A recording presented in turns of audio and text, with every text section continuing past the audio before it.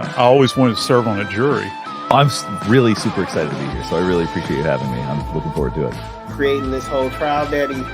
I want to give a big shout out to the 13th Jury Podcast and Brandi. Yeah, I applaud you guys. Keep doing what you're doing.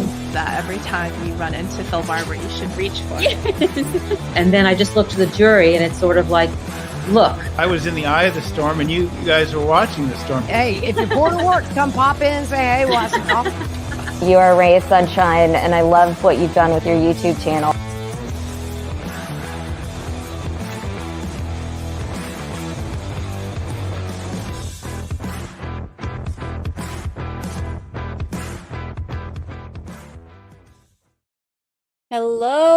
Hello, jurors. Hello, good morning, or afternoon, depending on where you're at, or evening, or whatever. Hello, I'm happy to see you all. Hello.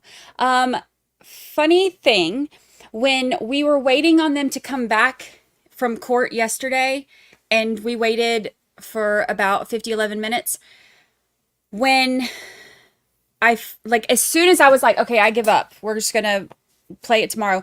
As soon as I said that, they came back, but they only came back and said that they were going to go ahead and release the jury because the next witness that they had was going to be too long, and they said that they could not justify keeping them there longer on their first day there. So I'm glad that we didn't wait around for too long for that, although we kind of did, but that's okay. So we actually didn't miss anything yesterday, so that's the good news. I have today pulled up. I have not watched it or looked at it at all. I've been working on the podcast, so I have not seen it. I see that they have one stream that is up and they've already ended it. I guess it's weird. They're doing the thing where they're ending the stream at the breaks, which I think is so weird. Look, I never thought I would be happy about an OnlyFan, but at least with the OnlyFan, I still feel connected to the courtroom. So at least there's that. Mary, happy 1 whole year anniversary. Happy 1 whole year anniversary. I am happy that you're here. I'm happy that you're here. Happy. Also, I have a question. Who here, and if you don't, it's fine, because I know that everybody does different things. Who here listens to the podcast? I know some people only listen to the podcast and don't watch YouTube. And I know that some people only watch the YouTube and don't listen to podcasts. And I know that some people do both. But I'm trying to figure some stuff out, and I was going to do a poll, and I'm trying to figure out if it's even worth it to do a poll here or if I should just figure something else out. I have plans. And I'm trying to figure it out. YouTube only here, me. See, a lot of people only do YouTube. A lot of people can't sit through podcasts. And then a lot of people will only do podcasts because they can't sit through YouTube. And then some people do both. So I was curious. There are some people that I listen to their podcast, but I don't watch them on YouTube, and vice versa. There's some people that I watch them on YouTube and don't listen to their podcast. Actually, I can't think of anybody that I do both. I am a one or the other type. One or the other type.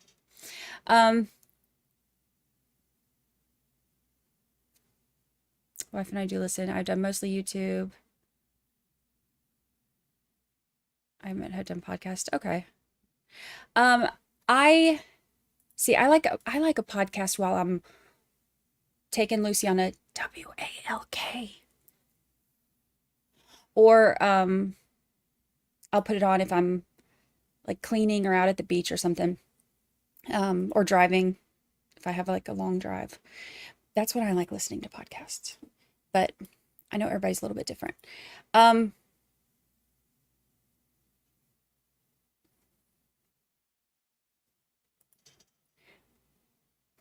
I enjoy the podcast. Okay, I'm looking at doing, because why not just add one more thing to my list of stuff I have to get done, right? Okay, so if you're one of the ones that actually listens to the podcast, then vote on this. If you're not, don't worry, it doesn't apply to you anyway. But I'm going to put a poll up, and I'm probably going to put it up on social media too. I've been talking to, before I started doing the Conspiracy in Canton series on 13 Zero podcast, I was doing the jury duty episodes, and I have been wanting to do some of those again, and but in order to do it, it's going to be time consuming.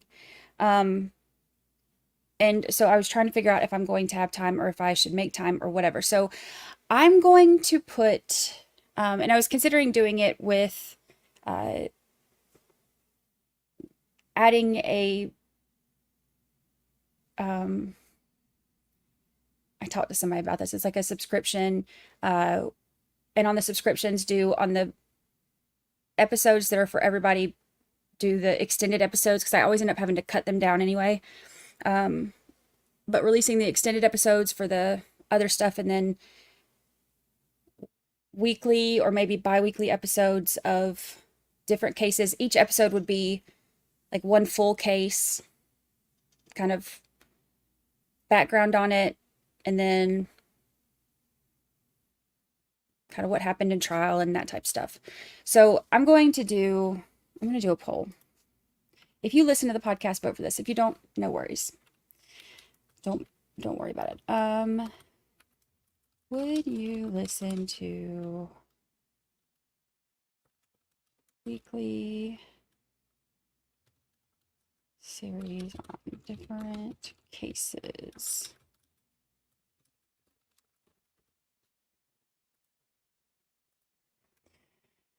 Trying to figure out if it'll be worth all the extra time. Okay, so I'm going to put that up for a minute. Good morning. Hello. Welcome. Y'all come on in.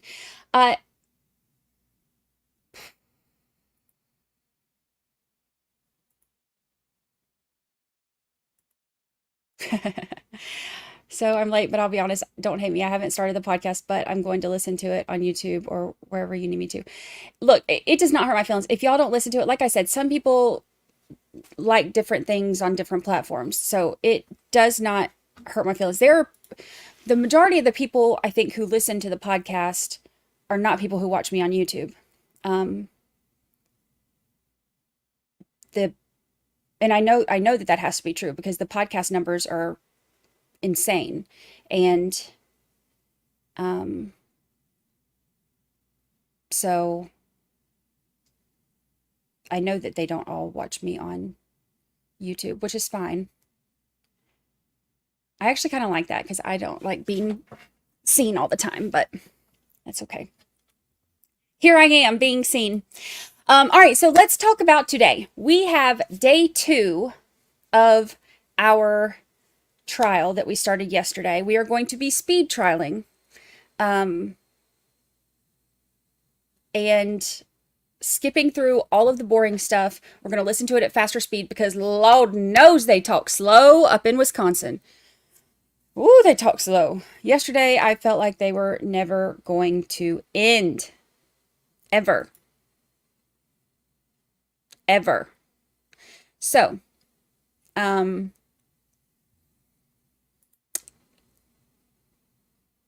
going to speed through it. Why not talk about cases on YouTube? I'm confused. Well, the thing about YouTube is that I have to do it at certain times, and doing the pod, and I have to be seen. I have to be sitting here and doing it from start to finish at this time to this time. The good thing about doing the podcast episodes is that I don't have to be in front of the camera, which I like. I'm not a big fan of being in front of the camera. So I don't have to be in front of the camera, but also I'm able to sit down and write it all out, so that I can get all of my thoughts out and get everything out. I receive a lot of hate mail about my lives and how I struggle with getting my thoughts out sometimes.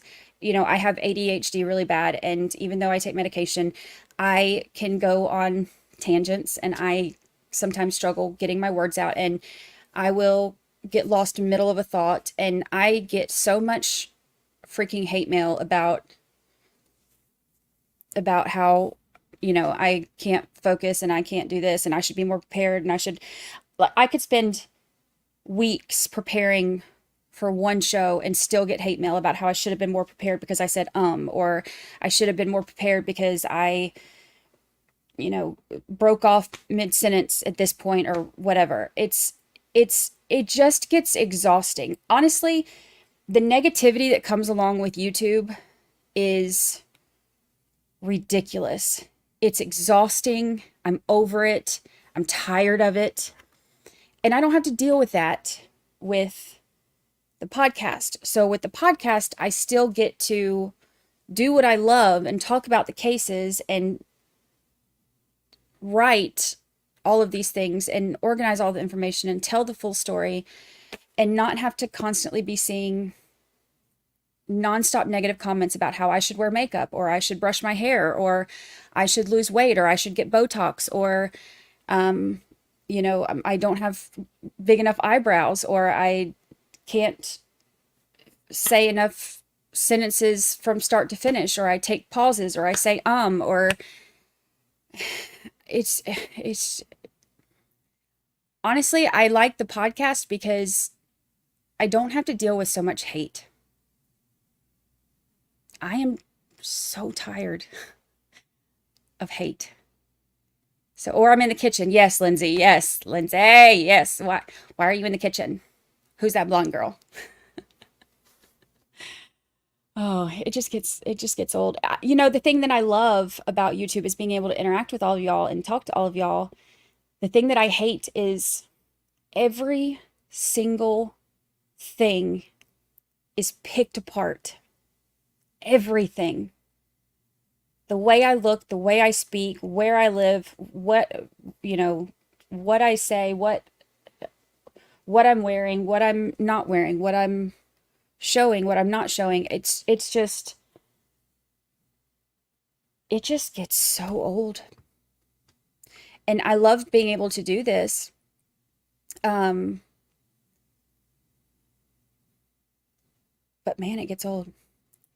Are you going to be able to sell the podcast? I have podcast sponsors. So the podcast is like a whole separate thing from my YouTube. I have sponsors that sponsor each episode of that.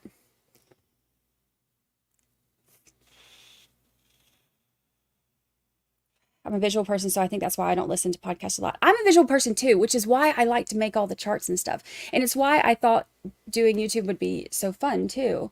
Because I know so many people are visual like me.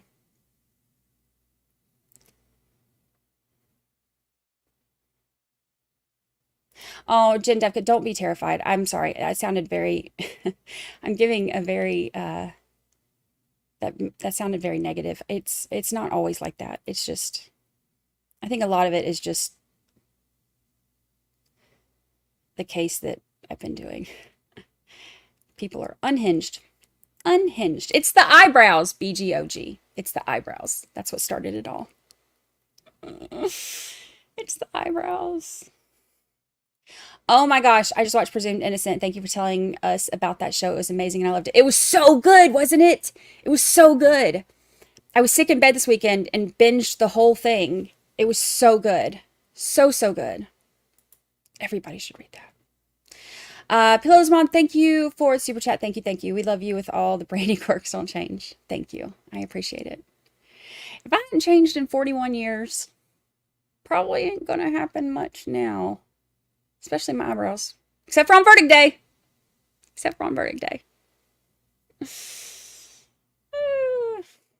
Are you going to stop doing the lives every day? I will more than likely not do them every day.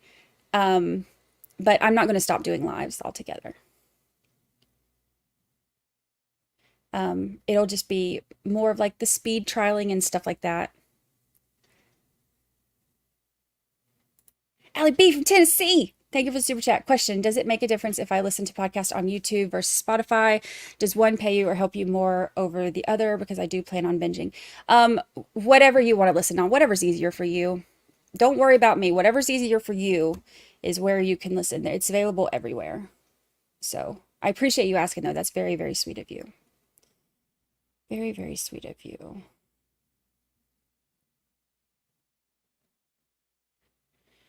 Oh, this is very sweet. You are my absolute fave. I'm sorry people can be rotten. They can be, but it's okay. You are so real and it's refreshing. I feel like I'm meeting with a girlfriend when I watch you. Thank you. You know, hey, calm down, Killa. Hey, it's okay. People are allowed to be in the hall. It's okay. She thinks she owns the hall. You know, that's one of the things that I love about doing the lives is being able to talk to all y'all, because it does feel like we're just hanging out with our friends, doesn't it? I love it. I love it.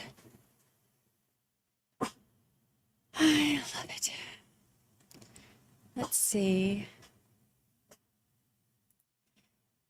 I love being here with you, but I can understand why you prefer the podcast. But like I said, I do. It is easier. I can work on it at different hours. Like if I'm laying in bed, you know, I can grab my laptop and write. It just gives me a little bit more freedom. The lives, though, I still love because I love hanging out with y'all. So I still want to do those. It would be more of like the speed trial type stuff, you know. I like speed trial better anyway. Except for the really big stuff. We want to watch that live because I don't want to miss a second of that. But some of the other stuff that we do, it'll be more like the speed trialing. Tori, the seed lady, member for 1 whole year. Who's the blonde? Who's that blonde lady talking? Who's that blonde lady? I love that. I love that. Camilla, lots of hate out there right now. So sorry for the treatment. Could you do members only on YouTube? I would hope your members would not be so hateful. The members are fantastic. The only thing that has kept me from doing that is that not everybody who watches me, you know, I understand that people have limited budgets, and I hate the thought of excluding people from being a part of the family if they can't afford, you know, the extra monthly thing, you know, or whatever. I hate the thought of, I want everybody to feel like they're a part of the family, whether they can do it or not. So that's the only thing that makes me hesitant about doing the members only, because I don't want to exclude anybody, because we love everybody around here. Stella by the Sea, thank you for super chat. The podcast is your strong suit. Go with what makes you happy, and maybe do a members only 1 time a week to hang with us. Yeah, I think that I would probably, depending on the trials too, because there are trials that I'm going to want to see, and especially if I'm doing the podcast episodes on some of the trials that are going on, I'm going to want to see them, and I would love to watch them with y'all. But yeah, it would just be more like speed trial and stuff. Y'all know I love to hit that Zoom button too, so my Zoom finger gets happy. And thank you for this super sticker. Thank you.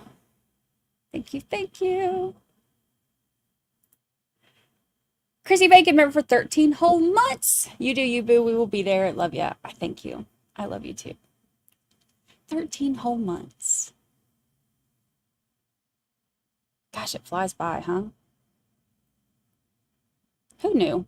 Who knew we'd still be here? I love the Taste of Biscuit song. Maybe that should be my new intro song on the podcast.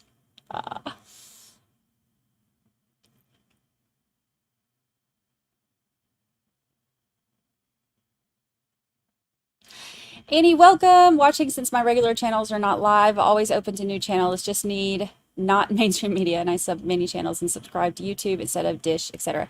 I agree. I think so many of us have gotten away from the mainstream stuff, And I ain't mad about it. I like it. I like being able to see. And that's one of the good things about YouTube too, is that it's not just me talking, like all of y'all sharing opinions and thoughts on the stuff. I love that. I love seeing that. It just opens everybody up to hearing so many different perspectives instead of just watching one person tell you the information and having to just trust that they're telling you the full story, you know? I think it's great. Love it. Love it. Me singing it. People would tune out immediately. Taste the biscuit. Nope, skip. Funny. Okay, so let me end the poll. Okay, so 87% of you say that you would.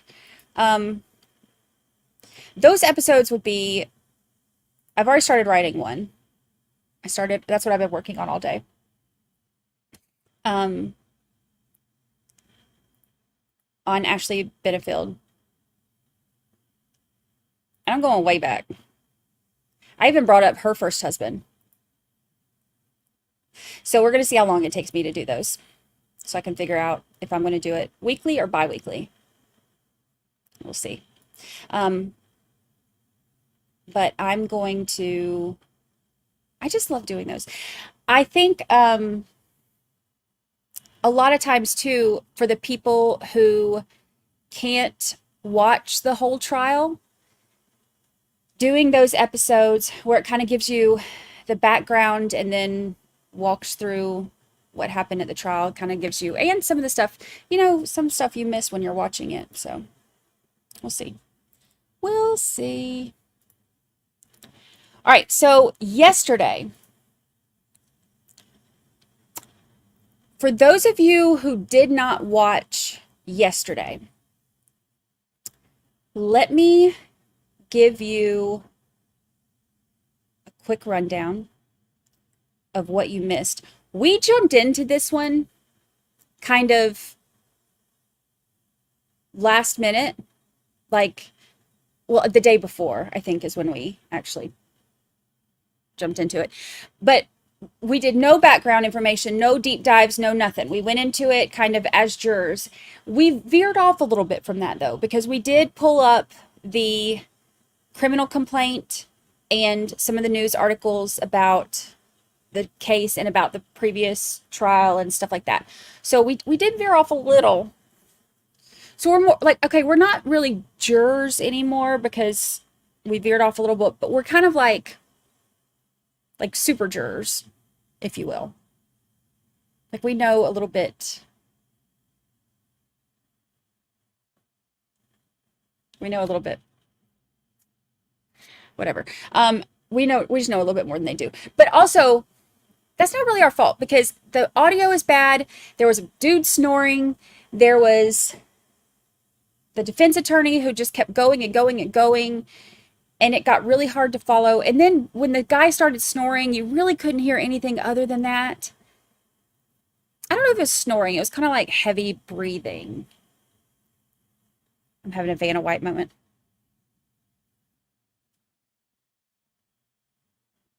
It's my Vanna White moment.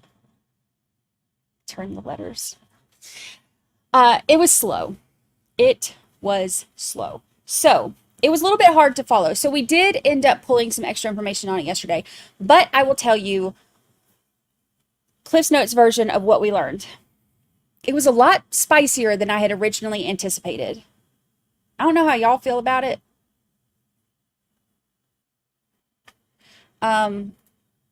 There will still be a chat family. There will still be a chat family. And maybe I'll do I could release some of the episodes on here as like a premiere or something. So we could all chat together during it. I'm not leaving y'all. I love you too much to leave you. So it ended up being a lot spicier than I had anticipated. Basically, and the defense, not a fan of Bridget. The defense attorney is not a fan of Bridget. So basically, the names. Oh, Lord of mercy, the names. The names are interesting. So we have Thao is the defendant. This is his second trial. The first one ended in a hung jury, so it was a mistrial. So this is his second trial. He and Blackie Rattanasack Peacemaker were both charged with murders of the three fellas. Hold on, I have to look up their names. All the names start running together, and I'm sorry for that. Peng Lor, Nemo Yang, and Trevor Maloney.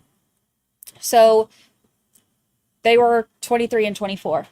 So the story is that Blackie, Peacemaker Rattanasack, believed that Nemo stole money from him or stole his cards or something. It was $618. He believed that he stole it. There were also drugs involved. There was a hotel, motel, Holiday Inn involved. There's a black Mercedes involved. It just gets wild. So, Bridget, who the defense does not like, got a new job at the hotel, motel, Holiday Inn. She is going to go there at 2 a.m. and drop off her birth certificate to start her new job there. 2 a.m. So she takes the three victims with her and goes to the hotel, motel, Holiday Inn.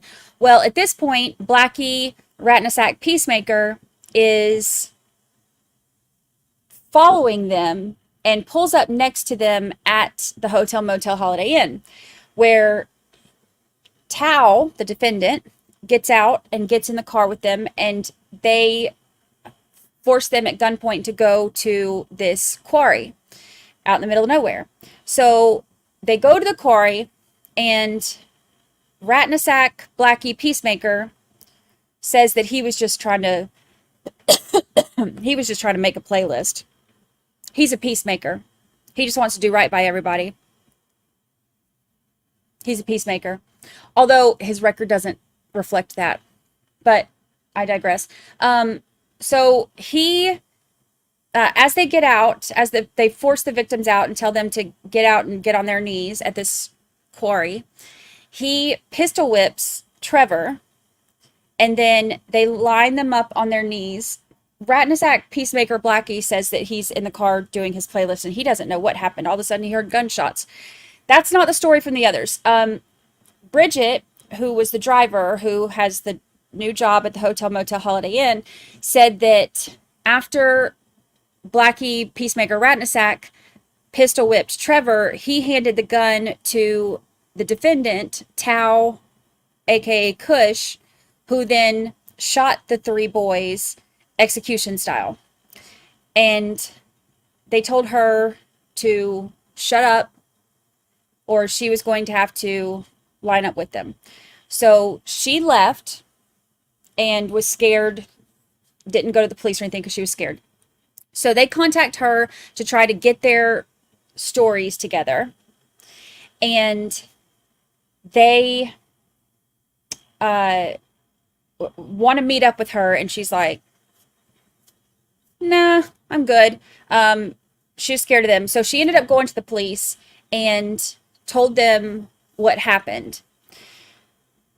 She had bought drugs from one of them and had the drugs like in her bra at the time. Like, I think a pretty good bit too. I think they said like two 8-balls or something that she had gotten from them, which may also be why she didn't go to the police right away. She's probably freaked out or whatever.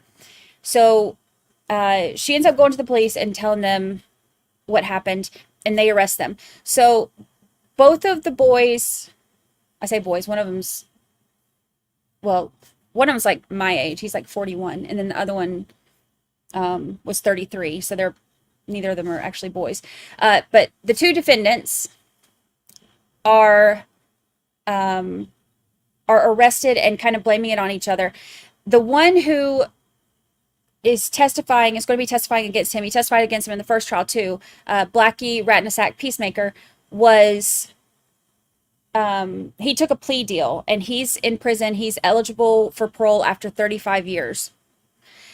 But he was also recorded on a jail call and told his wife that the district attorney had offered him a plea deal in exchange for him testifying honestly, and he said there's no way he can do that.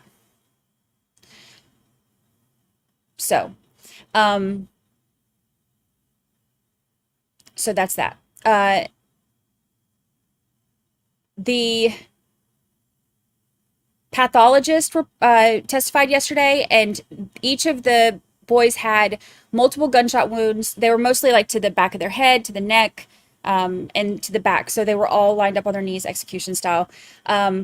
The crime scene specialist dude said that they recovered 10 Winchester 40 caliber shell casings, and they saw footprints around where the bodies were. There were two types. There was a waffle footprint and a chevron footprint. So it shows that both of the boys were walking around, or both of the defendants were walking around the boys where they were.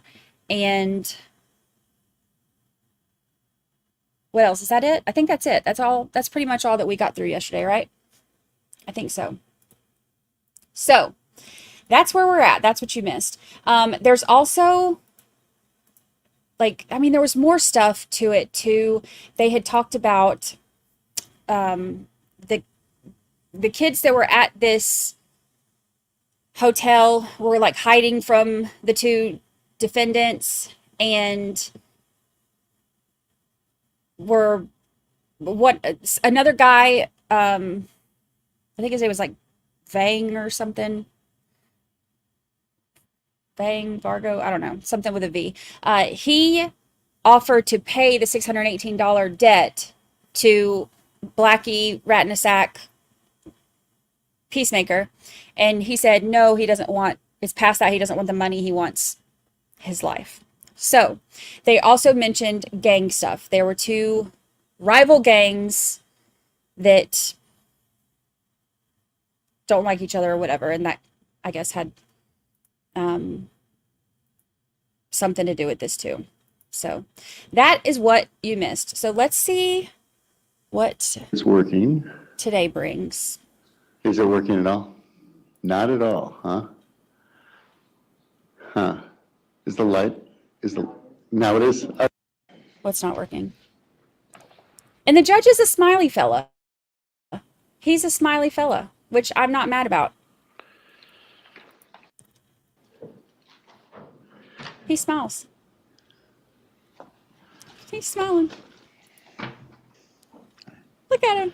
Right over here. He's smiling. Please raise your right hand. Do you solemnly swear the testimony you give in this matter shall be the truth, the whole truth, and nothing but the truth? Who is this? Yes. Have a seat at the witness stand. Why is the camera? Oh, they're not showing this person. Good morning. Can you please state and spell your name for the record? Bridget Schlicht, Bridget. It's Bridget. It's Bridget. Oh my gosh, we're starting out with Bridget. This is the one who was the driver of the three boys who got killed, and the one who had the drugs in her bra, and the one that the defense is not a fan of. Schlicht. I'm going to ask you to move the microphone, if you can, a little bit closer to you. You have a nice, soft voice, and I want to make sure everybody can I don't know hear why you. they're not showing her. Ms. Schlicht, how old are you? 36. What city or town do you live in? Vernon County. Did you grow up there? Yes. Have you lived anywhere else? A short time in Sparta and a short time in La Crosse. Who do you live with, or who have you lived with as you grew up in Vernon County? Both my parents. Do you have a big or a small family growing up? I'm medium sized, 3 children, 2 adults. Do you have a daughter? Yes, I do. Do you share custody with anyone? Yes, her dad. How long have you shared custody? Probably for like 5 years now. This is Bridget. I don't know How why old they're is not she? showing She just her, turned 11. but this is her. Ms. Schlicht, what do you do for a living? As of right now, I'm a personal shopper at Walmart. Is that well, how long have you been working at Walmart? A year and a half. Walmart Is has that personal full-time or shoppers. part-time? Full-time. Ricky Watson, thank you. And Ms. Schlicht, I don't mean to embarrass you, but I'm going to ask you, in your life, have you ever had a drug problem? Yes. What drug would that be? Methamphetamine. How long did you have that problem? Like 4.5 years, 5 years maybe. Have you ever been convicted of a crime? Yes. How many times? 2 times. And are you clean now? Yes, I am. How long have you been clean? Almost 2 years. Good for her. Ms. Schlicht, did anything happen that made you want to get clean? This and just possibly the fact that I could have lost my life. When you say this, are you talking about the deaths of Nemo Yang, Peng Lor, and Trevor Maloney? Yes. Is it fair to say, or correct me if I'm wrong, was the summer of 2021 sort of the thick of your meth problem? Yes. How often were you using at that time? Every day. Every day, once a day, every day, multiple times a day? Multiple times a day. Sorry. Be 1 year. And during that time, where were you living? I was living with my parents when I had my daughter, and then when I didn't have my daughter, I was staying in La Crosse. Were you staying with a friend? Did you have an apartment or something else? Friends or hotels. Were you working that summer?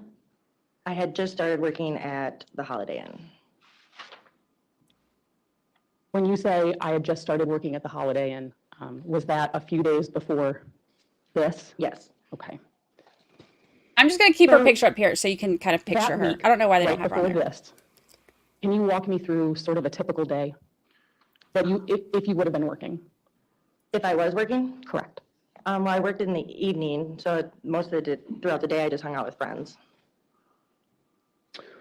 Hung out with friends. Was one of your friends Trevor Maloney? Yes.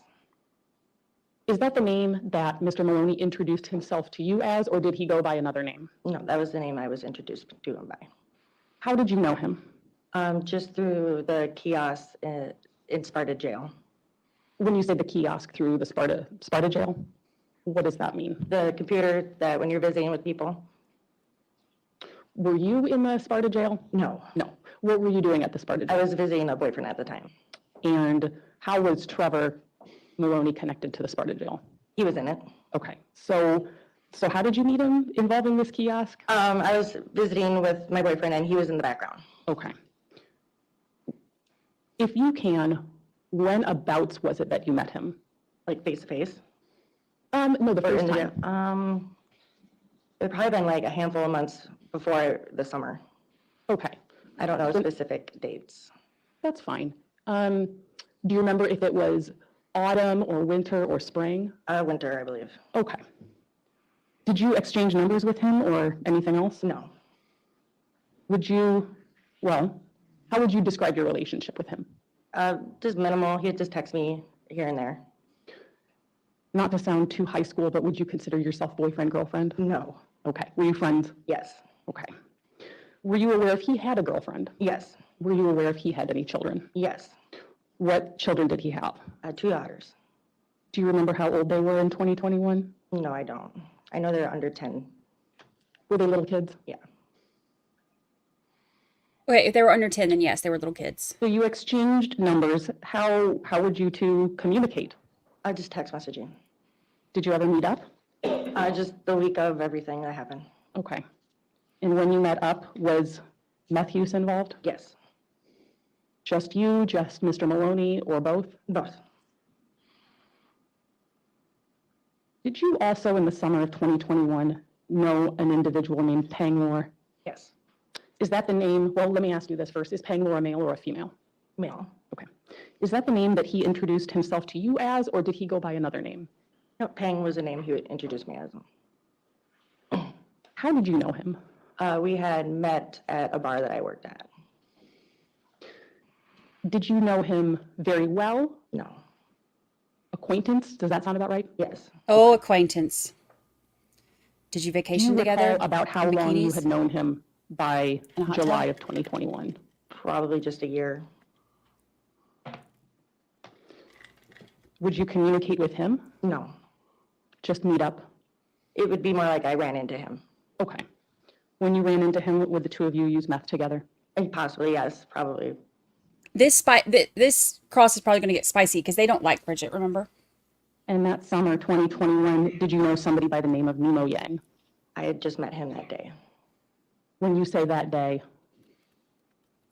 what day are you talking about? July 23rd. July, okay. Oh, I didn't know she just You met knew Nemo him that when he day. was alive, though? Yes. Okay. Is Nemo Yang or Nemo the name that he introduced himself to you as, or did he go by another name? No, his name, Nemo. Was he introduced to you by someone else? Peng and Trevor. He was hanging out with Peng and Trevor that day? Yes.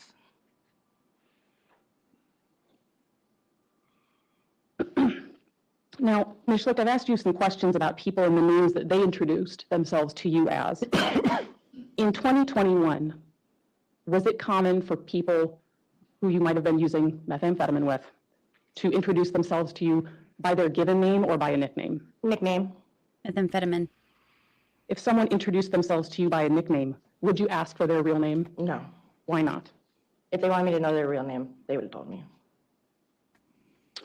Ms. Schlick, during the summer of 2021, did you know someone who went by the nickname Kush? I just met him that summer too. Was that individual male or female? Male. And is Kush the name that he introduced himself to you as? Yes. Did you ask him for any further real or given names? No. Have you come to now learn his real given name? Yes. What's that name? Nya Thao. So if you can recall, when did you meet this individual who went by Kush? Probably about almost 2 months prior to this incident. I said early June. Does that fit with you saying? Yes. Okay. It was summertime. How'd you meet him? At a house on the north side of the cross. At that house on the north side of La Crosse. Did you use meth that day? Yes. Did Kush? Yes. Did you end up giving him a ride? Yes. Did the two of you exchange phone numbers? Probably. I think so. Do you say probably you think so. If you did, do you know what you would have put him in your phone as? Kush. After you gave him that ride, did the two of you call or text, communicate after that? Text. Did you do so regularly or just not that often? Not that often. Did the two of you ever meet up after you met him? Yes. How often? It was maybe like once or twice. If you met up and saw him, what would you do? Just hang out and smoke meth. Would you meet him in La Crosse or somewhere else? La Crosse. Did you know him? Well, let me ask it a better way. Where did you think he was from, if he ever told you? La Crosse. Now, you testified previously that you were living in Vernon County with your parents. Yes. Getting from your parents' place to La Crosse, about how long of a drive is that? 45 minutes or so. One way? Yeah. Okay. Did you go to La Crosse a lot? Yeah. When you would go to La Crosse, how did you get back and forth on this 45-minute drive? I drove myself. You drove yourself. What kind of car were you driving? A 2010 Dodge Charger. What color was that? Black. So you had this car. Did Kush have a car? No. Did Trevor have a car? No. Did Peng have a car? No. Did Nemo have a car? No. Did most people have a car? No. Did you give people rides a lot? Yes. Nobody got a car. Ms. Schlicht, do you give people rides now? No. Why is that? I stick to myself. I don't really have no reason to give anyone else a ride. Now, I bet also she's during the summer of freaked out. 2021, did you meet someone who went by the name of Black Yes. or Blackie? Black. Okay. Is that the name that he introduced himself to you as? Yes. Did he give you any other nickname? No. I've been saying he, and I got ahead of myself a little bit. Is Black a male or female? Male. Did you ever follow up and ask him for his real name? No. Have you come to learn his real name since then? Yes. Is that Khamthaneth Rattanasack? Yes. When did you meet him? About a week and a half to 2 weeks prior to this.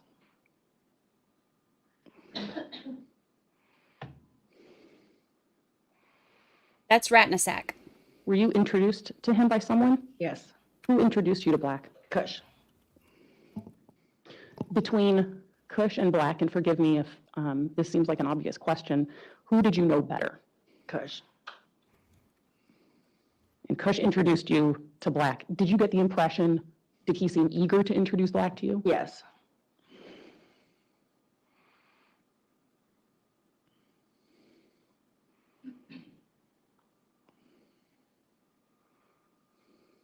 Did you end up exchanging phone numbers with Black? Yes. Do you know if you received one phone number from him or were there any more phone numbers? Just one. Just one. Who entered that phone number in your phone? I did. Do you recall what name you put him under in your phone? London Bridge is falling down.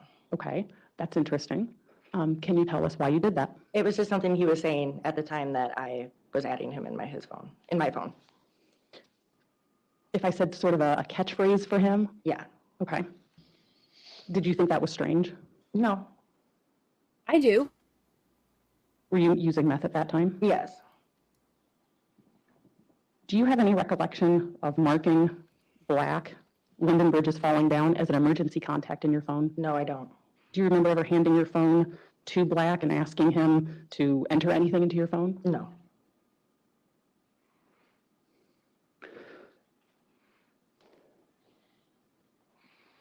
Now, Ms. Schlick, after Kush introduced you to Black, did you hang out with Black and Kush together? Yes. The three of you? Yes.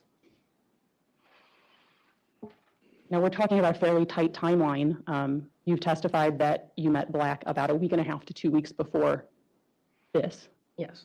About how often would the three of you hang out? Not very often. Did you ever hang out with Black alone without Kush? One time. When the three of you would hang out, what would the three of you do? Just sit there and smoke meth. Sit there? Would you be at somebody's house, somebody's apartment? Where? Hotel. The same hotel always? No. Ms. Schlick, how would you describe your relationship with Black? I mean, we talked a few times a day during that time. How did you feel about him? I kind of liked him, but I didn't know who he was. From what you could tell, knowing you didn't live inside his mind and didn't know his thoughts, how did you think he felt about you?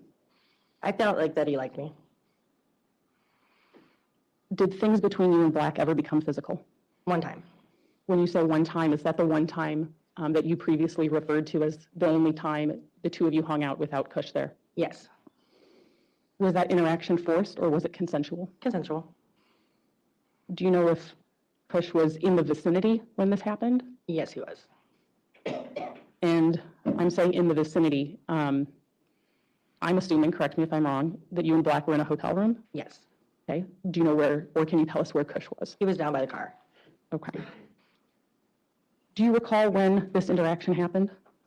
The night before, the 23rd.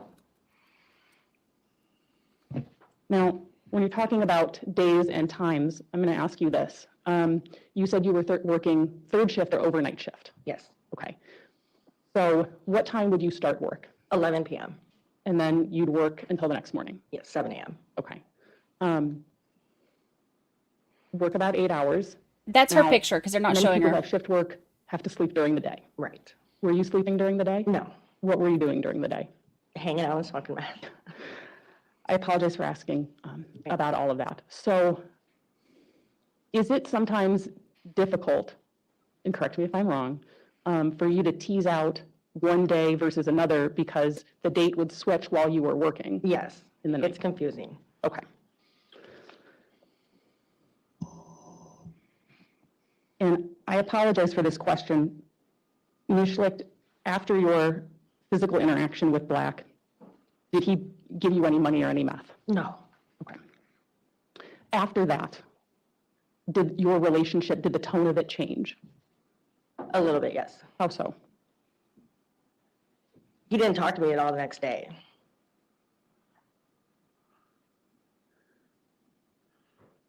So fair to say he did not start contacting you more? Not until the evening. Did he become abusive after that interaction? No. Controlling? No. Switching a little bit, at this time, how would you describe your relationship with Kush? Friends. How did you feel about him? That he was just a friend. And knowing that you didn't live inside his mind and don't know his thoughts, from what you could tell, how did you think he felt about you? Objection, speculation. Sustained. When you were with him, did he seem happy to be with you? Yeah. Did he seem to like you? Yes. Oh, withdraw, sorry. During your time hanging out with Kush, did things ever become physical? One time. Was that interaction forced or consensual? Consensual. And was that before or after you met Black? After. Was that before or after your interaction with Black? Before.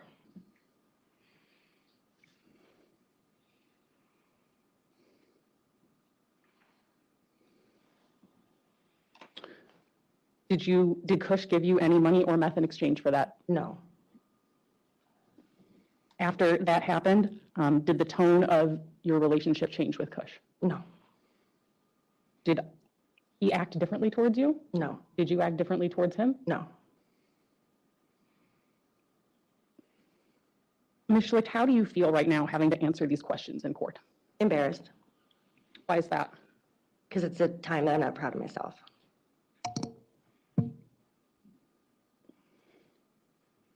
Did you consider yourself boyfriend, girlfriend with either Black or Kush? No. Now, from the time Bridget that is you on the spent with stand. the two of them together, And this Black is the and Kush, prosecutor. how would you describe what you could see of their relationship? Really not much. They really didn't interact a lot with each other. Did You they could tell that Black was more in control. Okay. Did they refer to themselves as friends? Did they refer to themselves as something else, or did they not refer to their relationship at all? Brothers.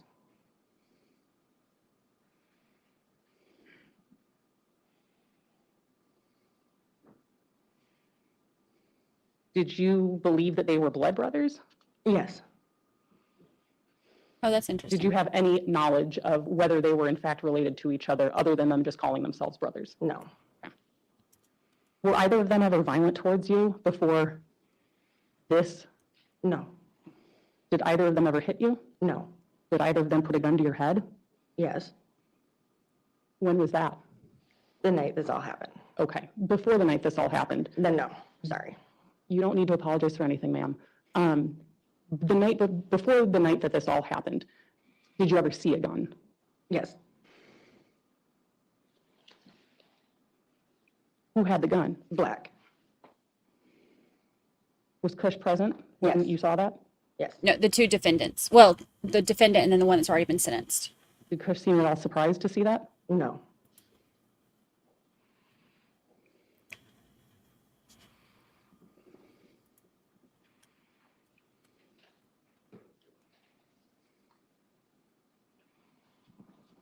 When the three of you would use meth, how would you use it? I smoked it.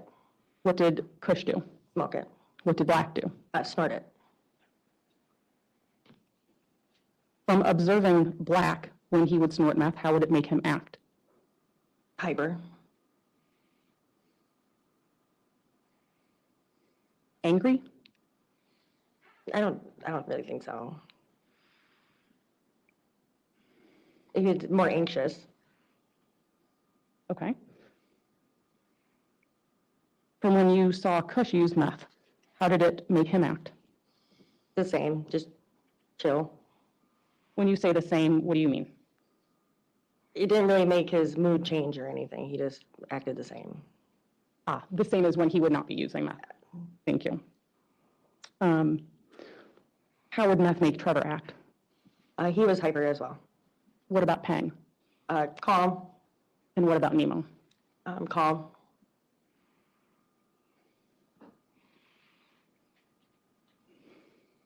Okay, now directing your attention to the day or two immediately before everything happened. You had a new job that you've told us a little bit about, I think. Yes. Okay, and let's remind ourselves, where was that at? The Holiday Inn and Suites in Alaska. When did you start that job? It was like 4 days before everything happened. Okay. And you were working the night shift? Yes. What were you doing at the Holiday Inn and Suites? What was the job title? Night auditor. What does a night auditor do? I just check people in that come in through the night, fold towels, watch the cameras. Watching cameras, you were aware of where the cameras were? Yes. And were those internal or external cameras? External cameras.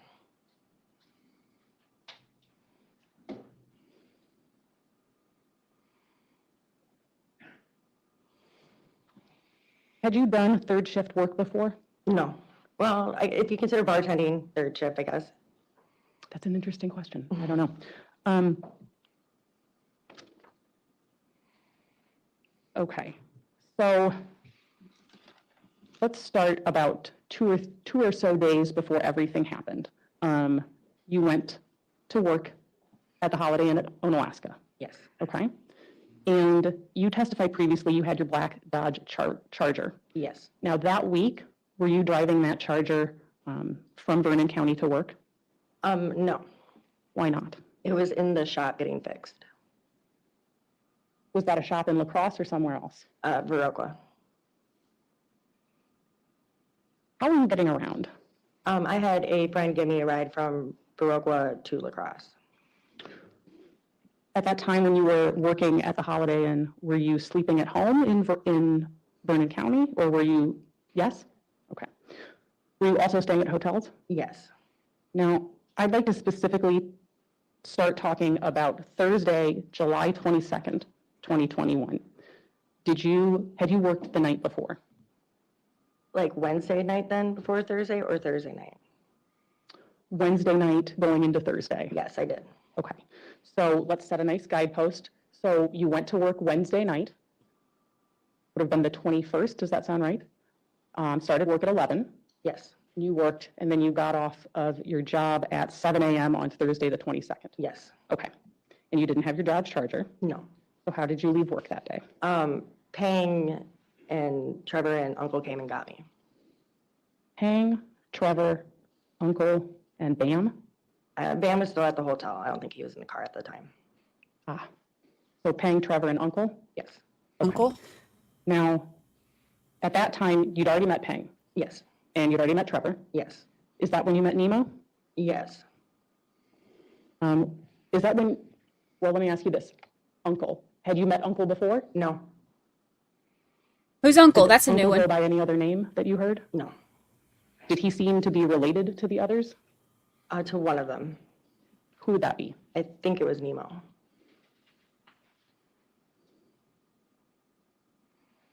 Did you ask him what his real name was? No.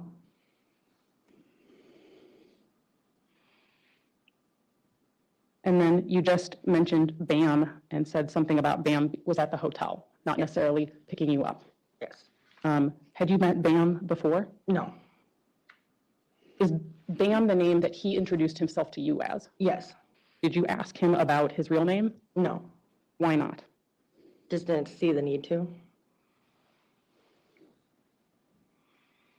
All these names. This group of men or males, did this appear to be a group of equals, or was someone in charge? Everyone kind of looked up to Bam.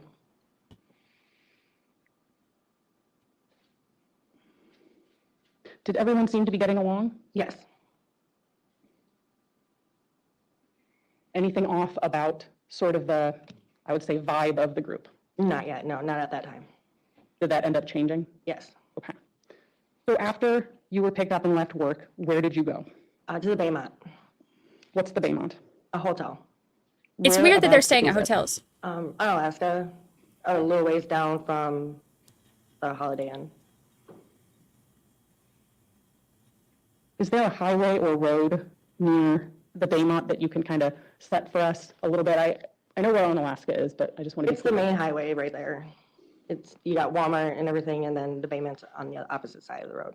Okay, not too far off of Highway 90? I think so. Okay. Now, by the time, let me back up a little bit. You're at the Baymont. When you went there, did everybody go into the Baymont? Yes, Did somebody had gotten a room there? yes. Do you know who got the room? Trevor did. When you got to the room, what did everybody do?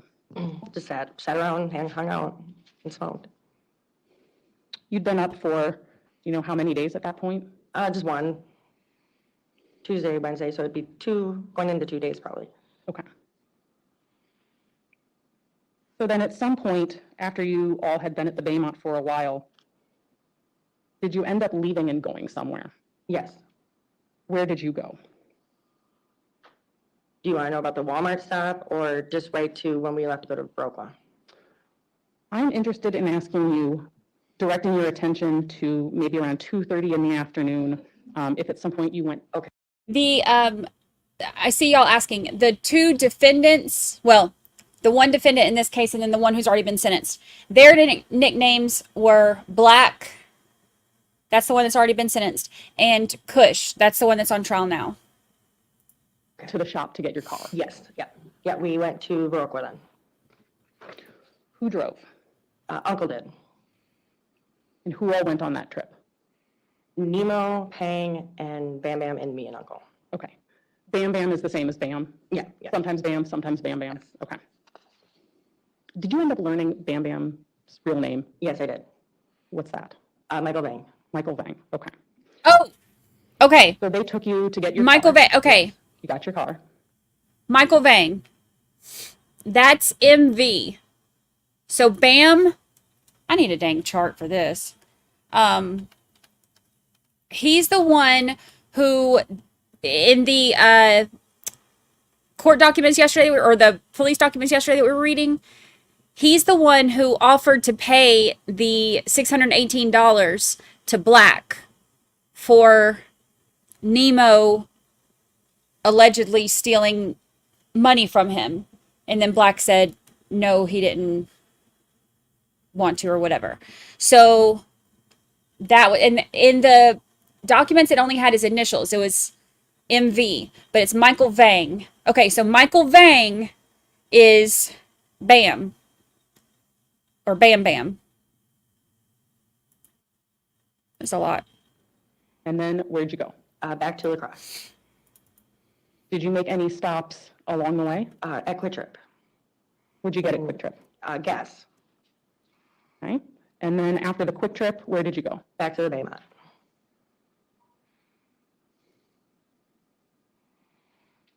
I know that this is difficult. If you're able, can you tell us about when you got back to the Baymont? It would have probably been 4:30ish. After 4:30ish, I believe. After 4:30ish, late afternoon, early evening. Okay. Who was with you in the Charger? It would have been Bam Bam and Nemo. Now, at this time around, did Bam do any favors for you? Yes. What's that? He paid for the registration that was suspended on my car. Okay. Do you know why he did that? Do you know how that came to be? Peng needed a ride to Appleton to see his probation officer. Okay. And were you going to do that? Yes. Okay. Was the car registration payment for that? Yes. Okay. Did you end up going to Appleton? No. You know why? I don't really know why we never went. Okay. Do you know how Bam paid for that car registration? A debit card or a credit card? Did he fill out a piece of paper in front of you or do something else? No, just made a payment. Made a payment online? Yep. Okay. You got back to the Baymont. Same old at the Baymont at that point? Yes. Okay. And then at some point later that evening, did some of you or did some persons leave again to go somewhere? Yes. Who left? Are we talking about the Walmart trip or the trip to Baroqua? I just don't want to be confusing. I understand there's a lot of trips going back and forth, weren't there? Yes. Okay. I'm going to direct you to kind of the early evening and ask, because you brought it up a couple times, did you go to Walmart? Yes. What'd you get at Walmart? Clothes and food. Why'd you need clothes? Just a pair of new clothes. Okay. Did anybody go with you? Bam Bam, Uncle, and Trevor, and I I think it was just us four. I can't remember if Peng or Nemo went. Okay. After Walmart, back to the Baymont? Yes. Baymont, things happen at Baymont? Yes. Okay. And then now you've brought up other trips. Did you later in the evening go to Vernon County? Yes. Where'd you go in Vernon County? To my house. I can't keep up with all the trips. Before you went to your house, did you go to Westby at one point? Westby was after my house. Ah, thank you. So you went to your house. Who was with you when you went to your house? Peng and Nemo. Why did you go to your house in Vernon County? To get my birth certificate. Why did you need your birth certificate? For my job at the Holiday Inn. Okay. So then after getting your birth certificate, did you go to Westby? Yes. Why'd you go to Westby? To pick up Trevor. Okay, now I'm a little confused because earlier we were with Trevor, but now we're picking Trevor up. Yes. What's that about? Trevor had to take his girlfriend and children back to Westby, and he had asked me to pick him up from Westby. Okay, so now at this point, Peng, Nemo, and Trevor are in the Charger with you. Yes. Do you at that time have any idea where Bam and Uncle are? I'm assuming they were at the hotel. You're assuming, but you don't actually I know. don't really know. Okay. Okay, so we have our birth certificate, we've picked up Trevor, and now where are all of you going in the Charger? Chillicross. So back to the Baymont is where we were at. Okay. Now, as you were going back to the Baymont at this time, do you remember receiving a phone call from Bam? Yes. Do you remember what that was about? Yeah, he wanted me to get 2 balls of meth from Nemo. How much is a ball? 3.5 grams. Did you do that? Yes. Okay. And this may be difficult. Do you remember when that phone call was? About what time? I want to say it was around 1 o'clock, maybe. 1 o'clock, maybe? 12:30, 1 o'clock. Okay.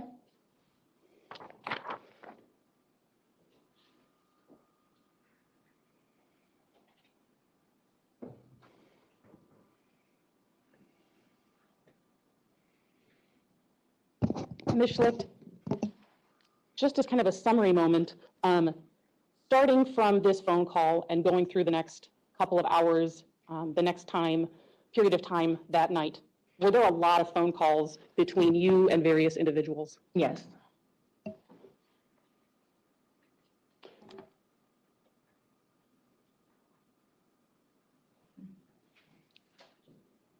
Ms. Schlicht, I'm handing you what's been previously marked as exhibit number 22. Is that a list of phone calls that you received and placed to various individuals for the next couple of hours? Yes. Okay. I'd move exhibit 22. Objection. Be received. Thank you, Chrissy Bacon. Okay, so we have a phone call as you're going back towards the Baymont. You think 12:31 in the morning? I thought so.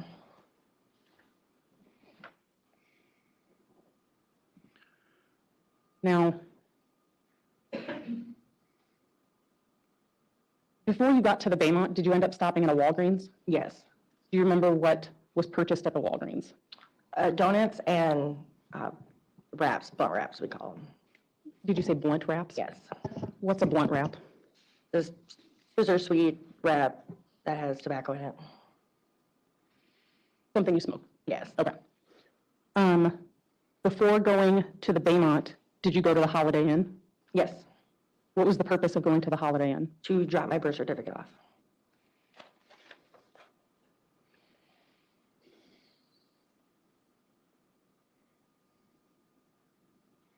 Okay, now, did you, before getting to the Holiday Inn, start getting any phone calls from Black? Yes.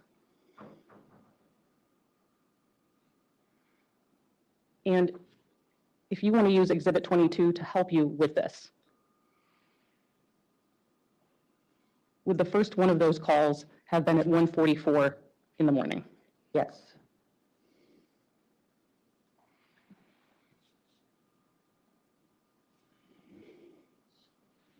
At That one, phone call was roughly 6 minutes in duration. Does that sound about right? Yes. at one Do what? you remember what that phone call was about? He was looking for Nemo and Peng. He was looking for Nemo and Peng. Did he tell you why? No. Did you tell him, did he ask you if you knew where they were? Yes. What did you tell him? No. Was that true? No. Why did you tell him something that was not true at that time? Because I didn't feel like that he was looking for them for a good reason. And I didn't want him to know where they were. Why did you have that sort of suspicious feeling? And that's my word. And if you disagree with that, please correct me. Because of what happened at Walgreens. Because of what happened at Walgreens? What happened at Walgreens? I was approached by someone that said, do you know that they're being looked for? Peng and Nemo? Yes. Okay. So you told Black you didn't know where they were. Did he tell you anything about why he was looking for them? No. Did you get any information from people in the car about why he was looking for them? Just that they might have stolen $600. Who's they? Nemo and Peng. It's more Nemo being blamed, but Peng was with them. But Peng was with him? Yeah. That's what you said? Yeah. Okay. Did they say who they might have stolen that money from? Black.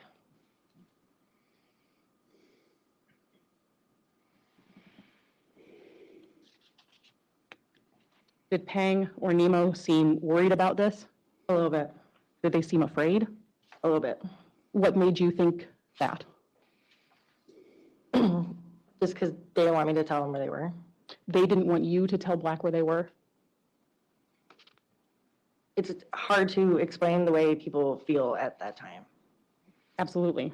So I don't really know the word to give that, how they felt, besides that they felt scared. Yeah. That was just an observation you made. Yes. Okay. Thank you, Dreamer Landry. Did Trevor seem afraid at this time? A little bit, yes. Do you have any reason, knowing that you don't live inside of his head, did Trevor say anything about why he might have been afraid? No. Okay.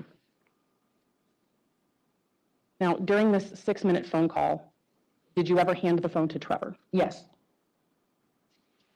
Did you hand the phone to Trevor because Trevor said, hey, give me that phone, I want to talk to Black? How did your phone get in Trevor's hand? Black wanted to talk to Trevor to see if my story was true of what we were doing. Okay. Black basically asked you, put Trevor on? Yes. You handed your phone to Trevor. What did Trevor say? Just that I was taking him to the north side. Taking him, Trevor? Yes. Did he mention Peng or Nemo? No. Okay, that's a little bit creepy. This dude, Black Rattanasack Peacemaker, the one who's in prison now, he called her looking for them, and she said that she doesn't know where they are because they didn't want to be found or whatever, and she thought that it was nefarious. And he's like, put Trevor on the phone so I can check your story. That's creepy. That's...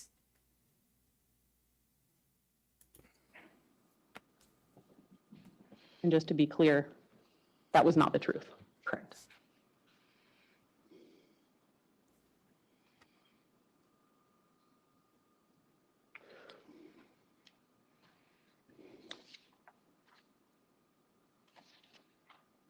Did you end up calling BAM after this? Yes, but I don't remember what was said. I feel like the call made to BAM was after. Was after what? After everything. Okay. You don't, if your phone said that you called BAM at 1:53 in the morning, do you remember what that was about? No. Okay. So then at 1:54, did you receive another phone call from Black? Yes. And this was a short phone call, less than a minute, is that right? Yes. What was that phone call about? If my license plate said what it said. When this phone call came, do you remember where you were in Onalaska? We were just taking a left turn to go from Highway 90 onto the road to take you to the Holiday Inn. Okay. He was asking you about your license plate? Yes. How did that make you feel? Nervous, Yeah. How so? because now they're right behind us. You knew they were right behind you? Not until we were turning, when we stopped at the stoplight, they had pulled up next to us.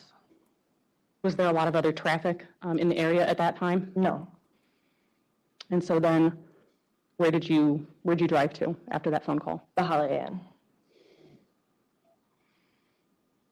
You were driving your black Dodge Charger. What was Black's car? Mercedes, What color? black. Okay, so whoever saw them at Walgreens, was it Walgreens? Yeah. Whoever saw them at Walgreens and was like, and told Bridget, like, hey, you know that somebody's looking for those two dudes that are with you, must have told Black that she was with them. So when she said, no, they're not with me, I'm just with Trevor, and he was like, okay, let me talk to Trevor. And then Trevor corroborated her story, which was a lie. He must have already known it's a lie because whoever it was told them. And then now, 10 minutes later, he's calling her, asking about her license plate because they're in the car behind them. That's scary. That is scary. Okay, so you went to the Holiday Inn. Once you pulled in, where'd you go? I went into the Holiday Inn. What'd you do in the Holiday Inn? I gave the night auditor my birth certificate. Did you make any small talk or conversation in there? I think she just asked how I was, and then I walked out. When she asked how you were, how did you respond? Fine. Why'd you say you were fine? Just because I didn't want to draw attention to her, I guess. I don't know, honestly. By that point, how many days had you been working at that job? 2. It was 2 full days, and then that would have been my 3rd night. But since I didn't have my birth certificate or social security card, I couldn't work. Did you want to make a good impression on coworkers? Yes. Now, did you see Black pull in behind you when you Yes. got to the Holiday Inn? Yes. Did you see where he parked? He had parked on the right side of me. Okay, They were so, parked in the driveway. okay, Like, not in stalls, just pulled in. okay. And before you went inside the Holiday Inn, did Black get out of his car? Yes. Did anybody else get out of his car? Kush did too. What seat did Kush get out of, or what door did Kush get out of the Black Mercedes? Passenger side. Front or rear? Front. They got out of their car. Did you see them do anything before you went inside the Holiday Inn? They walked towards my vehicle. They walked towards your vehicle. Did you see anything else? Okay. Were you worried? I was a little nervous. When you went inside the Holiday Inn, you took your birth certificate with you.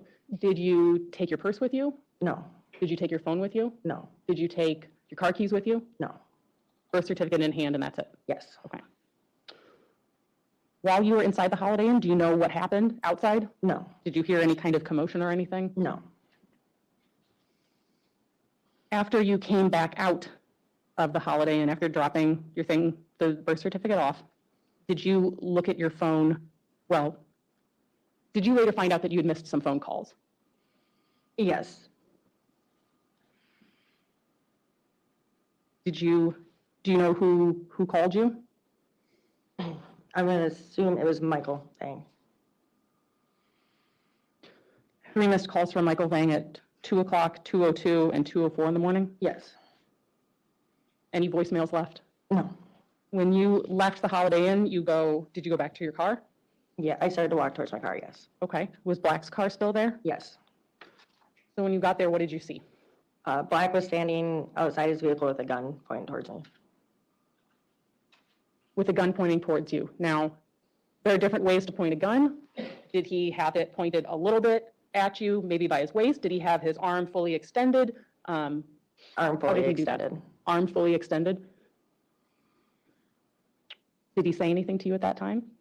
Just to basically listen to what he says.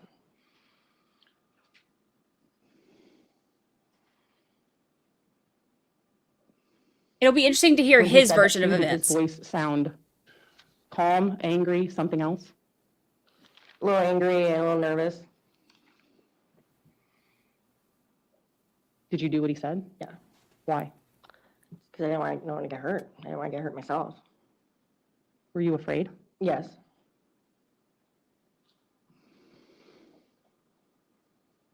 No, they didn't do a deal with her. She was never there charged with anything. Like that. Was anyone else out of the cars at that time? No. You did what he said. You got in your car. Yes. You got back in the driver's seat to drive. Yes. And now who was in your car at this time? Peng, Trevor, and Kush. Okay. Where was Peng sitting? Passenger front seat. Okay. Where was Trevor sitting? Passenger back seat. And where was Kush sitting? Driver back seat. Right behind you? Yes. How did that make you feel? Nervous. Why? Because I didn't know if he had a gun.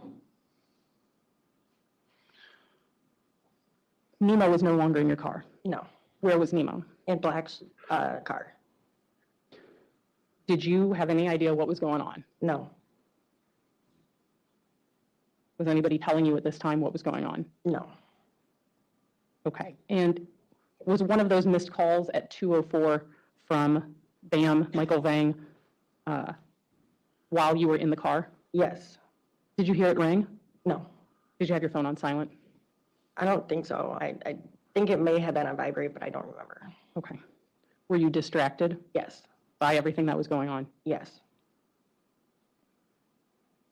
When you got in the car, did Kush say anything to you? To follow Black. Did he seem upset or angry? Angry.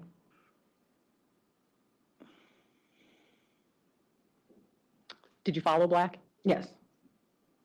Now, at this time, I'd like to, have you had the opportunity before today to review any surveillance video clips?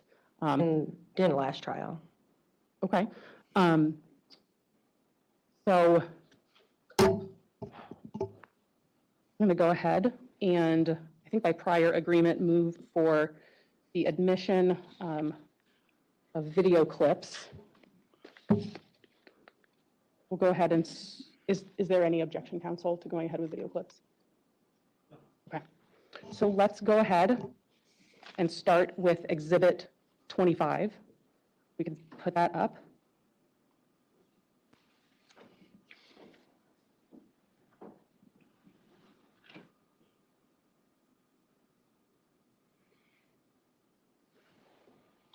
Okay. What are we looking at here? The Holiday Inn. Okay. And so for the record, we have time and date up at the top of the screen on the left, 7/23/2021, Friday, 01/57/21. And we are going to be starting it from here. I believe the timestamp is going to be around 19 minutes and 54 seconds where we start. This is Oh, are we about to see this?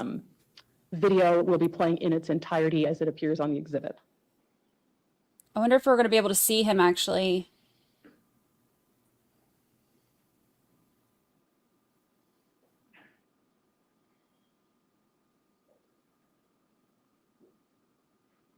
Okay, and it's ended at this time. I believe the timestamp is at 20 minutes and 8 seconds.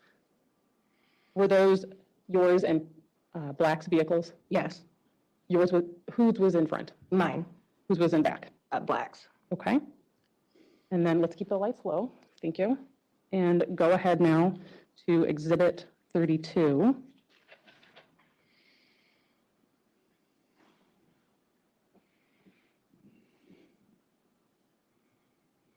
Okay. Ms. Schlicht, what are we looking at here? Inside the Holiday Inn. Is this the front desk? Yes. Okay, and we're going to start playing this at the timestamp of 27 minutes and 14 seconds and playing the clip in its entirety as it appears in the video.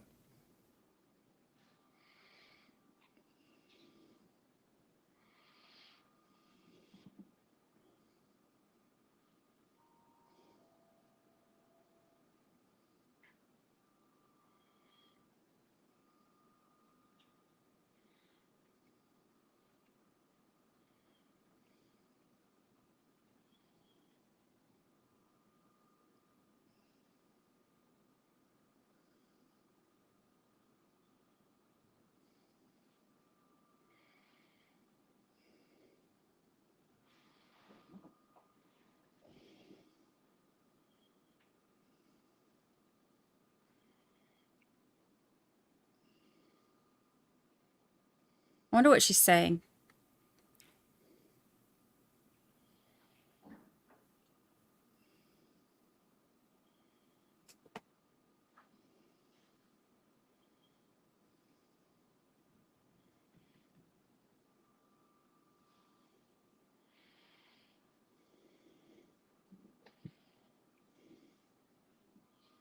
She said that she asked if they small talked, and she said something about how they asked how she was doing, and she said fine.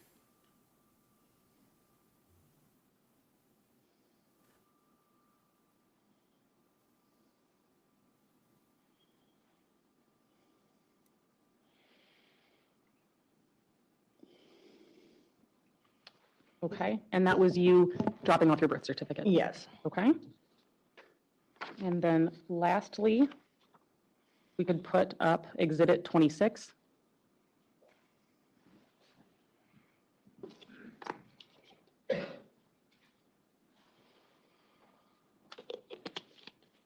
This is back to the Holiday Inn outside? Yes. Okay.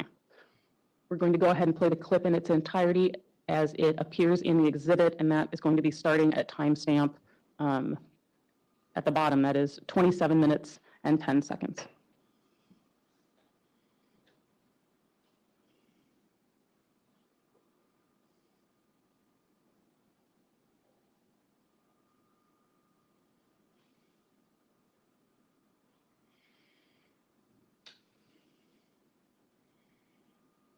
And we ended it, or it ended at 27 minutes and 32 seconds. Ms. Schlicht, She had just started working there there. were two cars that we saw go past in the top right to left portion of the screen. Which car was first? Black's car. And then which car was second? Mine.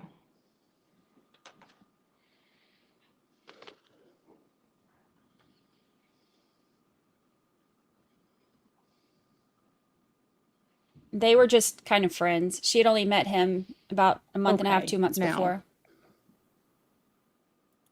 While you were in the car driving, did you end up overhearing a conversation that Kush had on the phone with someone else? Yes. Do you know who that was with? Bam. How could you tell? I recognize the voice. Could you hear what they were saying to each other? Yes. What, if anything, what did Kush say? That he had them all. Do you know who them all was? Peng and Nemo and Trevor. And myself. Could you make out anything else? Just that Bam Bam said, okay, and then Kush hung up the phone. Did they speak English to each other the whole time that you could understand, or any other languages? Just English that time. During that phone conversation, did their voices sound angry or calm or something else? Excited. Excited, like happy excited? No, just like adrenaline excited. Was Kush talking to you during this car ride at this point? He had said that, how does it feel to have your own family sell you out to Peng? How does it feel to have your own family sell you out to Peng? So you were driving. Did you continue following Black? Yes. Did you know where you were going? No. Why did you keep following Black? Because Kush said to. Did you consider calling 911 at this time? No. Why not? Wait, so Kush said to Peng, how does it feel to have your own family sell you out? Kush is the defendant. Peng is one of the victims. His own family sell him. I hope that's not true. I don't really have an answer for that. Just that I didn't think this was going to happen.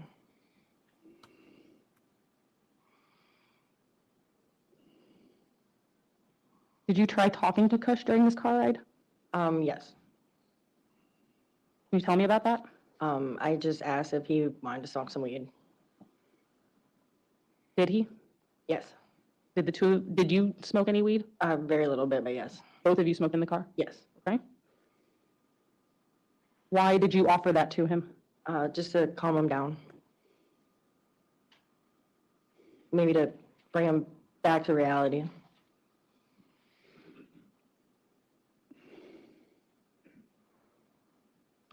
Can you tell us generally what direction you all were driving? Towards West Salem. Did you get any phone calls from Black? No.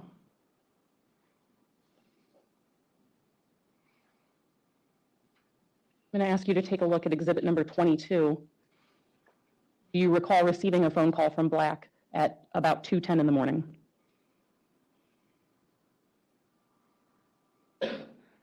I don't remember. You don't have any independent recollection of that.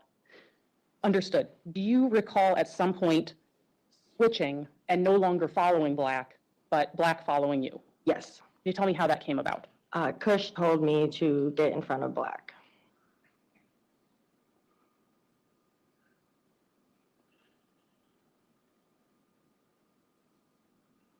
Do you remember about where you were when you switched places like that? It was right outside of West Salem. Like going down that little corner.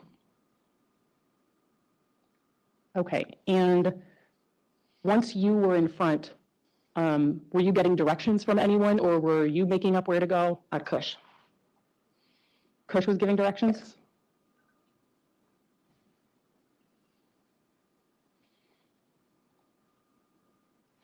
Did you know that area very well? Just to the Speedway. That's a gas station in the area? The lacrosse fairgrounds, the Speedway. Different kind of speedway. Thank you. Did Kush seem to know the area well? He seemed to know where he was going. What? He seemed to know where he was going. Do you remember at a certain point coming to an intersection with County Road M and there being some stoplights? Yes. Okay. When you got to that intersection, what direction did you go? Left. After you turned left at this intersection, where'd you go? We followed County M out to a rock quarry. And this was based on Kush's directions to you? Yes. Had you ever been to the rock quarry before? No. Was there any conversation going on in your car during this time? Trevor was telling Kush that he had two beautiful girls at home. Oh. Was he, okay, this is based on your observations. Was he talking about his two beautiful girls at home, like, let me tell you about my family because I'm really proud of them, or something else? More like, I'm telling you about them because I don't want to get hurt. Did Trevor seem scared when he was talking like this? Yes. That's Trevor really crying? sad. Not crying, just really nervous and scared. How did Kush respond? That he didn't care. Was Peng talking during this car ride? No. Was Nemo? Nemo was in Black's car. Nemo's in Black's car, thank you.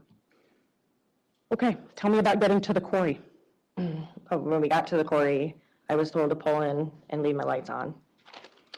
Did you end up pulling in right when you got to the quarry? No. No, what happened? I missed the quarry and I had to turn around at intersection right up from the quarry. Okay, you missed it, turned around, went back, pulled in. Did you pull in front ways or did you back in? I pulled in front ways. You said something about keep your lights on? Yes. Tell me, did somebody tell you to do that? Kush did. Was it dark at the quarry? Yes. Were your lights the only lights? Yes. After you pulled in, kept your lights on, did Black arrive? Yes. How did he arrive? He also missed the turn to the rock quarry, so then he turned around and he backed in.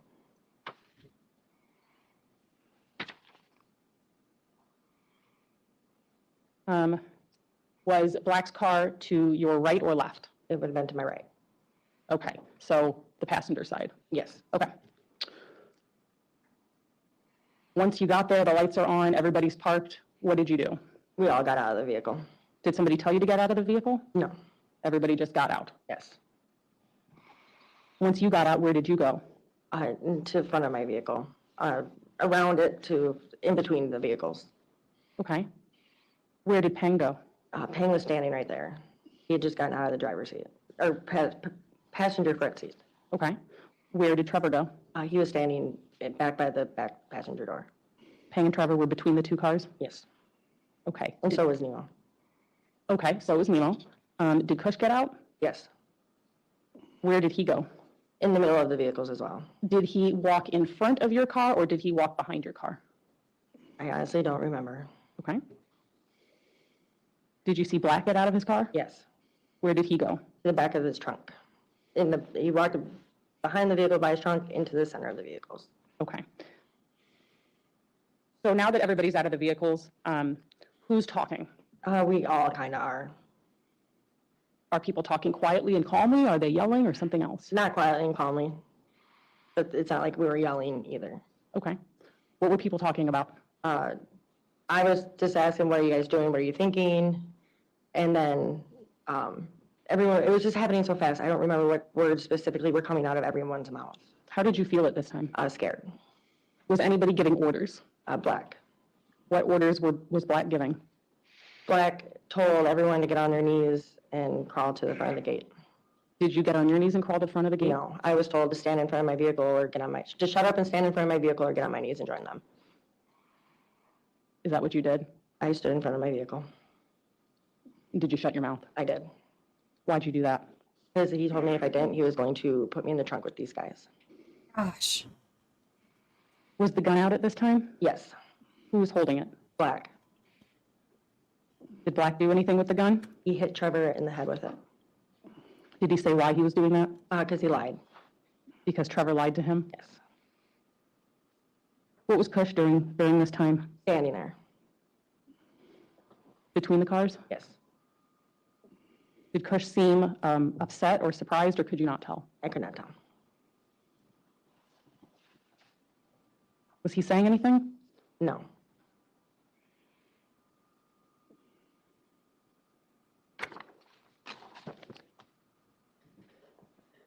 Do you remember what kind of shoes you were wearing that day? They were black heels.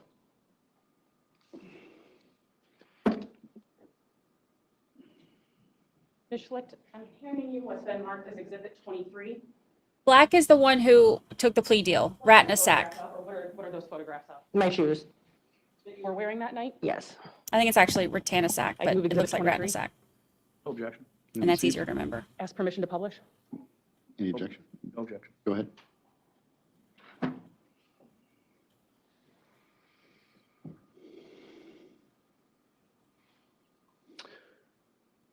On the left, we have a top view of your shoe, and on the right, we have the sole of your shoe, right? Yes. Okay. Thank you.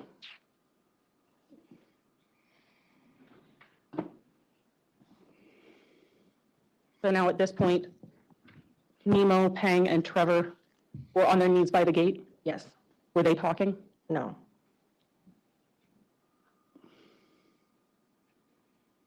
Did you see anybody get hit? Kush kicked Nemo in the chest. And just to be clear, you said that was Kush. Did he say anything when he did that? No. Were the three, Nemo, Peng, and Trevor, given any other instructions at that time? Put your hands on your head. Oh, that's how the. That's Were how they the told to do anything with their pockets? Empty them. bullet entered then through the hand. Did they do that? Yes. Who was giving these orders? Black. Kush is the What was defendant. Black's demeanor during this time? He was just angry and yelling at them loud. What was Kush doing? Just standing there. Was Black giving orders to Kush? Yes. What order did Black give to Kush? That he better do this before he does. So tell me about that. You better do this before I do it? Yes. What was going on when he said that? He was handing Kush the gun. Did Kush take the gun? Yes. Did Black hit Kush at all? No. Did he act violent towards him at all? No. Kush took the gun, then what happened? Black got in the vehicle, and Kush walked back and forth a little bit, and then said fuck it, and shot all three of them. When he said that, what was the tone of his voice? That he didn't care.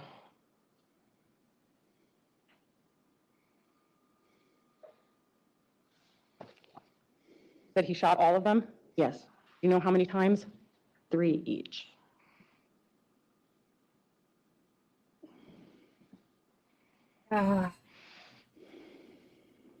Could you see who was shot first?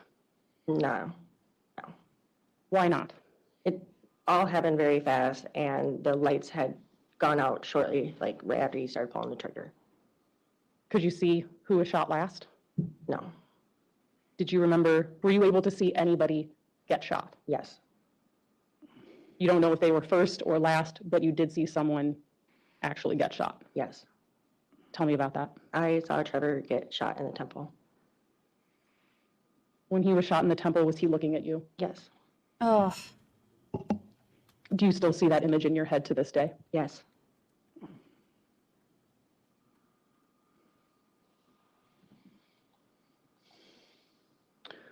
Mishlicht, is there any doubt in your mind who pulled that trigger when you saw Trevor get shot in the temple?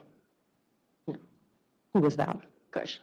Mishlicht, do you see that man, Kush, who fired that shot here in the courtroom today? Yes, I do.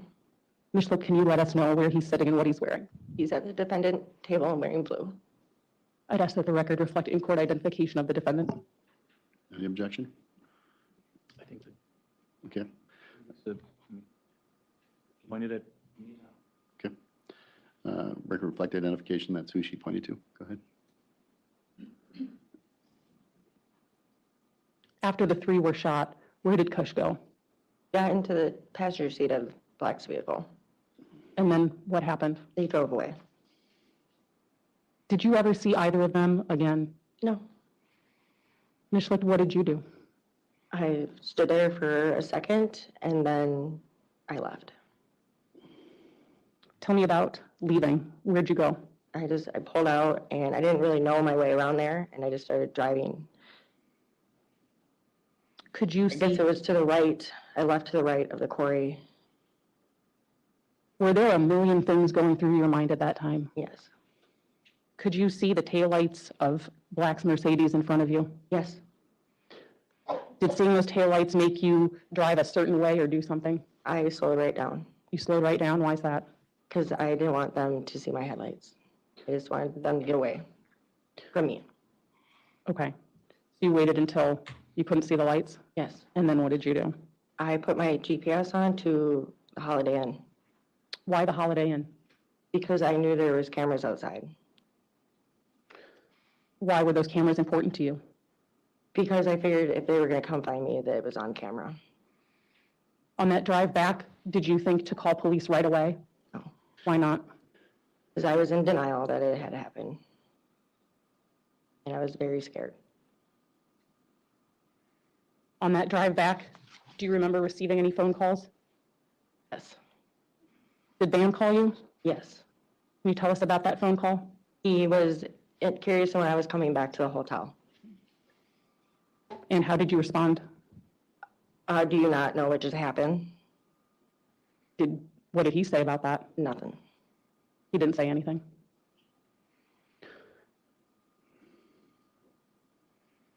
After a little bit, you got back to the Holiday Inn Yes. and you parked by where you knew those cameras were, like you just testified to? Yes.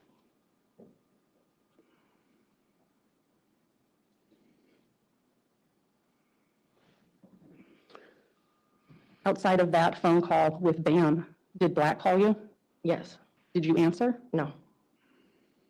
Why not? I was scared.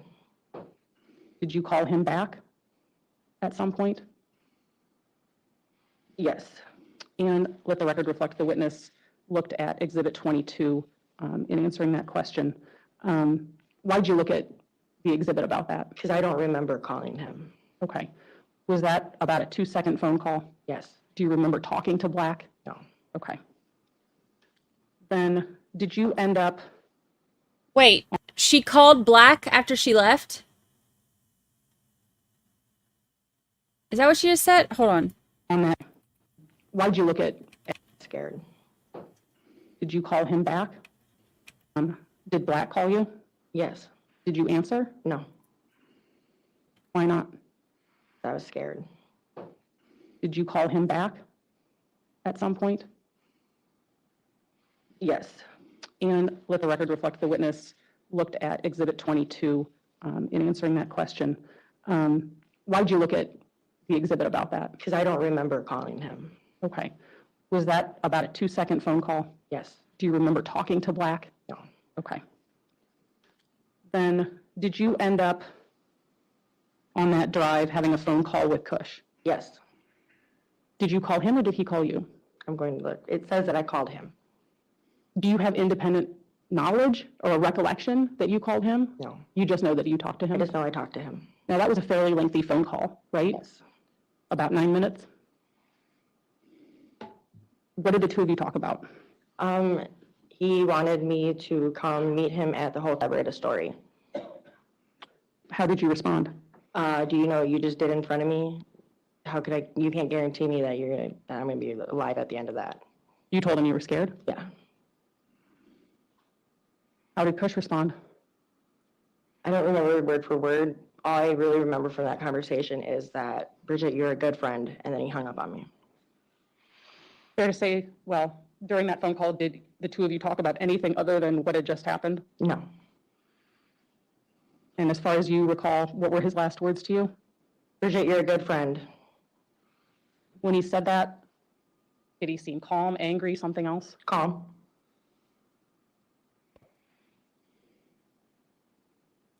Did you ever speak with him again? No. Do you recall getting any text messages from Black? Yes. What was that? He texted me not to tell anyone. Have you spoken with Black since that time? No. Not in the 3 years since? Nope. Did you end up meeting up with them? No. Did you go to the Hotel 6? No. Did you collaborate a story with them? No. Did you collaborate a story with Black? No. Did you collaborate a story with Cush? No. Do you have any idea where they went? No. Do you have any idea what they did? Nope. Did you end up deleting that text message from Black? Yes. Why'd you do that? Because I just wanted everything off my phone. Why did you want everything off your phone? Because I didn't want to be a part of it.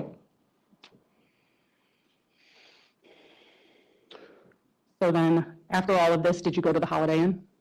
Yeah. I was there by the time our phone call had ended. Okay, thank you. What'd you do when you got to the Holiday Inn? I locked my vehicle. I rolled my windows up, locked my car, and sat back. Why'd you do that?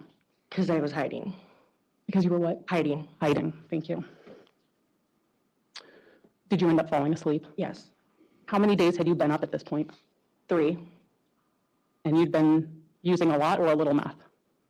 I wouldn't say it was any more than I did throughout the day, which I guess to me it's not a lot, but to someone else it might be a lot. Okay.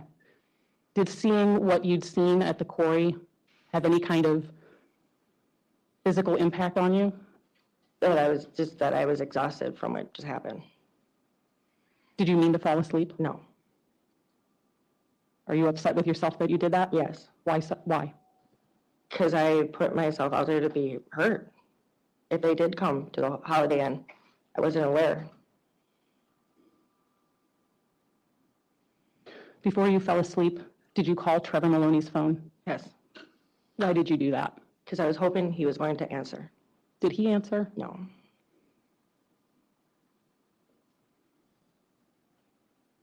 Do you know how long you slept? Probably about 4 hours. And then after you woke up, what did you do? I drove over to the Baymont. Why'd you go to the Baymont? She saw him get... She said that he was looking at her when he got shot in the temple and then shot a couple more times, and she called his phone because she was hoping he would answer. I think she's got a lot going on. I'll be really interested to hear cross-examination and the testimony from Rattanasack. Because that's where all of our stuff was, my stuff was. Okay. Now, if we could have, please, Exhibit 28.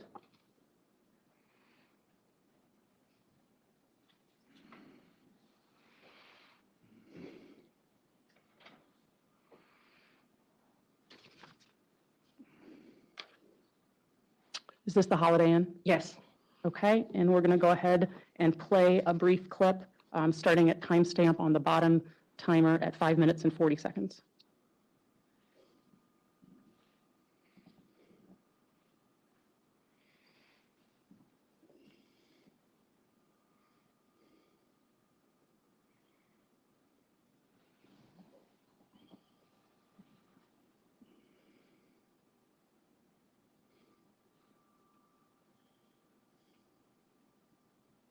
And we've stopped it at timestamp 6 minutes and 5 seconds. We played the clip in its entirety as it appears in the exhibit.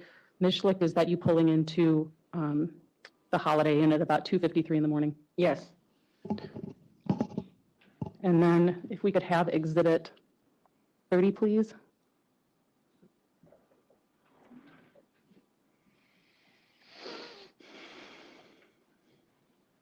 And we're going to start at timestamp 13 minutes. Play the clip in its entirety as it appears in the exhibit.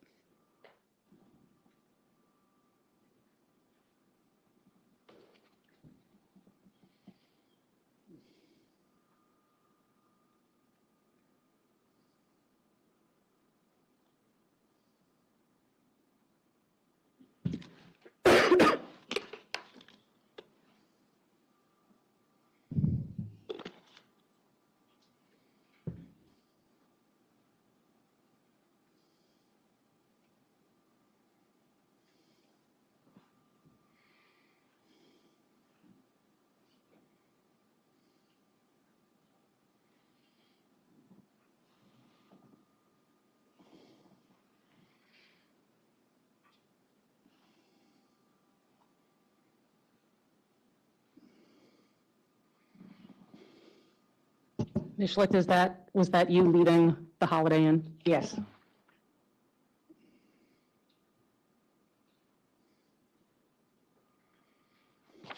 Ms. Schlicht, I just want to be clear about something. Did you do any meth in your car during that time? No. You mentioned previously that you deleted the text message from Black about don't tell anyone. Did you delete anything else from your phone? I deleted every message from any of them guys. Any message from any one of them guys, that would include Black? Also Kush? Yes. Also Nemo Yang? Yes. Also Peng Lor? And also Trevor Maloney? Yes. Did it hurt too much to look at those messages? Yes. So next, you told us that you went to the Baymont to collect your things? Yes.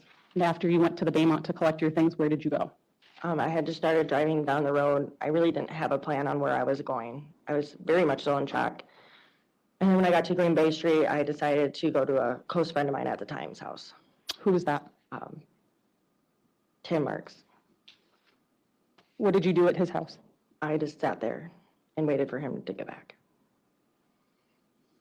Did you tell him about what happened? Yes. Did you give him anything? No. Yes, I did. Sorry. What did you give him? I gave him the 2 balls that I had got from Nemo. Why did you give them to Tim instead of Bam? Because I never seen Bam after that. How long were you at that house? A couple hours. How did you know Tim? He was a friend that I had met while I was bartending. Did you know him to ever smoke meth? Yes. After you were at his house for a couple of hours, where did you end up going? To the police station. Why did you do that? Because I knew that this was not going to go away. Did you feel any conflict inside about going to the police about this? No. Was that a difficult decision for you to make? No.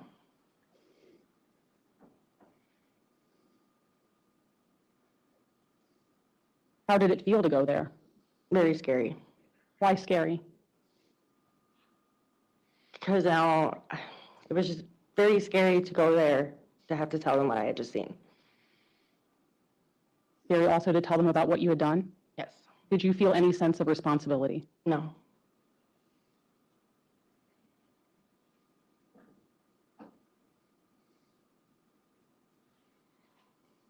So you went to the police station, the sheriff's office, something else? Police station. Okay. Did you end up speaking with police that day? Yes. For a short amount of time or for a long time? A very long time. How long? 11 hours. Whoa. Did you find it difficult to trust them? In the beginning, yes. Why? Because most interactions with police officers and myself never go that well. Did you come to trust them? Yes. What, if anything, made you kind of change that feeling? One of them had told me that that not all cops are bad. Did the police promise you anything that day? No.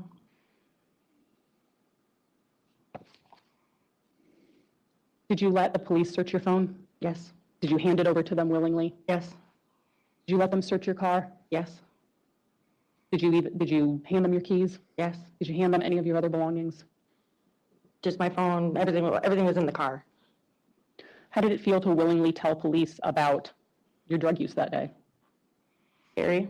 How did it feel to tell police about seeing what happened at the quarry? Scary and disturbing. Did you spill everything that happened right away to them in the first few minutes of the 11 hours you were there? No. Why not? Because I was nervous and I didn't really think it was necessary information that they needed to know. What didn't you think was necessary information that they didn't need to know? That I had slept with them.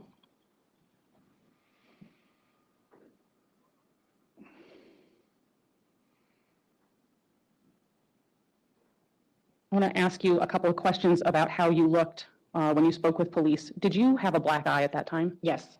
Did you try to cover it with makeup? Yes. But had it worn off? Yes. Did they ask you about that? Yes. What did you tell them had happened? I had told them that I had a construction accident.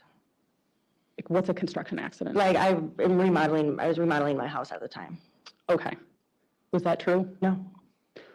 Why did you tell them a lie about that black eye? Because I didn't want to snitch on the person that had gave me the black eye. What had actually caused the black eye? A male individual had hit me at Quick Trip. And you didn't want to snitch about that? Yes. But you were willing to tell police about seeing what you saw at the quarry? Yes. Ms. Schlicht, what's the difference to you between those two things? 3 people lost their lives. I didn't lose my life when I got hit by this guy. Did the police provide you any security that day? Yes. What did they provide to you? A safe house. Did you feel like you needed security? Yes. Who did you feel like you needed security from? Cush and Black. Were you afraid of them? Yes. Are you still afraid of them? Yes. Ms. Schlicht, as you sit here in court, do you even want to be here right now? No.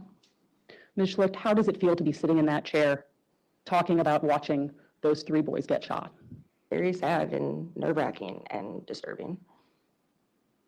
Bridget, I want to be as clear as possible about this. When you were at the quarry on July 23rd, 2021 at about 2:30 in the morning, who did you see shoot Nemo Yang, Peng Lor, and Trevor Maloney? Nya Thao, Cush. Thank you. Judge, I have nothing further at this time. So what we'll do is we're going to take a short break anyways, probably a good time. We'll come back about 22 or how much time you need, ladies and gentlemen. We'll be back. Please don't talk about the case, and we'll see you in a bit. Wow.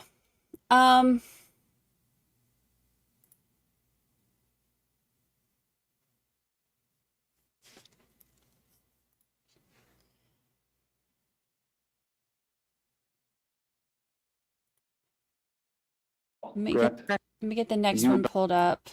And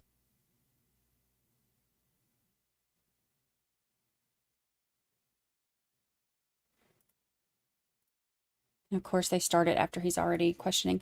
I am interested to hear about what comes up for cross, because I have a feeling that this part's going to get spicy. Because remember, he spent the majority of his opening statements talking about Bridget.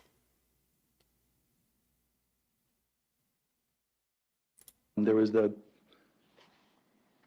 occasionally sober Bridget, who was parent. Yes. Yes. And then that would flip-flop with when you were using methamphetamine. Yes.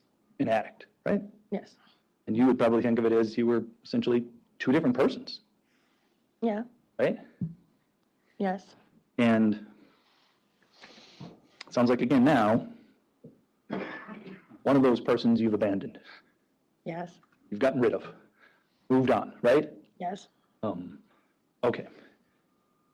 I need to go back and ask you about that other person, okay? Sure. You've talked about it in 2021, but certainly in July of 2021, you were a meth addict. Is that right? Yes. And you said you were using on a daily basis. Yes. And you were using multiple times on those days when you Yes. used. And it was not unusual for you when you were using to not sleep for days on end. I wouldn't go more than 2 or 3 days without sleeping. Okay. But you'd go more than 48 hours up to 72 hours without getting any sleep, right? And you now know, I'm guessing you get healthy sleep now. Yes. And you now know that the lack of sleep is probably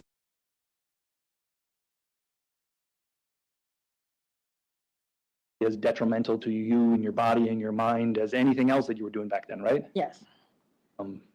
But back then you'd do that. You'd do 72 hours with no sleep. Give or take, yeah.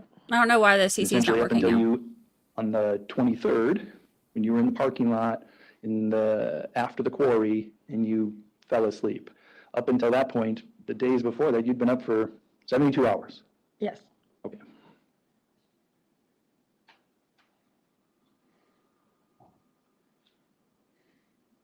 And you would agree that back in July of 2021, Like you were 50 using meth and up minutes? for those times, you're making Almost an different hour? choices than you do now, right? Yes. Lots of bad choices. Yes. And even after your being at the quarry on the 23rd, even after that, you continue to use for some period of time. Is that right? Yes. The power of methamphetamine is incredibly strong. Yeah. That addiction, correct? But you're able to overcome it. Absolutely. And all credit to you, you've been able to overcome it, right? Yes. But, and again, I'm just trying to get the facts. I apologize Good if for it sounds her. like judgment. It took, even with that lowest of low, as you said, after the quarry, it still took you about a year to get sober, right? Yes. Okay. That's how hard you had to fight, someone who's demonstrated some strong will. That's how hard you had to fight, right? Yes. Because you're willing to do that when you need to protect yourself, right? Yes. You have that capability. Now, back in July of 2021, you came to meet a man that you called Black. Is that right? Yes. And you eventually learned that his name is Cam Rattanasack, correct? Yes. But his street name at the time was Black. Yes? Yes. And he was someone that you started to hang out with. Yes. You got rather close with him there for a brief period of time, right? A very brief time, yes. Sure. But that very brief time we're talking about is essentially July 20th, July 21st, July 22nd. That's when you were getting close with him, correct? Yes. That's when you got close with him, correct? And when you got close to him before that, you maybe knew some things about him. Is that right? Not a lot. Not a lot, but you did know some things, correct? You knew he had just gotten out of prison. Yes. Yep. And then the other background information you kind of learned as you were involved with him over those next 72 hours, right? Like? You learned things. We can get into the information about it, but you learned things about him over those 72 hours, correct? I guess I'm not sure what you are meaning by what I learned. Okay. Well, let's before we get into the actual knowledge that you may have had, let's just talk a little bit about the amount of time that you spent with him, okay? On July 20th, you spoke with him on the phone 6 to 8 times over the course of that day. Do you remember that? I remember a little bit, yeah. Yeah. Does that sound about right if I tell you that the phone records show that you called him 3 times, he called you 5 times? Does that sound about right? Sure. And that the total time of those conversations adds up to like 65 minutes, somewhere in that ballpark. Does that sound about right? Sure. Yeah. That's somebody that in that day that you were talking to him as much as you were talking to any other human being on the earth, correct? Sure. And you were learning things about him, correct? I guess. That's what you do when you talk to another human being, right? Yes, but I don't really know what you're saying when you ask what I learned about him. You understood how he interacted with you, correct? Okay. His tone of voice, Okay. his demeanor, right? Okay. And then you had a chance to see him in person and how he would interact with you, correct? Okay. And how he would interact with other people as well. You agree? Sure. I really didn't see him interact with a lot of people. Okay. You saw him sometimes interact with, did you see him interact with anybody else? No. Okay. On July 21st, so the 20th, just so we're on track here, Tuesday, July 20th, or July 20th was a Tuesday. You agree? Yes. All right. And then you would work, so Tuesday, July 20th, you'd go into work at 11 p.m., right? Yes. And then you'd work July 20th, 11 p.m. until the next morning, 7 a.m., correct? Yes. And then you've got Wednesday, July 21st, 7 until you go back to work that night at 11. Agreed? Yes. And it's during that day on Wednesday, July 21st that you call him 4 times, he calls you about 6 times. Does that sound about right? Yes. You guys were on the I remember phone? specifically how many times, but if the phone record says that, then yes. And some of those calls, you would have even been talking to him while you were at the hotel working. Is that right? Yes. And then during the day, on that Wednesday, July 21st, you spent much of the day with him, correct? I don't exactly remember, but I do remember seeing him that day. And then that night, Wednesday, July 21st, you went to work at 11 o'clock, right? Yes. And then next morning, Thursday, July 22nd is when you got off and you got picked up by Uncle and Bam Bam and this other group of individuals, right? Yes. And then it's Thursday, the 22nd, where you had no more contact. You didn't have contact with Black on that day, correct? Right. All right. So I'm going to go circle it back a little bit again to Wednesday, July 21st, you go to work at 11. Yes. And you don't see him from 11 o'clock Wednesday night until Friday morning, 2 a.m.-ish in the Holiday Inn parking lot, correct? Right. So there's about 26 hours, 27 hours there where you don't see him, correct? Correct. Just before those 27 hours, before you went to work on Wednesday, July 21st, that's when, well, let me back up a bit. That's when you guys had sex, correct? Correct. All right. So what you've talked to the police on the 23rd, as you said, for 11 hours, right? Yes. You spoke with them again on July 26th for multiple hours, right? Is that the Monday after? I think so, yeah. Yes. And then there's other calls that you made with people who were in jail that were recorded, right? Like, there's eventually a call that you had much later with Tim Thurston in April of 2023. That's recorded, correct? Yeah. And then there's other times that you spoke with the police, correct? Yes. So you know, and you and I have done this before, right? Yes. There's lots of documentation of what you've said in the past to the police about this case and about Black. Is that right? Yes. Okay. Ooh, I like just want to what? get some of the things that you would agree that you said about Black that you came to learn about him, right? One of the things you told the police, he's someone you don't lie to. Agreed? Correct. You told the police, he's someone you don't cross. Agreed? Correct. You told the police, he's someone who will put his hands on you. Agreed? Agreed. You told the police, he'll hurt you. Agreed?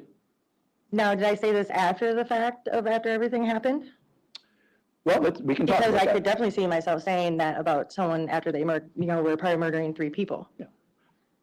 Or as you said, after he murdered 3 people. After being with someone that murdered 3 people. Oh, Let me just unpack some of that. What you agree is okay. They're talking about Black, Rattanasack, Peacemaker, who was just looking for a playlist. And he's wanting to, the defense attorney, it sounds like, is wanting to pin this on Rattanasack being the shooter. And so with her talking about how he's scary and he'll put his hands on you and you don't lie to someone, like he's someone that you don't lie to and all that. And she just said, well, of course I'm going to say something like that after he just murdered somebody in front of me. And then she corrected herself and said, or was a part of somebody murdering me. I think that slip up is, I think he was hoping for that.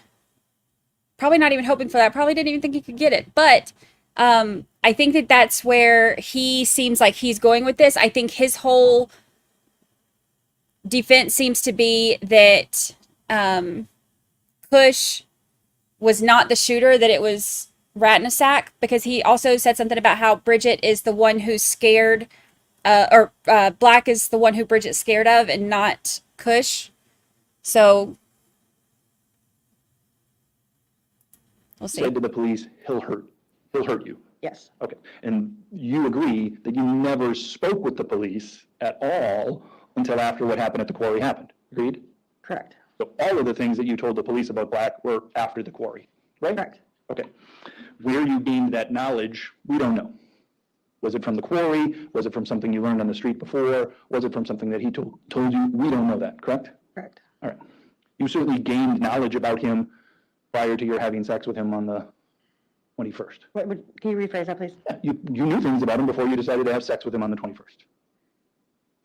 I mean, are you saying, do I know if he hurt women before I had sex with him? Did you? No. Okay. You told the police, and that was my next word, you told the police he'll hurt women. Agreed? I don't remember saying that. Okay. But if it's in a transcript, I'm guessing that I did.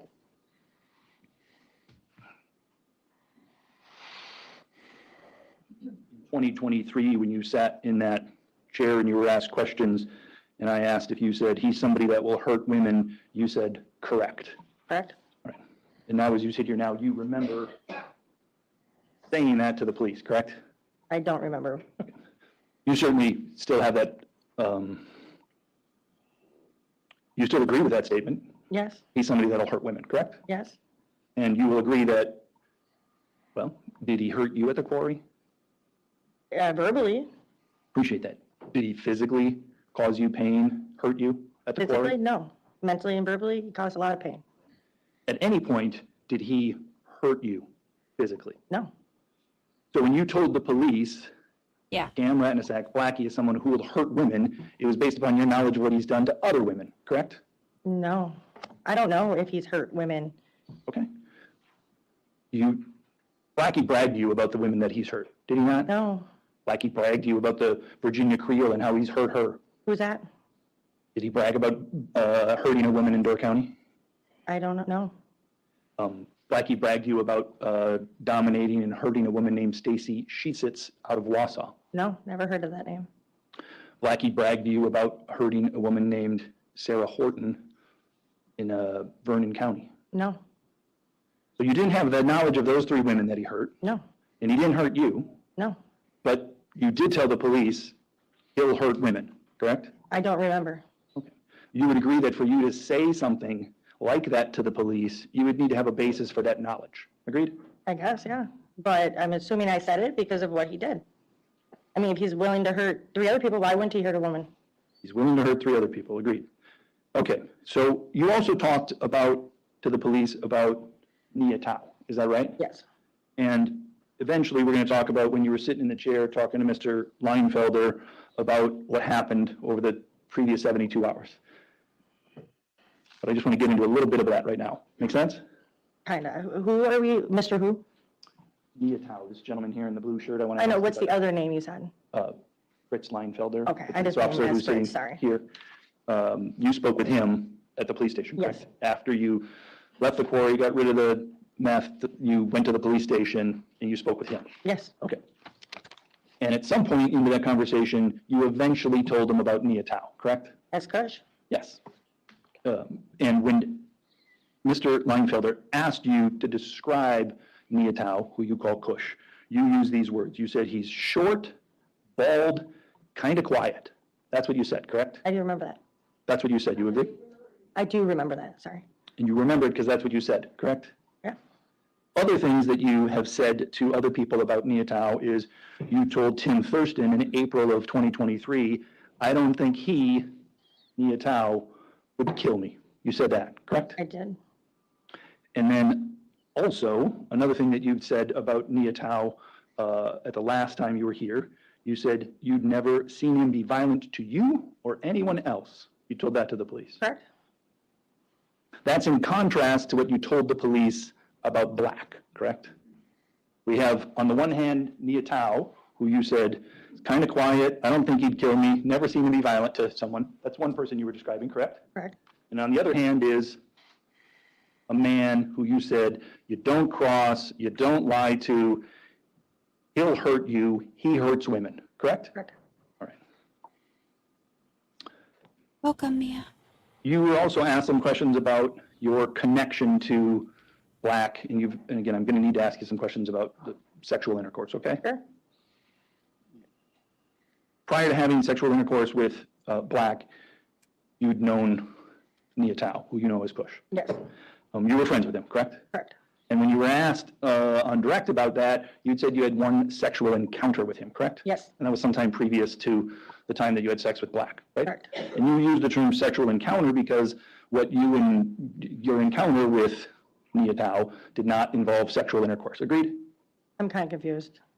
When you were asked on direct about having sex with Black and having sex with Nya Thao, you said the sex with Nya Thao was a sexual encounter, right? Correct. And you used that term, or the state used that term, because you didn't actually have sexual intercourse with him, correct? Correct. And the reason you didn't have sexual intercourse with Nya Thao is Nya Thao was not able to perform, correct? That'd be a polite way of putting it? Correct. Now, we know Black is somebody who's able to perform, correct? Yes. He's a man of action. Yes? I guess. This man, Black, was somebody that was in your phone, correct? Correct. You had put him in as a contact, correct? Correct. That's something you did yourself. Yes. It's not, I know sometimes people might share a phone, give it to somebody else, let them put their contact in. That's not what happened here, agreed? No. You entered his phone number in and gave him a title, correct? Correct. You didn't put him in as your emergency contact, did you? Did not. You've since come to learn, I think it was at the last trial, you came to learn that he was listed as your emergency contact, correct? One of them, yes. And that was, fair to say, in June of 2023, a surprise to you, correct? Yeah. It was let me say this. When you found out about that after whatever happened at the quarry, that was a surprise to you, correct? Yes. Fair to say that perhaps your expression was you couldn't believe it, right? Yeah, I was not aware that he was an emergency contact. Yeah. And so you didn't make that happen, correct? No. So at some point, we deduce that this man who you call Black took your phone and made himself your emergency contact? I don't think he did it. Okay. Do you know of any other person that would have had access to your phone to be able to do that? Bam. Okay. And Bam is Michael Vang? Yes.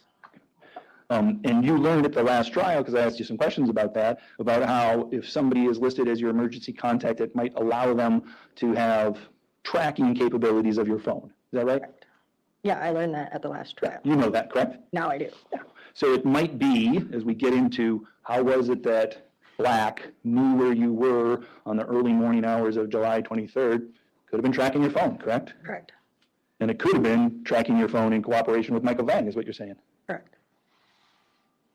Essentially stalking you. Wait, what? You can, if somebody's listed on your phone as the emergency contact, they can track you? Did we know this? Correct. Objection calls for a legal conclusion. Just a colloquial term, Judge. Overruled, just go ahead. Now, when you testified on direct, you were talking about what you had done on the day of the 22nd when you got picked up from your job when you didn't have a car, right? We went through the kind of a timeline there. Do you remember that? Yes.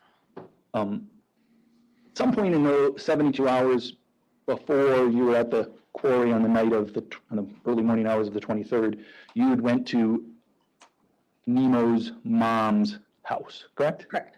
And was that on the afternoon of the 22nd? Yes. Okay, so that day you went over to Nemo Yang's mom. Yes. And that was something that you didn't tell the jury before about what you had done that day, correct? I wasn't asked about it. You were asked about what you did that day and asked a timeline, and you weren't asked that specific question. Correct. So whoever was asking you questions just forgot to mention that you'd been to hit Nemo Yang's mom's house, correct? Correct.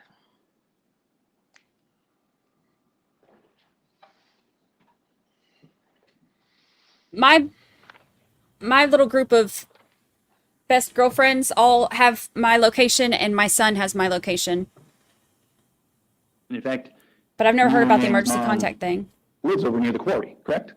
She did then, yes. And I asked you questions about that the last time, correct? Yes. And I just want to read some of the questions I asked and the answers you gave, and then I'm going to ask you whether that's correct, that that's what you said. Make sense? Your Honor, I'm going to object as to hearsay. I'm not certain. Is this impeachment? That's fine. I'll do it the other way.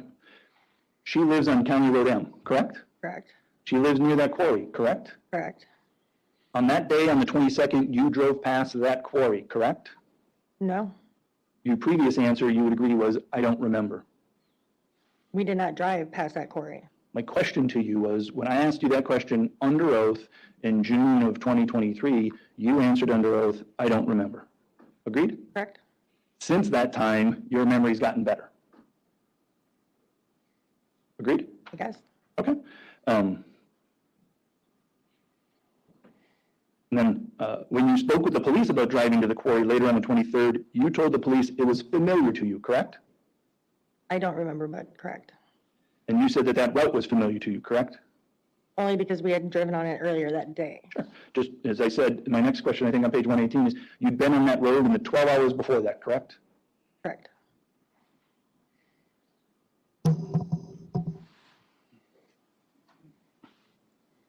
I want to focus in on the 23rd, leading up to the Holiday Inn parking lot, okay?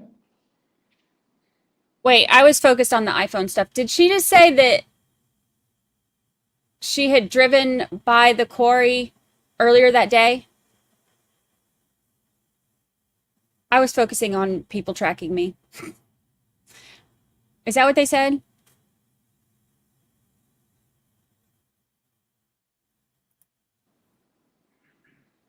You had knowledge, it was your understanding that it was Nemo who stole money from Black. Agreed? That was what I was Okay, that's weird. That this dispute was between Black and Nemo. Agreed? Correct. That's your understanding of why Black. I can rewind that part just a few seconds. Is that correct? That's familiar to you, correct? Police about don't remember. Agreed? And then I'm going to ask you whether that's correct, that's what you said. That's Okay. fine, I'll do it the other way. Here we go. She lives on County Road M, correct? Correct. She lives near that quarry, correct? Correct. On that day, on the 22nd, you drove past that quarry, correct? No. Your previous answer, On that day, on the 22nd, you drove past that quarry. And she said no. But the previous answer was, I don't know. I don't remember. Or I don't remember. We did not drive past that quarry. My question to you was, when I asked you that question under oath in June of 2023, you answered under oath, I don't remember. Agreed? Correct. Since that time, your memory's gotten better. Agreed? I guess. Okay. And then when you spoke with the police about driving to the quarry later on the 23rd, you told the police it was familiar to you, correct? I don't remember, but correct. It was familiar. And you to said that her. that route was familiar to you, correct? Only because we had driven on it earlier that day. Sure. Just as I said, my next question, I think on page 118 is, you'd been on that road in the 12 hours before that, correct? Correct. So she had been on that road the 12 hours before that. I want to focus in on the 23rd, leading up to the Holiday Inn parking lot, okay? You had knowledge, it was your understanding that it was Nemo who stole money from Black. Agreed? That was what I was understanding. That this dispute was between Black and Nemo. Agreed? Correct. That's your understanding of why Black was looking for Nemo, right? Correct. That's why Black called you on that exhibit that we saw on those charts when you were driving around with them sometime after, remember Walgreens maybe it was? Correct. Okay. And that's why Black pointed the gun at Nemo in the Holiday Inn parking lot, right? Objection calls for speculation. Interesting. You agree, Black pointed a gun at Nemo, right? I don't remember seeing him point a gun at Nemo. Okay. You made statements to the police, is that right? Yes. And on July 26th of 2021, in a recorded statement to the police, you told the police, Black pointed a gun at Nemo at Holiday Inn. That's what you said then. Is that right? Yes. That's what you told the police on July 26th of 2021 about what you had seen 72 hours previously, correct? Correct. And you told them that because that was the truth. It was 3 years ago that I said that? Yes. Sure. And I appreciate that your memory today might not be as good as then. I get that. Is that what you're saying? Well, I just don't remember every minute and every action that happened. Sure. But certainly Black pointing a gun at a person who's later executed, that would be something that's memorable, right? Yes. And you remember that Black pointed the gun at Nemo. Correct. And that Black essentially kidnapped him and forced him to get into his car. Is that right? Yes. All right. Now,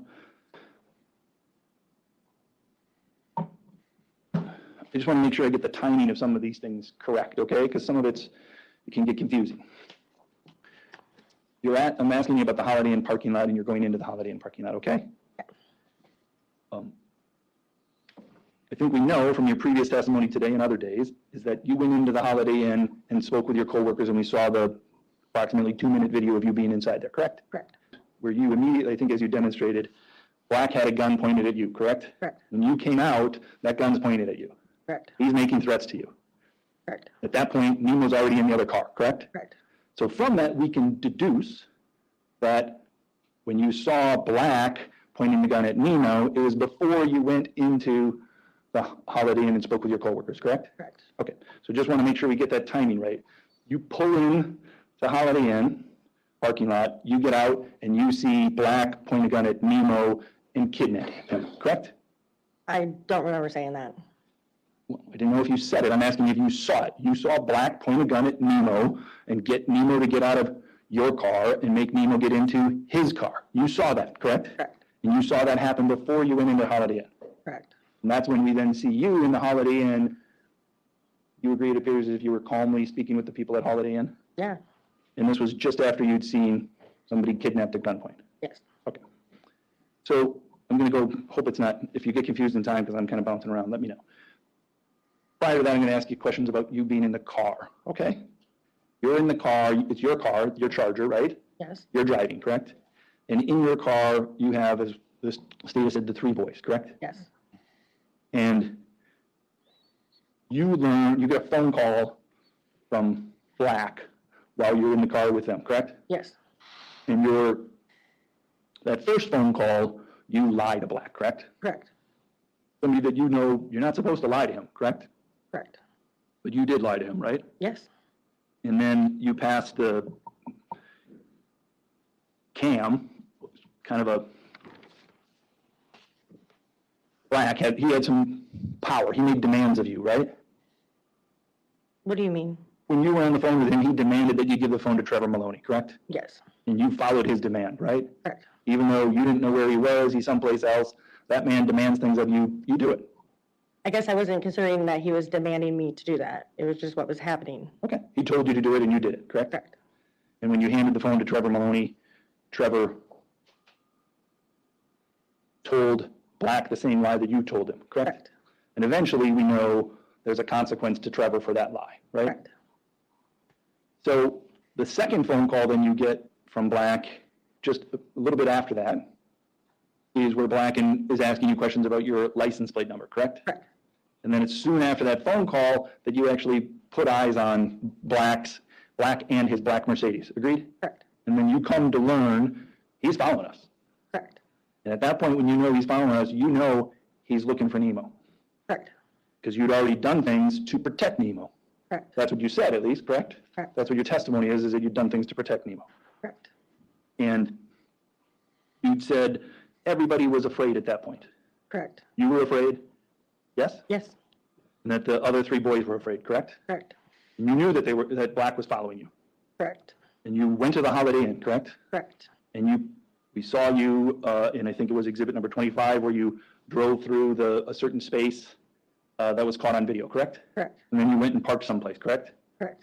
Now, when you went and parked at the Holiday Inn before the quarry, you had knowledge of where the cameras were, correct? I assumed that they were in that vicinity. You had knowledge of where the cameras were, correct? Correct.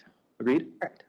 And when you went and parked the car at the Holiday Inn, when you knew Black was following you, and you knew you had Nemo Yang, and you knew he was looking for Nemo Yang, you parked in a place where there were no cameras. I did not do that on purpose, if that's what you're insinuating. I'm asking the facts. You parked in a place that there was no cameras, agreed? Correct. 2 hours later, you made a choice to park in a space where there was cameras, correct? Correct. I guess, again, guessing that that's where they were at. You didn't, on that second time, park in the same place you did the first time. No. You parked in a different place, correct? Correct.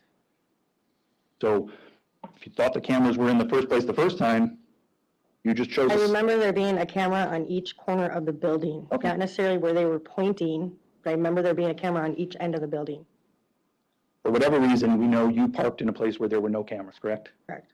And what we know happened when there was no cameras is that Cam took out a gun, pointed it at another human being, and kidnapped him. Correct. And then after you saw that happen to Nemo, you went inside the Holiday Inn, correct? Correct. You didn't tell anybody about Correct. the kidnapping. No. You didn't tell anybody about the man outside with a gun who hurts people. No. You made no mention of it whatsoever. No. In fact, as we saw in the video, you could be seen smiling. I was talking to them. Doesn't mean I was laughing about anything. I didn't use the word laugh, and I appreciate that you weren't laughing, but you agree when you watched that video and you saw yourself, you did not appear to be afraid. Correct. You did not appear to be scared, correct? Correct. You didn't give them any code signal to do anything, correct? No. You turned around and went right back out into the parking lot. Correct. And that's when Black pointed that gun at you, correct? Correct. And that, I would imagine, that was a big surprise to you. Correct. You weren't expecting him to point a gun at you, were you? No. Absolutely not, right? No.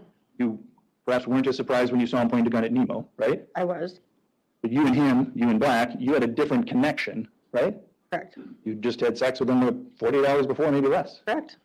And then all of a sudden, here he was pointing a gun at you. Correct. And he made threats to you at that point, right? Yes. He, not just threatening with his, I apologize, not just threatening by his holding the gun and pointing at you, but he verbally said things, correct? Correct. He essentially said, do what I say or there'll be a consequence, right? Correct. But he's not the type of guy that would use the word consequence, is it? I don't know. All right. He did say, follow me or else, right? Correct. That's how you understood it. Yes. And the or else was going to be bad. I would assume. Yep. At that time, in your mind, that's what you thought, correct? It wasn't an assumption. It was something like, this is going to be bad. Right? Yes. And then you got in your car, correct? Yes. And then you drove, right? Yes. You did what he said, right? Yes. And you did what he said in that situation because you were afraid what was going to happen to you if you did not, right? Correct. You didn't call 911. No. You didn't drive to the police station. No. You didn't drive someplace else. No. You drove essentially where Black told you, right? And Kush told me.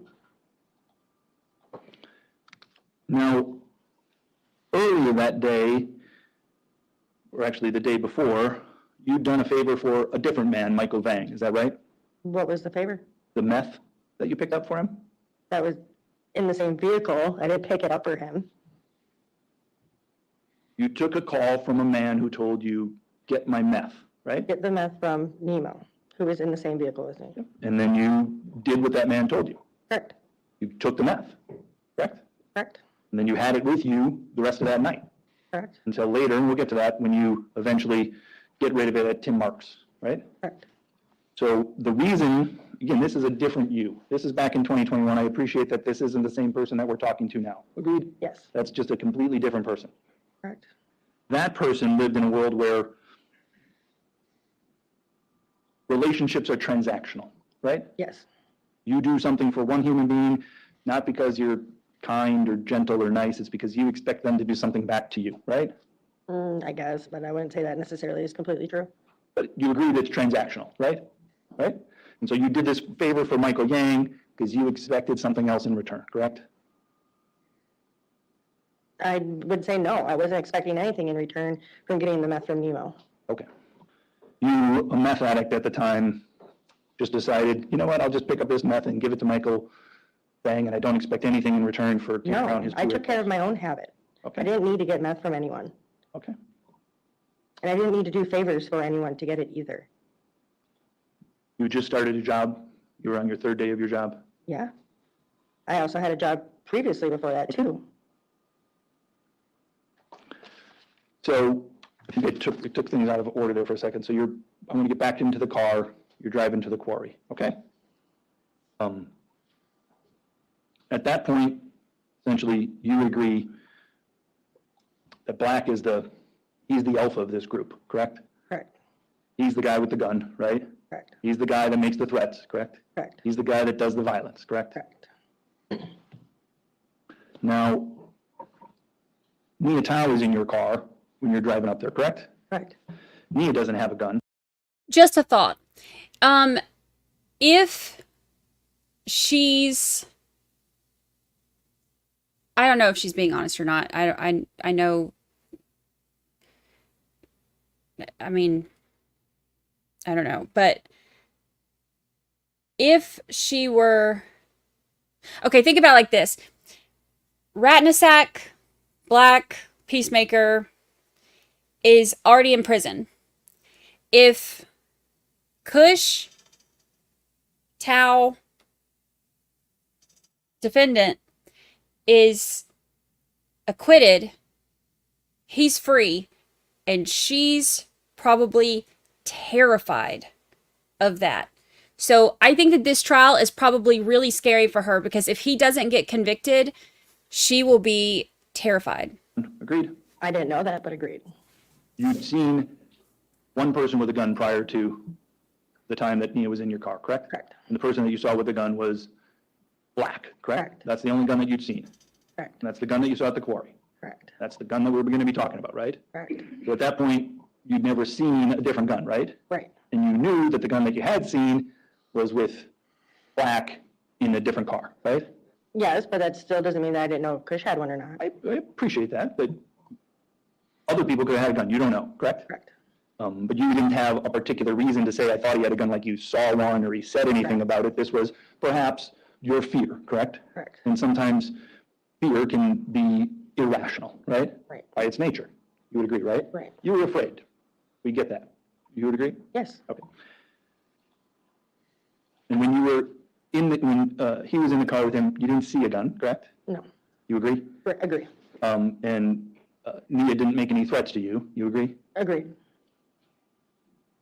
At some point while they're in there, you get a phone call from Black, correct? Can you repeat that? While you're driving and Nia's in your car, you get a call from Black. I don't remember the phone call. But you saw the exhibit that Yeah, shows correct. it, correct? Yes. And we know because later you speak with Nya on Nia's phone. Nia's got a phone, correct? Correct. Black has a phone, correct? Correct. You have a phone, correct? Yes.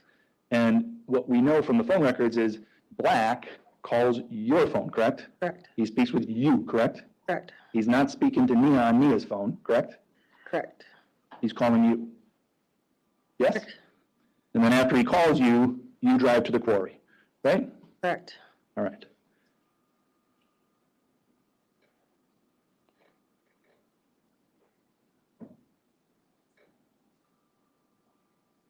Again, you've said this, and I apologize if it's, Black is the alpha, he's the one that's in charge, right? Yes. And when you get to the quarry, Black's got the gun. Correct. Black's pointing it at people. Yes? Yes. He's pointing it at you. Yes. Black's giving orders, correct? Correct.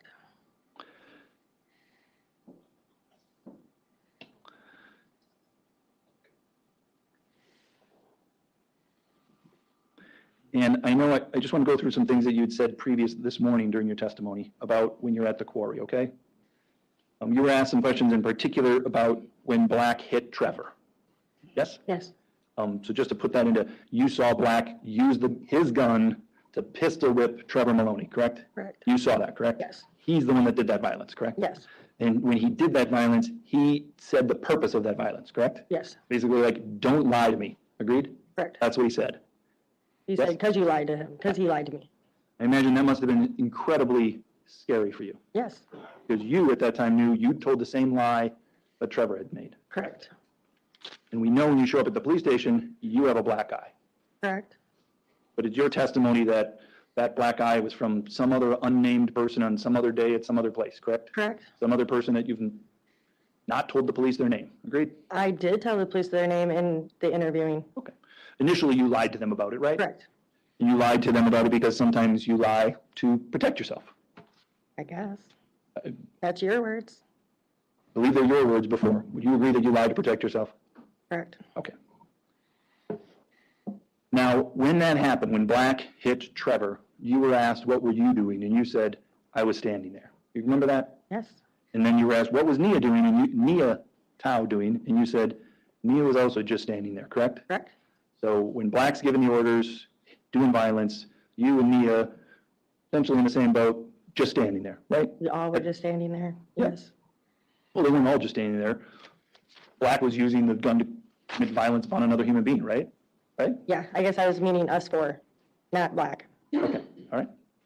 Now, you were asked some questions about another time when Black at the quarry was giving orders to those three young men to get on their knees, right? Correct. And that while he was doing that, Black was angry, correct? Yes. And then you were asked about what you were doing at that time, and again, you said you were just standing there, right? Standing, yeah. And you were asked about what Nya was doing, and just like you, at that point, Nya was just standing there, correct?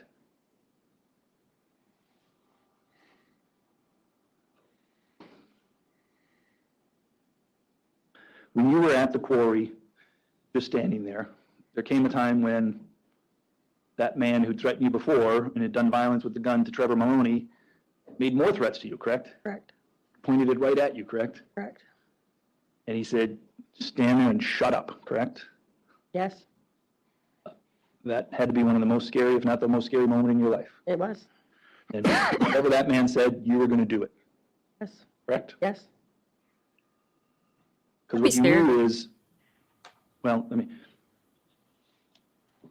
6 people went to the quarry, 3 people left, right? Right. You were one of the people, obviously, that left, right? And you would agree that you're essentially alive because Black didn't shoot you, right? Correct. You're alive because Black let you live, right? I guess I can't answer that question. Black was sitting in the vehicle. Okay, we're going to get to that fact that you added today, but with Black is the guy in charge, right? Yes. And Did you say that fact that you and added? Black let you live, right? Yes. And you would agree that Black, this alpha man who does violence, he tends to have a purpose in his actions, right? Yes. Right? He's somebody that acts with intent. Is that right? I guess. He's certainly somebody that you know is willing to hurt women, right? I guess. And after all of this happened and what you witnessed at the quarry, imagine you stood there and you wondered, why am I alive? I wondered that for a long time. And I appreciate that. But certainly in that moment at the quarry, when that happened, and Black drove away, your first thought was like, I can't believe I'm alive. Why am I alive? Yeah. Right? Yes. And I imagine, like you said, you pondered that for a long time. I still question myself, ask myself today why I survived. And I don't want to discredit you and your survival ability, right? I'm sure you play a part in your own survival, undoubtedly. But Black had a part to do with that as well, correct? Sure, yes. And it may be that at some point you came to realize that you were alive because Black thought you had value being alive. Objection calls for speculation. I'm asking her about her thoughts. I'll rephrase. At some point you came to the realization. You were thinking about what somebody else might be doing, right? But you were thinking, I wonder if he kept me alive because he sees that I have value. That's something that came through your mind, right? I never asked myself that. You never thought that. No, I never ever thought that. You never thought, why did this purposeful, intentional, violent man decide to keep you alive? I question it every day, why I'm still alive. I do not have the answer. And one of the things though that you speculated in your own head, thought about was, wonder if I'm alive because he thought I had value. I never ever asked myself that. I never thought that. Okay.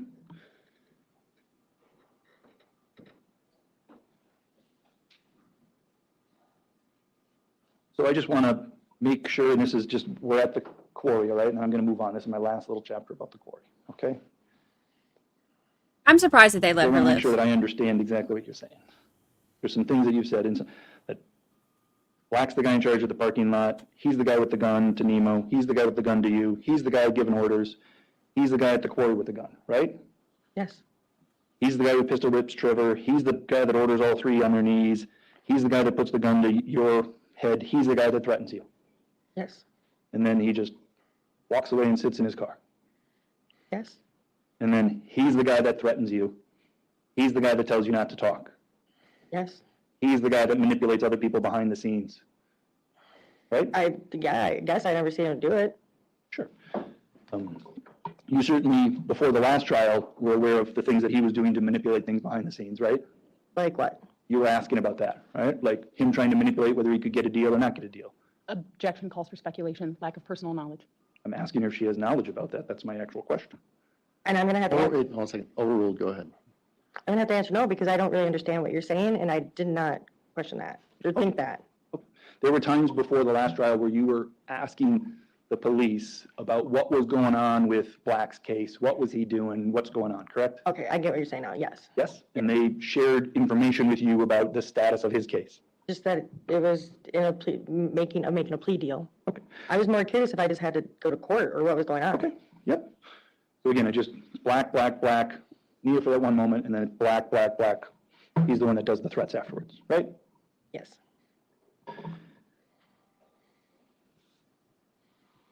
I want to ask about after the quarry, okay? You doing all right? You stand there, you eventually decide to get in your car, and you drive away, right? Yes. You do things to distance yourself from Black, correct? Yes. In fact, as we saw through the phone records, Black attempted to call you a couple of times, correct? Correct. And you did not answer the phone, correct? Correct. This is a man that you don't want to talk to, agreed? Correct. He's the alpha violent male. You don't want to chat with him, correct? He's the man that then sends you a text that tells you don't talk, correct? Correct. And implicit, if not explicit within that is, or else, right? Correct. You know, because before he's given you threats, follow me or else, right? Correct. So you know when you get the text from this violent man, there's an or else, correct? Correct. And you take that serious. I agreed not to say anything so he wouldn't question me again. Absolutely. When you say you agreed, you responded to his text? I said, of course. Okay. You said, of course, to me or of course to In the me? text message, I said, of course. Okay. And so we don't have those text messages, right? Correct. We don't know exactly what he said or what you said, correct? Correct. This is the only thing we have to go on is what your version of events is about the content of those texts, right? Correct. And in all the times that you've talked about those texts, whether it be on the 23rd of July, the 26th of July, whether it be last June of 2023, today, just now, that's the first time that you've ever told anybody that you responded to his text with the words, of course. Not true.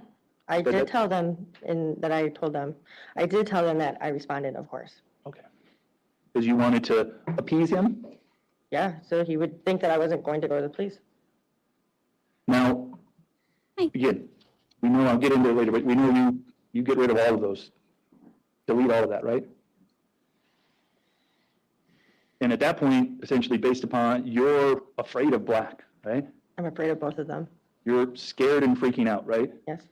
And you say you're afraid of both of them, but what you do is you pick up your phone and you make a call, correct? Correct. And the call that you make is to the short, bald, kind of quiet man that's sitting over here, right? Correct. That's who you call. Correct. And you speak with him for 9 minutes. Correct. You would agree that we just step out of that space in that moment, okay? I would imagine you've lived your life at times where you've had an experience with somebody else, right? You've gone through something and you and somebody else have witnessed something and you share that common bond, right? Yes. And when that happens, sometimes you'll talk to that person about what you've witnessed, right? Yes. You've done that in the past, right? That's a natural human thing that sometimes we do. When we share an experience with somebody else, that we watch something, we witnessed something, we might share that with the other person, like, oh my God, can you believe that, right? You've done that. Yes. You've done that in the past. Yes. And what we know is on this day, you rejected the calls from Black, you picked up the phone, and you called Nya. Correct. And you spoke with him for over 9 minutes. Correct. This is the same man that you previously said you've never seen violent to anyone, right? Correct. That you told the police. This is the man that you told your friend Tim Thurston, and I believe the police, you're not afraid of him. You don't think he's going to kill you. Agreed? I wouldn't say I wasn't afraid of him, but he didn't obviously kill me, so that's why I say he probably wouldn't kill me. So you're finished the phone call with Nya. You're already parked at the parking lot. Yes. You're already parked where the cameras can see you. Correct. And you did that because you thought the cameras, to some extent, I don't know if they might protect you, but they gave you some sense of security, right? Correct. And you sit in that parking lot under that camera for about 5 hours. Is that right? And it's during that time that you're sitting there that you pick up your phone and you start deleting evidence, right? I believe I deleted evidence after I woke up. Okay. So you must have been sitting there contemplating why I you were fell alive. asleep. The whole time I was in that parking lot, I fell asleep. Okay. And then right at the end, I think we saw the video started up at like 8:03 on the morning of July 23rd. Does that sound about right? Yes. It's sometime just before maybe that video said that's when you woke up and you started deleting stuff, right? No. Okay. Did you delete things from your phone when you were sitting in the parking lot? No. Okay. So you woke up and you drove away, correct? Correct. And that's when you were like, I don't know what I'm going to do, correct? That was after the Baymont. I went to the Baymont, and then after the Baymont, I still didn't know what I was going to do or where I was going to go. Okay. And it was sometime in that, got to the police station around noonish. Would that sound about right? Yes. So there's about 4 hours there that you did things, correct? Correct. That you made choices, right? Correct. And some of those choices were, again, that you got rid of the meth, right? Correct. And you didn't destroy it, did you? No, I just left it. What's that? I just left it behind. I don't know what they did with You it. didn't leave it behind at the Baymont Hotel. No, You didn't leave it behind at the Holiday Inn. no, You left it behind at your good friend Tim Marks' house. correct. Essentially, you left it behind for safekeeping. No, Did you give it to him? yes, Did you say, hey, here, this is yours? yes. Some sort of transactional, you're going to just give him? Here, take this. I don't need it. Okay. I wouldn't When want you it were on asked me direct if I'm about going why to you the didn't give it to Michael police. Vang, you said, because I didn't see him. Is that right? Correct? Of course, you didn't reach out to Michael Vang at all that we know of. No, If you might have, it's all deleted, right? I did not. Okay. We don't know whether that's true or not because you deleted all of the text and phone stuff. If I had called him, it would have been on a phone. Sure. That would have been there. And sometimes, though, you don't just call, you do things that can be deleted, in particular Correct. text. Correct? All right. You had said that you deleted all the texts from Black, is that right? Correct. Fair to say, and I think I asked you this before, that you did not delete any texts between you and Nya Thao because there were no texts to delete. Agreed? Correct. So previously on direct, when you said you deleted texts from all of them and the prosecutor asked you about deleting text from Nya Thao, you got that mistaken, right? You didn't delete text between you and Nya Thao, did you? If there were text messages between me and Kush, I deleted them. If there were not, then we never made them. When you testified in that chair in 2023 and I asked you, your testimony oath then was, I didn't have any text between me and Nya. Sound about right? Correct. Okay. And so therefore, you didn't have any, you didn't have to delete any, correct? Correct. One of the reasons that it's complicated, I'm sure there's lots of reasons, but essentially one of the reasons that you deleted all of those texts and that phone evidence was to protect yourself.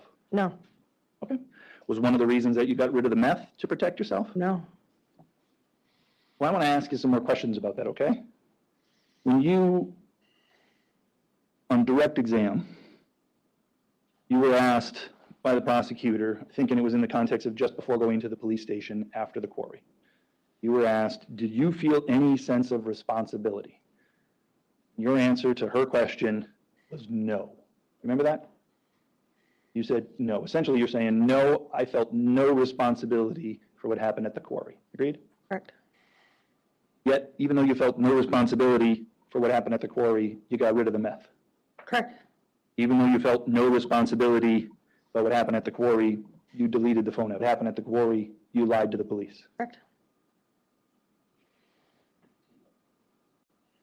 When you were asked on direct examination about why you deleted those texts, you said, I wanted everything off my phone because I didn't want to be part of it. Do you remember that? Correct. Is that accurate? Yes. You said that under oath today because that's the truth, correct? Correct.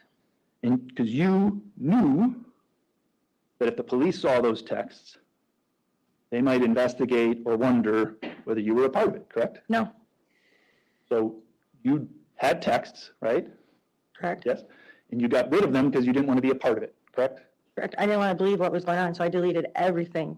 That's one of the words that you used to the jury. You didn't use the words, I said, understand. you used the words, I didn't want to be a part of it, correct? Correct. But those texts and those phone calls, they made you a part of it. Correct. And you got rid of them, correct? Yes. Because you were worried that there was going to be evidence that you were a part of it, correct? No. Well, you had to know, right? You had to know that you're not telling a coworker about Blackie pointing the gun at Nemo and kidnapping him. That might make you look like you were a part of it. You know yes, that. You know that's that. not why I didn't say anything. I appreciate that, but I'm just talking about your knowledge. Yes. You knew that that might make you look like you were a part of it. Correct. You knew that you're having sex with a man with the gun, the man who was in charge. That might make you look like you were a part of it. Correct. You knew that you're driving the car with two of the victims in it might make you look like you were a part of it. Correct. You knew that you're parking your car in a place at Holiday Inn where there wasn't a camera when you had knowledge of where the cameras was, might make you look like you were a part of it. Correct. You knew that you're not calling 911 or you're not trying to get away, might make you look like you were a part of it. Correct. You knew that you're getting rid of the meth might make you look to be a part of it. Correct. You knew that you're having the meth might make you look like you were a part of it. I disagree, but I get what you're saying, but You agree? agree. You knew that you're not immediately going to the police might make you look like you were a part of it. Correct. You knew that your deleting evidence might make you look like you were a part of it. Correct. And you knew that you were lying to the police might make you look like you were a part of it. Correct. And you certainly know, as you sit here today, that others who might learn of all of this knowledge that we just went through, that might make them think that you're a part of it. Correct. And so you knew all of that in your head when you go to sit in that chair to speak with the police, right? That was not going through my head when I went and spoke with them. None of that was actually in my head until today, until you just put it there. I didn't delete any of that stuff because I thought I was a part of it. I deleted it because I didn't want it to be real. You went to the police and you spoke with the police, right? Correct. And fair to say that in the first 3 hours, you told the police some information, correct? Correct. You also lied to the police, correct? Correct. You minimized your involvement. I don't think I did. I don't think You told them that you weren't there when the shooting occurred. I did not say that.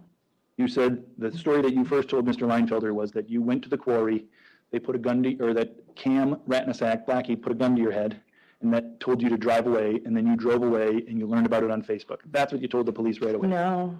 Okay. I'll ask Mr. Leinfelder about that. You agree, though, that you did lie during those interviews, correct? Correct. And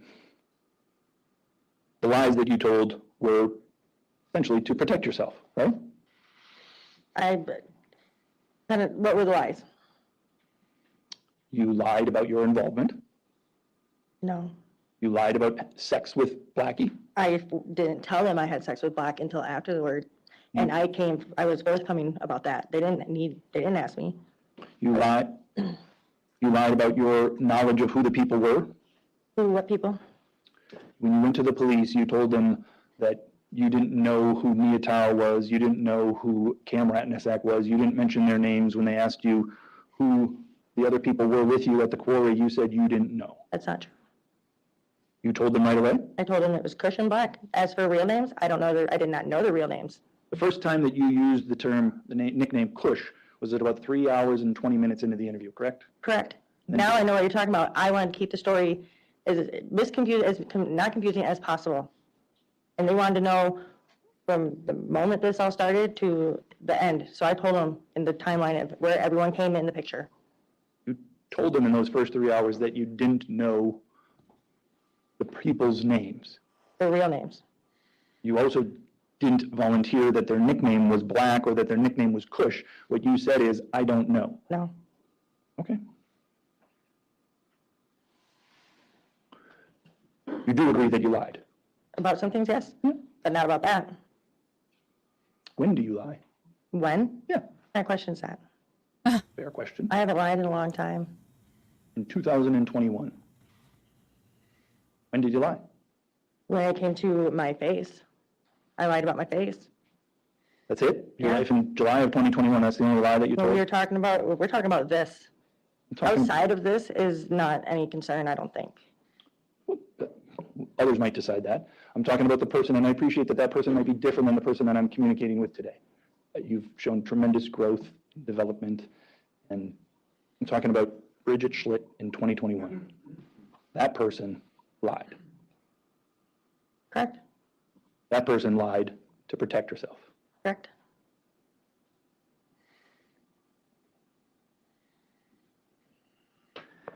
You were with the police.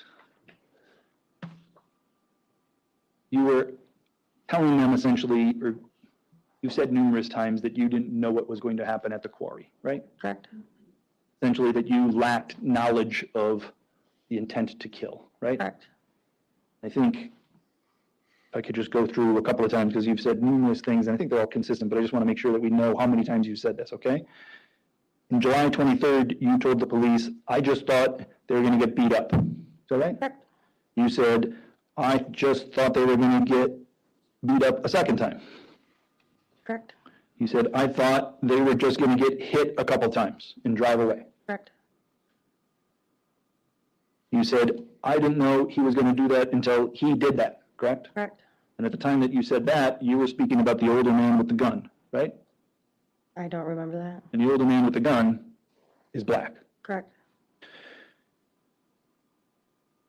You said to Tim Thurston during the phone call in September of 2021, and this isn't even to the police, I just thought he was going to beat them up. That's all that was going to happen. Correct. Who kills someone over $600? Perhaps a violent meth addict might be the person who does that, right? Yes? Correct. Correct. Sorry. And when you were talking to the police about this lack of knowledge, you were worried at that time that you might get charged with accessory to a murder, correct? Possibly. I don't remember feeling that way. You're not a law student. You didn't go to law school. You didn't know the law, correct? Correct. You were just like, I knew I was there, correct? You knew you drove some people there, correct? And then some bad stuff happened, correct? Correct. You were certainly worried, not just for your safety from black, but you were worried about your personal freedom, correct? Correct. And again, I appreciate and understand why any human being would be worried about that. Makes sense, right? Yes? Correct. And that's one of the things that you were worried about there, and that's why, like you said, sometimes you lied to protect yourself, right? Right. And it was during that interview with the police where Mr. Leinfelder said, if you're a bystander, you're not guilty, right? Correct. That's when you learned that, correct? Correct. I imagine when you heard that, based upon the story that you told, that must have been a relief, correct? Correct. Because up until then, you were worried that maybe some of the things that you had done might be considered aiding and abetting, right? I wasn't thinking that. But That was the last thing I was thinking about. you knew you had been involved to some extent. Yes. Different people could interpret that in different ways. Correct. And you certainly wanted to say, protect yourself in the story that you told, right? Correct.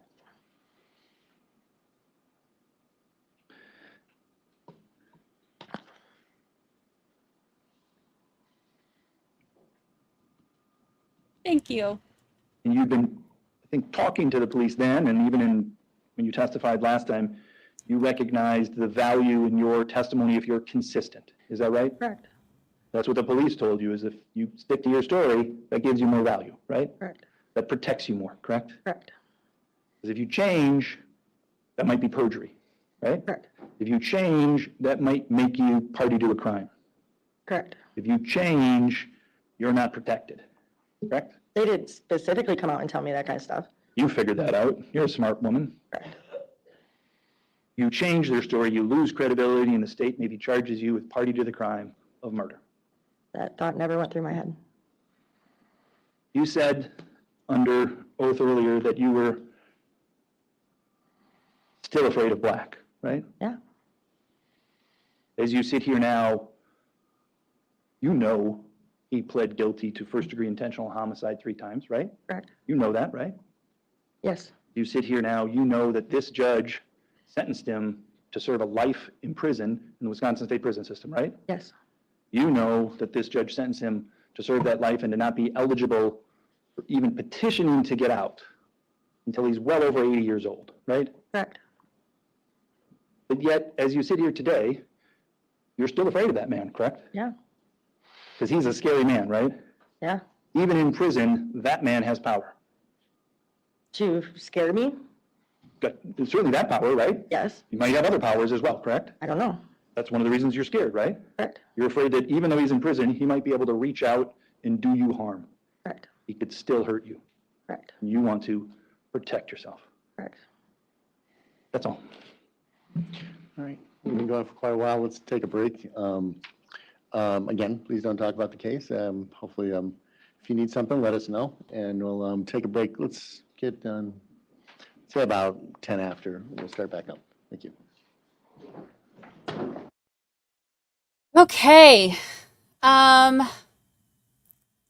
So what are y'all thinking?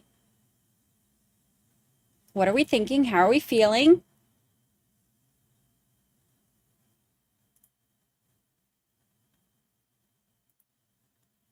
There, and he didn't recommend. Oh, who's this? Who's this? All right, we're already almost caught up. We're gonna have to start even later tomorrow. We're only 20 minutes away from being caught up.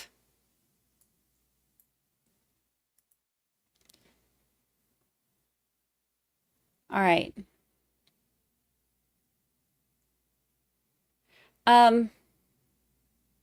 Yeah, he's married because we know that Black is married because he has a jailhouse phone call that was recorded where we heard, we didn't hear it. Let me rephrase.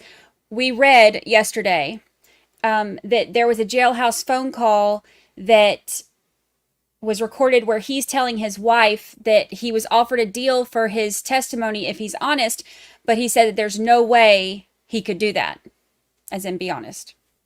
But he still took a deal, so, and he's still going to testify, so. On the 26th in 2021, things you said in 2023, things you said this morning. Do you remember all those questions about all of that? No. Is it your job to read transcripts? No. Have you been provided transcripts from interviews and testimony? No. Have you spent hours and hours combing through what you've said before and masterminding what you're going to do today? No. Are you here today trying to tell the truth? Yes. The Bridget Schlicht today who's been clean for 2 years? Yes.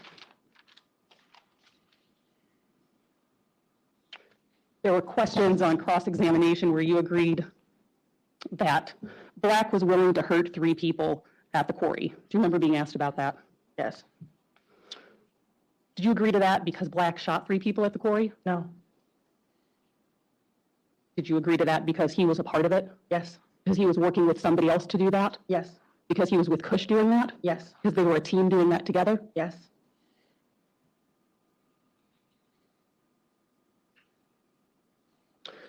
You were asked questions about a conversation you had at one point with Mr. Thurston. Do you remember those? Yes.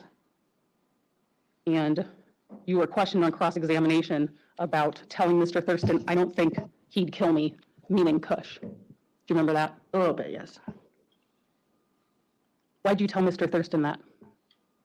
I honestly, I don't remember why we were talking about it. You don't remember why you were talking about it, but let me ask you this. At that time, when you were speaking with Mr. Thurston, did you think Cush would kill you? No. Why is that? Because he didn't kill me when he had the chance. Cush was the nicer one, wasn't he? Yes. Cush let you live. Yes. Black was the meaner one, wasn't he? Yes. Do you think Black would have let you live? No.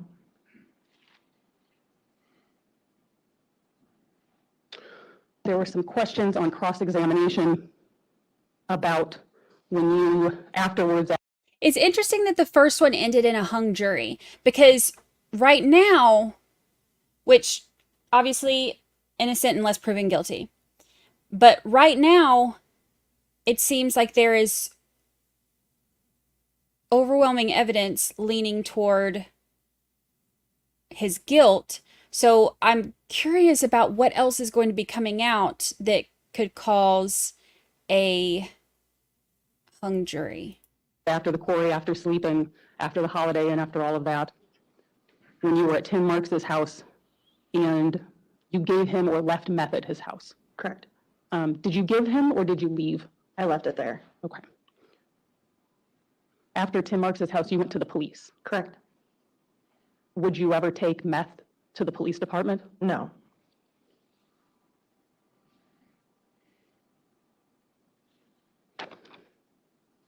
There were a lot of questions about you witnessing Black kidnap Nemo. Is that something you actually saw with your eyes? I wouldn't consider it kidnapping him, no. What would you consider it? Just that they all got out of the vehicle and he got into the other vehicle. Okay.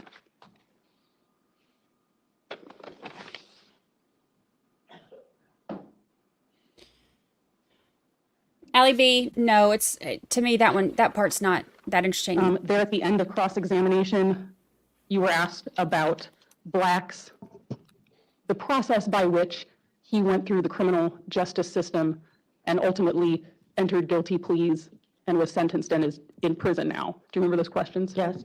Black entered a guilty plea to first-degree intentional homicide as a party to a crime. Overrules, you're trying to get to the subject. Go ahead. Black entered a plea to first-degree intentional homicide as a party to a crime. Are you aware of that? Yes.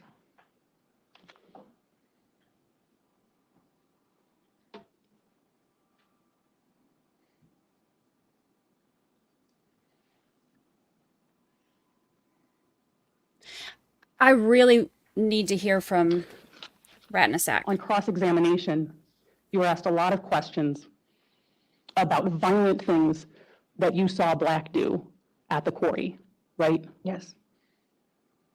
You were asked questions about witnessing a pistol whipping. Yes. And pointing a gun at you, correct? Yes. You attributed a lot of violence to Black. Are you afraid, or were you afraid to tell the truth to the police about witnessing that violence? No. Why is that? I just wasn't afraid to say that.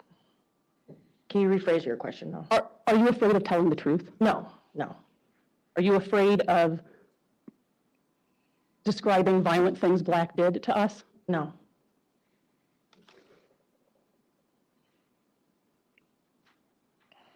Ms. Schlicht, did you put the gun in Cush's hand to cover for Black? No. Are you here in court lying for Cam Rattanasack? No.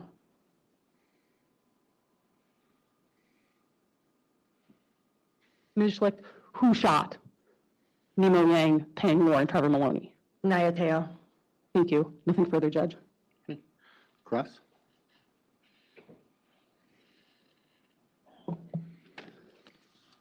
You just were asked questions. You told the prosecutor that you were confused during my earlier questions. Is that what you said? Yes. Fair to say when we spoke for 77 minutes in front of the jury, you didn't tell them you were confused? I told you I was confused on some of these questions. And then I stopped, gave you a chance, and you answered my questions, right? Correct. Gave you opportunities, correct? Correct. So any confusion that you had, we cleared up during my questions, correct? Correct. A couple of things I want to cover. One is you were asked some questions about Black's kidnapping of Nemo. I want to ask you questions about that, okay? When asked to describe it, you said Nemo got in Black's car. Is that right? Correct. But what you left out in that most recent description is Nemo got in Black's car because Black pointed a gun at him and told him, "Get in my car," right? Correct. That's why you agreed it was kidnapping, right? Correct. Okay. You were also asked questions about Black's guilty plea to 3 counts of first-degree intentional homicide, right? Objection misstates the record. What was the objection? I didn't. Objection, it misstates the record. That's correct. You were asked questions about Black's guilty pleas, correct? Correct. You know he pled guilty, correct? Correct. You know that he pled guilty to, I'm going to ask a second question after this, 3 counts of first-degree intentional homicide as a party to the crime, correct? Objection, it misstates the record. It doesn't. I don't think it does. Overruled. I think he asked, go ahead. If you can answer the question. I'll ask it again. You agree, you acknowledge that Cam Rattanasack, as you call him, Black, entered a guilty plea to 3 counts of first-degree intentional homicide as a party to the crime. Agreed? Correct. Do you have knowledge as to how somebody can be found guilty of a crime as a party to the crime? No. Would it surprise you to learn that somebody can be guilty of a crime as a party to the crime by directly doing it and being the shooter? Can you rephrase this again? Sure. I'm trying to follow you. That's fine. It's a legal concept and I don't want to confuse you. Would it surprise you to learn that a person can be guilty of first-degree intentional homicide as a party to the crime and be the shooter who directly committed the crime?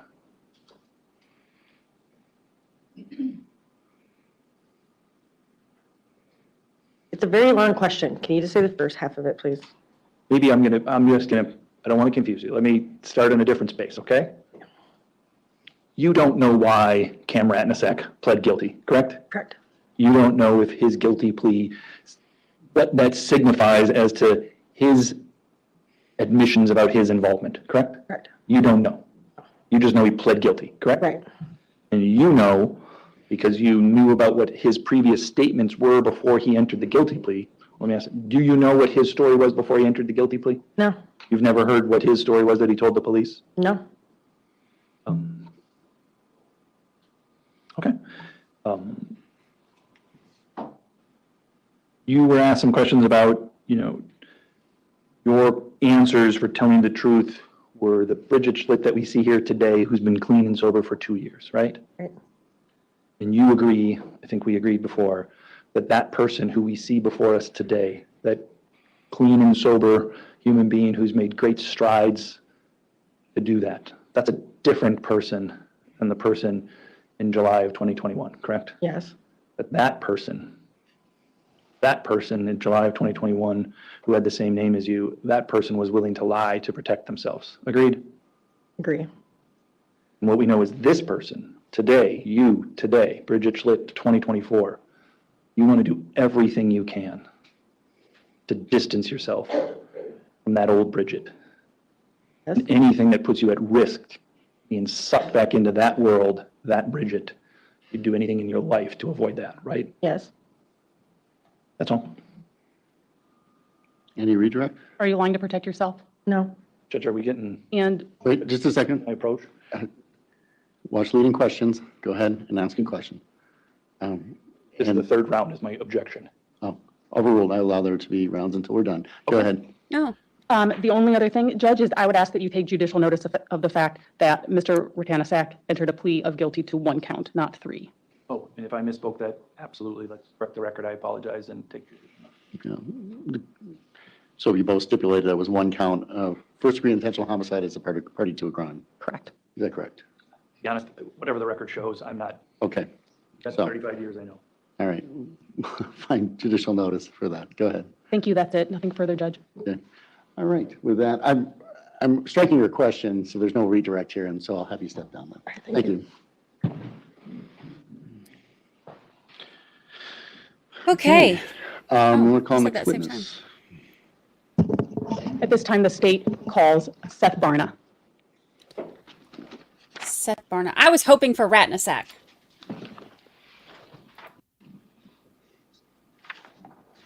All right, who is Seth Barna?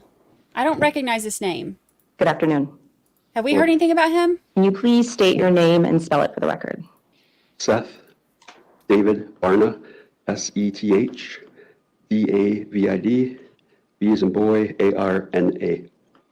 And Mr. Barna, are you a resident of La Crosse County? Yes, How long have you lived in La Crosse County? about 25 years. Where are you employed? Anderson Health Systems, now Amplify. And how long have you been an employee of it?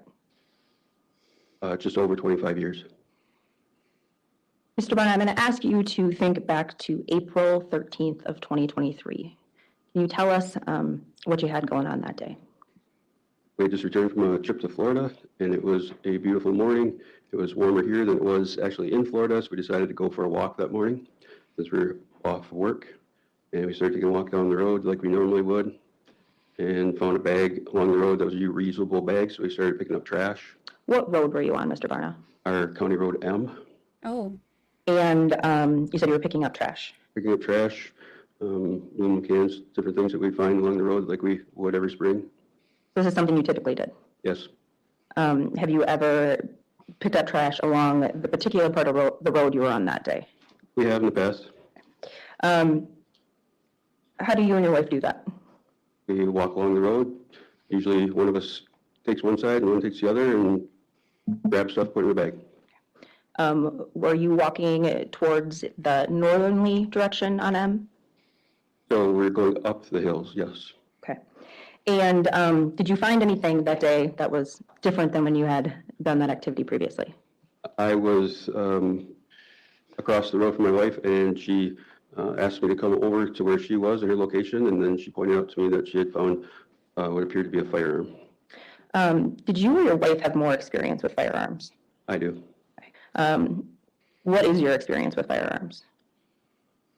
Grown up around them, and I have been a certified Wisconsin hunter safety instructor for probably 15 years, and I also have my concealed carry permit. So what did you do after your wife alerted you to that? I took a couple pictures. I went closer to the firearm and used the back of my finger to lift up on the trigger guard to inspect it to see if it was indeed an actual firearm and not just some type of airsoft gun or something that wouldn't qualify as the technical definition of a firearm. And for someone with little to no knowledge of guns, how could you make that determination? Well, as I turned it over, I saw that the make, model, and caliber were stamped as they should be on the slide of the firearm. And as I identified that, I tipped it back down and put a little bit of grass over it, and then we walked away. Do you remember what that make, model, caliber was? I can tell you it was a Glock 40 caliber, Smith & Wesson. And I believe it was your testimony that you put some grass over it. Put some grass over it, just didn't know if anybody else would see it shining in the sun, so just covered it up so nobody else found it. What did you do next? We continued to pick up trash on the way back down, and then when we got to our house, I actually texted a friend of mine who is a police officer in the city department, and he recommended that I call the sheriff's department non-emergent line, which I did, and reported the fact that I had found a firearm. Then what happened? We waited for a while. It took about probably an hour or so for the officer to, or the deputy to come out. Actually went by our house the first time, and I was outside raking grass as it was dry enough to do so, and then he came back in our direction and pulled into the driveway. Did you take him to where the firearm was located, or where you had previously located it? I did. He pulled in the driveway. We exchanged confirmation that he was in the right place and that I had indeed found the firearm. And like I said, I was raking grass at the end of the driveway, but on the lawn. So I was standing there basically watching him, pull in. How did the two of you get back to the location? I asked how I could go there, and he didn't recommend, he recommended if I asked if I could ride in his car instead of having to drive up there myself. And he said that I could, however, I had to be patted down and searched in order to be in the back of the squad car. So that happened in your front yard? In my front yard, yep. See any neighbors drive by? No, my wife was sitting on the front porch. So then did you take the deputy to the location? We did, drove past it and parked. Okay. And the two of you then got out of the car? Yes. And what happened next? I identified the area where we had found the firearm, and then took a little bit just to get back to the same spot. I had, like I said, taken a picture just so I could identify the surroundings, and then we did find it, and he had uncovered took the grass and stuff off of it.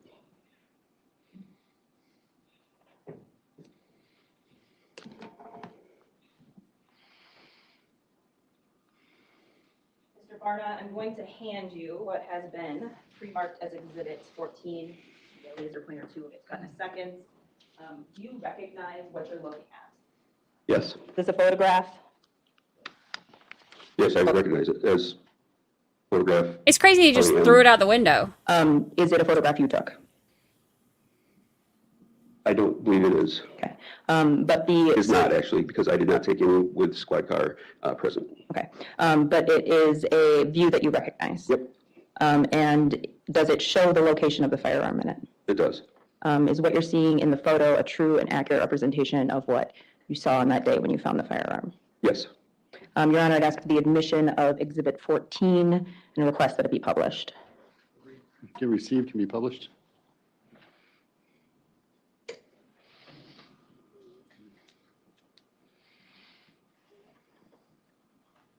And Mr. Barna, that's now up on the screen. Can you please use the laser pointer and indicate where the firearm is located in that photo? Behind you. I'm sorry. Oh. That's confusing. Right there in the bottom third of the picture? Yes. And is that the deputy's patrol car? Yes. Is that correct? Yes. And the car or the direction that the deputy's patrol car was traveling in, is that the same direction that you approached the gun from earlier that day? Yes. And that is on the passenger side of the deputy's vehicle, correct? Correct. Mr. Barna, did you make any other observations about the gun besides the make, model, caliber? That the slide and action were very rusty, and that there was a clip actually in the firearm indicating that there was a clip in there and that the slide was closed. Okay. Someone with experience with firearms, what does that indicate to you? I would assume at that point, without having a cleared action, that it was a loaded firearm. And why would you assume that? Most often the clip, unless it's inserted after the gun is fired, the clip is still going to have ammo in it, and the action being closed means that it advanced a round into the chamber. Okay. And you said it was rusty? Yes. Okay.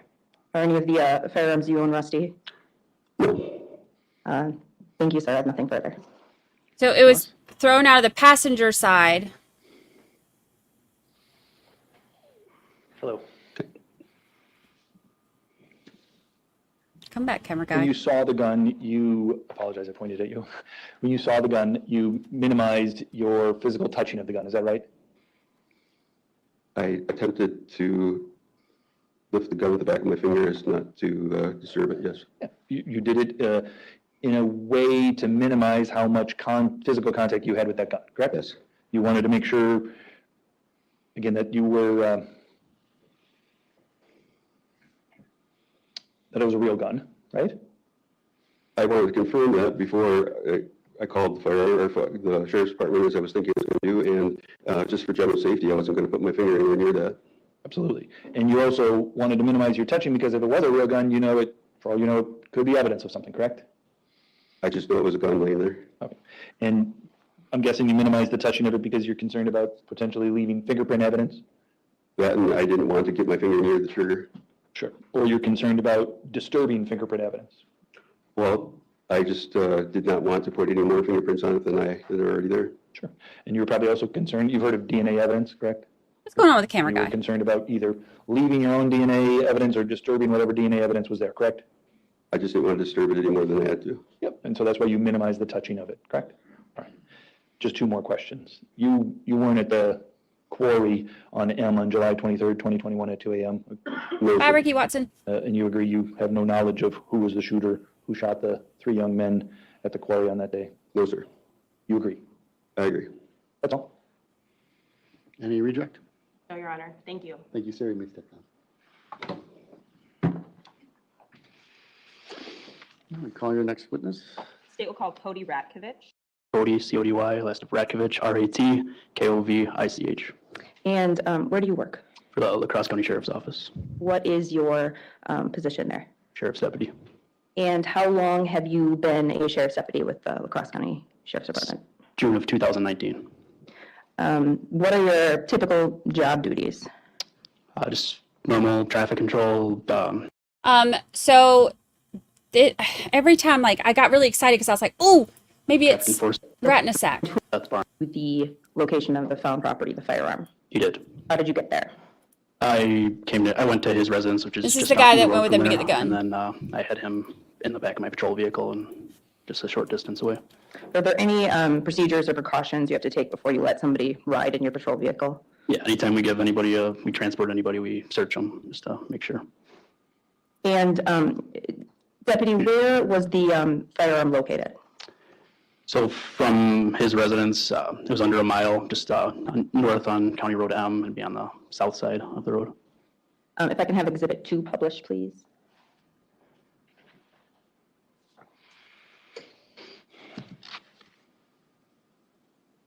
Deputy Ratkovich, there should be a laser pointer up there in front of you. From your work as a patrol deputy, are you familiar with the portion of La Crosse County that's shown on this map? I am. And is the approximate location of where the gun was found pinpointed on this map? It is. Can you please indicate with the laser pointer where that is? So that is near the address of N7305 County Road M? It is. What did you do when you got there, Deputy? Like I said, I had the complainant, I brought him over, or he showed me where the firearm was located. Once we got there, he covered it up with a little bit of grass just for safety precautions, just to make sure no one else found the firearm. So he showed me exactly where it was at, or just started on the south side of the road, just a little bit a little bit south of that fire number. And how did the grass get uncovered then?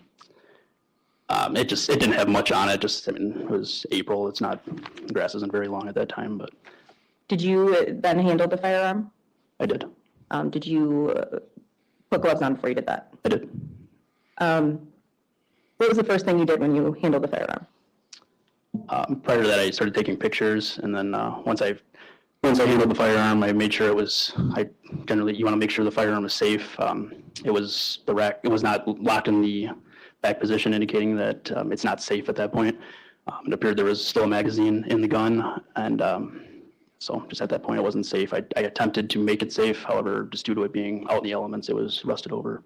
What kind of gun was it? It was a Glock 40 caliber 22C. Are you familiar with that type of gun? I am. Why are you familiar with that type of gun? I carry a Glock. That's your duty weapon? Yeah, not a 40 caliber, but I carry a Glock. What else did you notice about the gun, if anything? Once I observed the firearm, I observed that, just like I said, I am familiar with Glock. I know where the serial numbers generally are. I noticed that it appeared that the one on the slide appeared to be filed off, and then there's another one on the frame itself that looked like it had been removed. Oh. Did you notice anything else about the firearm? There was a black, like a elastic cloth or something on the handle. And you stated that you had taken photos, correct? I did. What did you do next? Once I took photos, then it was placed in my patrol vehicle. You talked about trying to make the weapon safe, correct? Is that a yes? Yes. Sorry. What did you do? Can you lead me through the steps of what that looked like that day? I removed the magazine from the firearm. I observed that there was at least 2 rounds inside the magazine. It's on a Glock. There's an indicator that it possibly has another round in the chamber if the extractor is pointed out just a little bit. Again, the firearm was rusted over in that spot, but it appeared it was punched out a little bit, so indicating that there was possibly one in the chamber. I tried to rack the slide back, but due to it being rusted over, I could not do so. So I think you had said you tried to make it safe, correct? Correct. But because of the condition of the gun, that wasn't possible. Yeah. What did you then do to get that firearm transported back to, or packaged in your vehicle? I secured it in my patrol vehicle to be transported back to the sheriff's office. When did they say that he found this? Where did you put it in your patrol vehicle? I believe in the passenger front seat on the floorboard.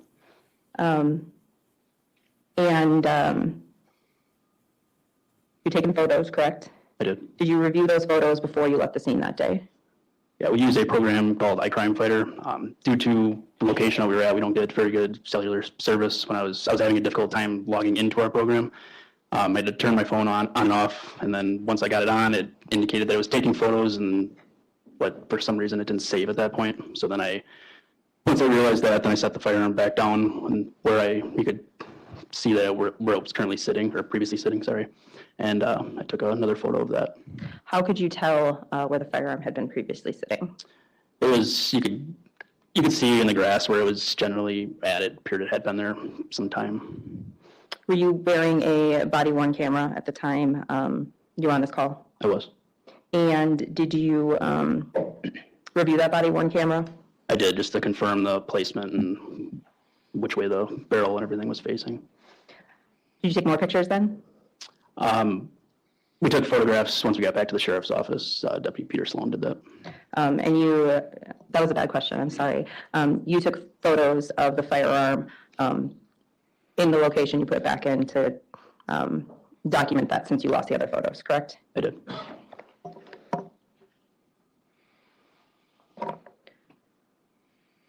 Eventually you took Mr. Barna home? I did. And then you went back to the sheriff's department? Yes. And I believe you already testified it was processed. The firearm was processed then for evidence. Yeah, due to the fire, I was unable to, I didn't put it into evidence myself due to it not being safe at that point and believe that there was still one in the chamber.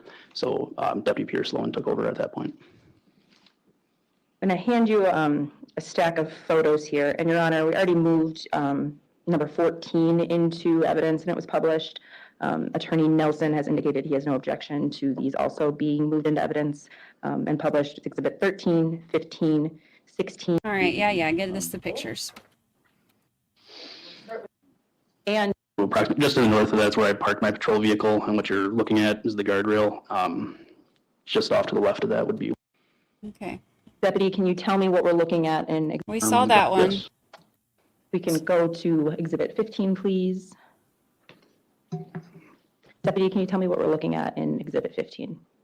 That's the Glock that was recovered, Glock 40 caliber 22C. And this is a retake, right? Yes. But it's in the same location as the firearm was when you initially found it. What's with the elastic? Can we proceed to 16, please? Deputy, can you tell me what we're looking at here? So this would have been a photograph once we got back to the La Crosse County Sheriff's Office. I believe this was taken by Deputy Peter Sloan. And is it a true and accurate representation of the firearm you found? It is. What is the item to the left of the firearm? It's the magazine. Can we proceed to 17, please? What are we looking at here, Deputy? It's just a close-up of the firearm. And what part of the firearm is this? It's showing the slide, and below that's the partial of the frame. Okay. And does the slide have any details about the gun on it? Yeah, it shows that it's a Glock 40 caliber 22C. And can you point out for me, Deputy, using the laser pointer, where you're getting that information from the slide? Obviously, Glock 40 caliber 22C. Come on, ma'am. We get it. Come on. And then if we can move ahead to Exhibit 18, please. Can you tell me what we're looking at here? I want to know why there's Again, that's just another picture of the firearm. Yeah. And is that still the slide at the top part there? Yes. Okay. And what do you observe about it? So where the rusty spot is, that's generally where there would have been a serial number located. It appeared it had been filed off, and then if you look on the, right below the slide on the frame itself, you could see in the plastic, it looked like it had been tampered with. And Deputy, you were working for the La Crosse County Sheriff's Office when the homicides of Nemo Yang, Peng Lor, and Trevor Maloney occurred, correct? I was, just not that day. So you did have knowledge that there had been some gun violence on County Road M? I did. Oh, it's holding the grip on? Thank you. I have nothing further. Thank you. You cross? No, thank you. All right, thank you. You may step down.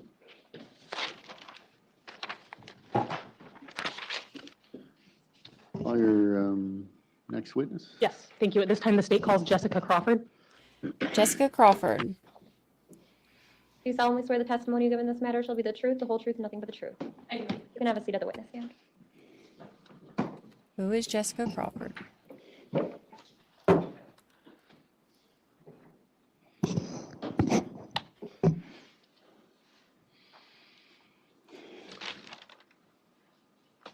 Ma'am, I'll have you please state and spell your name for the record. My name is Jessica Crawford, JESSICA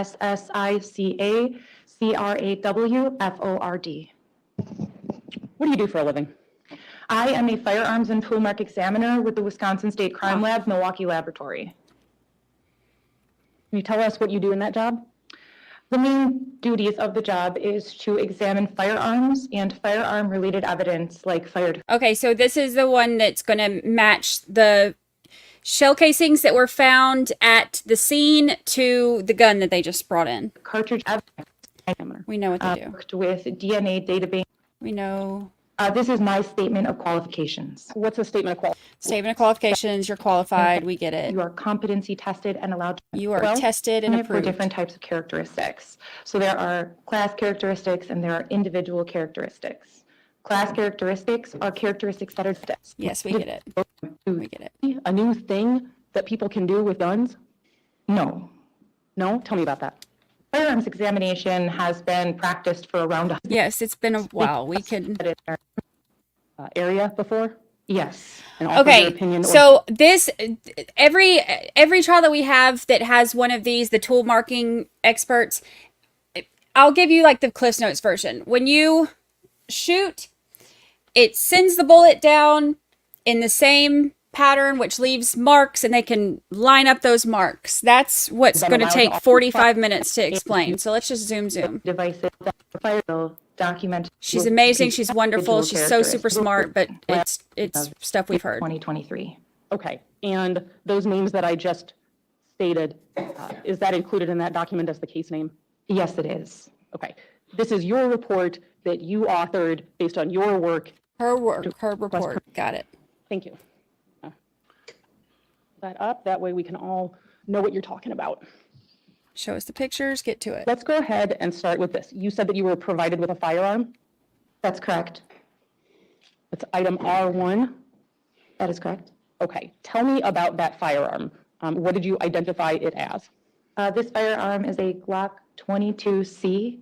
That is a 40 caliber semi-automatic. Dang it, we're live. Means that when this pistol is ready to fire and the trigger is pulled, the firing pin will strike the primer. It will send the bullet.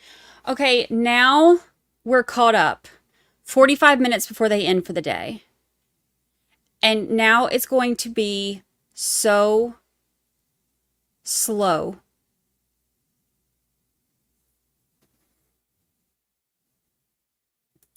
Bullet down the barrel. We're starting later tomorrow. During the process of that explosion and power, the slide will reset, the cartridge case will be ejected, and the slide, as it is setting back into place, into a closed position, will reset a new cartridge into the chamber of the gun, and it will be ready to fire again with another pull of the trigger. Okay, when you were, and this may move forward to page 2 of this document, it's a 3-page document. Did you visually examine that Glock 40 caliber? Yes, I did. Can you describe to us your visual examination? During the initial assessment of this firearm, I found that it was inoperable as it was received. Due to corrosion and rust, I was unable to function this firearm just as it was received to me.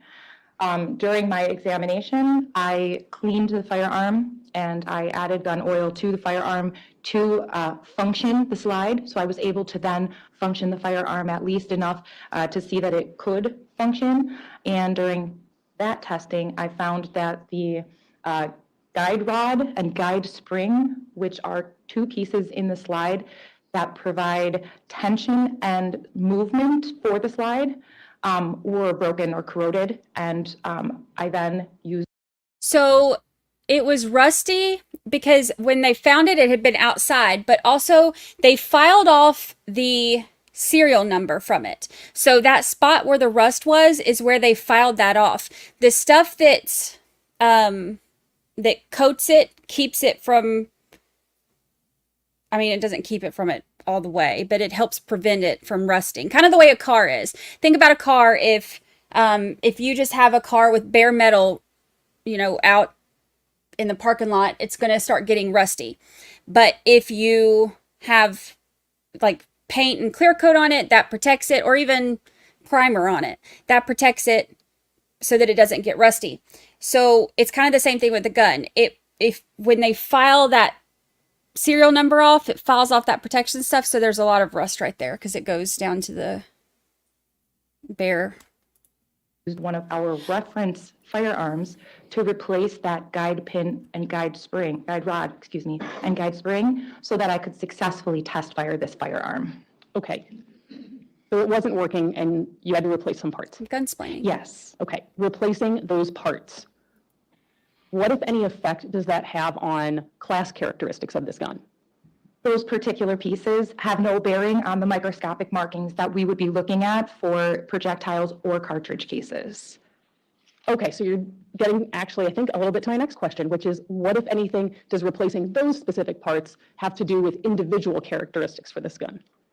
So because these 2 pieces do not come in contact with any cartridge case or bullet that is inserted into that firearm, they would leave no markings on those pieces, and we would not have to evaluate for that concern. Okay. The inoperable pieces don't touch cartridges. That's correct. Okay. So you cleaned it, you made it operable, and then from there, well, let me ask you this. Were there any other defects to the firearm that you noticed? Yes. What were those? So on a typical Glock, you will see 3 locations where the serial number is. On the barrel or chamber part of the barrel, on the slide, and then there's a metal insert on the frame in front of the trigger. The slide and the barrel had the serial number scratched off of them, and the metal insert on the frame was removed, or it was gone, missing. You have no idea how those two things happened? That's correct. And that wouldn't be part of your job? No. Okay. Did you take any steps to remedy those defects? Yes. What did you do? On the slide and the barrel, because the serial number was still existent, I used a series of physical and chemical restoration techniques, and I was able to restore the serial number on both pieces, the slide and the barrel. Oh, dang. Okay. Before you test fired this Glock, did you do anything else with it? Not that I can recall. Okay. So in addition to the firearm itself, you were provided other evidentiary items, correct? That's correct. Okay. Let's go back to page 1 if we can. And without reading every single word, can you just kind of run us through what you were provided? Yes. So I received 10 fired .40 caliber cartridge cases. I received quite a few different projectiles and bullets. So there are a few different ways that we describe them. If the bullet is fully intact and we can determine what type of bullet, and by type I mean, is it a full metal jacket, is it jacketed hollow point, I will list it as what I can identify it as. If it is just the jacketing, which is that copper coating on the outer portion of the bullet, I will call it just the jacketing. If there is jacketing and bullet or lead material together, we'll call that a jacketed bullet if we can't identify the entire thing. So in this case, I received jacketed bullet fragments, jacketed hollow point bullets, lead fragments, and I believe there was bullet jacket fragments.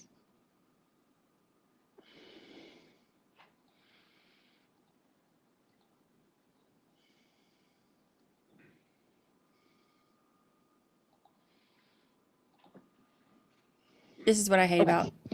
Were all of these items that you were provided, in terms of the fired cartridge cases, the fired jacketed bullets, and the various fragments, consistent with each other? In terms of make, let me specify in terms of make. In terms of class characteristics? Yes. Yes, so between the 10 fired cartridge cases, they shared similar class characteristics, and between the 11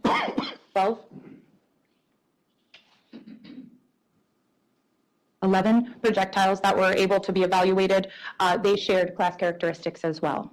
Okay, tell me about the class characteristics.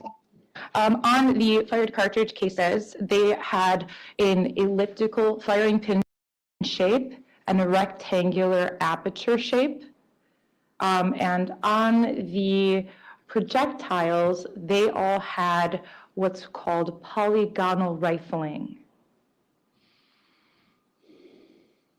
Explain to me polygonal rifling, or actually, can you just explain to me rifling? Rifling is on the interior of the barrel. Rifling is raised and recessed portions called lands and grooves, and they are on the inside of the barrel, often in a spiral, and they go in a direction to the left or to the right. They will have a count, something like 5 or 6, meaning that there are 5 lands and 5 grooves, or 6 lands and 6 grooves. The design of rifling is to help the barrel or the bullet go down the barrel fast and accurate. So different manufacturers have different types of rifling. The most common one we see is called conventional, and conventional will have very harsh corners. So each landing groove will have a harsh corner that looks like a 90-degree angle. In polygonal rifling, it will be more like hills and valleys. So you'll see more of a swoop than an actual hard edge to those. And that's how we can determine when we have different rifling characteristics. Okay, are these class characteristics or are these individual characteristics? These are class characteristics. Okay. What would be individual characteristics? Individual characteristics would be when we use that comparison microscope to look into each land and groove to see the striations and impressions that were in the interior of that barrel as that bullet traveled through and it was hugged by that barrel impressed those markings onto that bullet. When we're looking at individual, we're looking in those lands and grooves, so not just at them as, you know, to count them or to see the type, but the actual individual striations in them. Thank you. I forgot to ask previously, and I'll do that now. Were you also provided with a magazine? Yes. Did that magazine contain bullets? It did contain unfired, yes. Unfired. How many? There were 2 magazines in this case. So one of the magazines had 3 unfired .40 caliber cartridge cases, and the second magazine had 7 unfired .40 caliber cartridge cases. Okay. And cartridges, excuse me. What brand magazines were those? They were both Glock brand. Okay. Now at this point, it is like watching in slow motion, isn't it? We've gone once we get to visual examination real time of the firearm. We've talked about other items you were provided with. You did the microscopic evaluation with the test fires and the comparison with these items, right? We got to pause it for a minute because it gets to this point where I am so bored because I can't take it in real time. So here, we'll take a short break. We'll do this.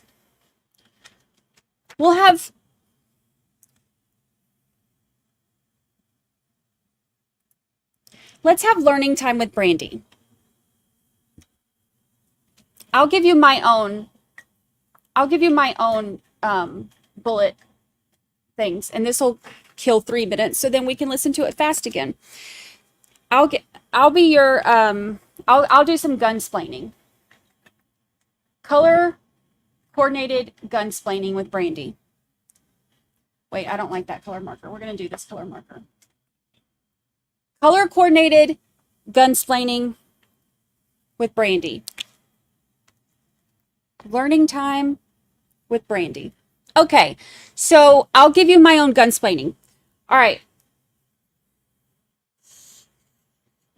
Okay. I'll do this. It's kind of like more like that. Let's see. Okay, we have this and there's that. Okay. Does anybody know what this is? Raise your hands. Oh wait, it kind of looks like a penis. It's not, that's not what it is. Maybe I should have done a little bit better job. Hold on. That's not what it is. Let's start over. I'm going to get demonetized. Let me try to do a little bit better. It's not that kind of learning time with Brandi. It's not that kind of show.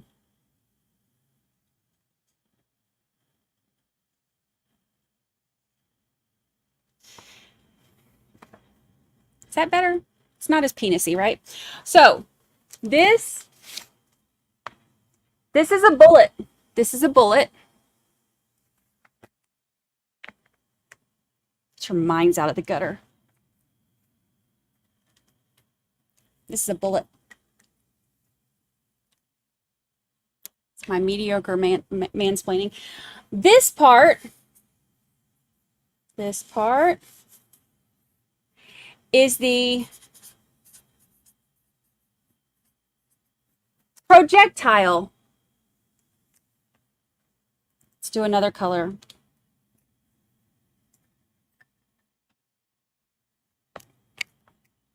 Learning time with Brandi. This part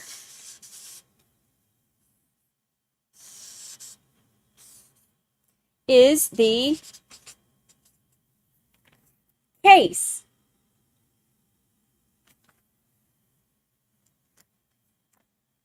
Let's do another color. Half the fun of learning is all the different colors. Should have brought my other markers over here before I started doing this. What color do we have? We don't have very many exciting ones over here, do we?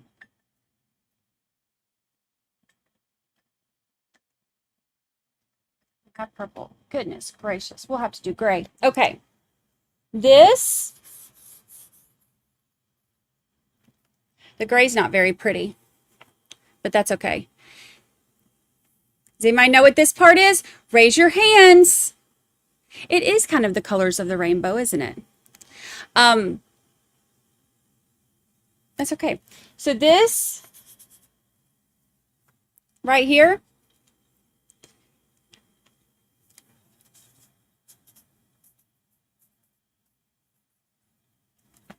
learning time with Brandi. Good job, Thomas T. Yes, it is the primer. That is the primer. This is what makes up the bullets. Coffee talk. I like coffee talk. So, inside of this, that's even more exciting because inside of this, hold on, we need a new color.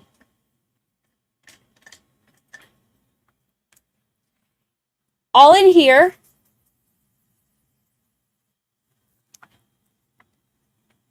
all of that is gunpowder. This is gunpowder. And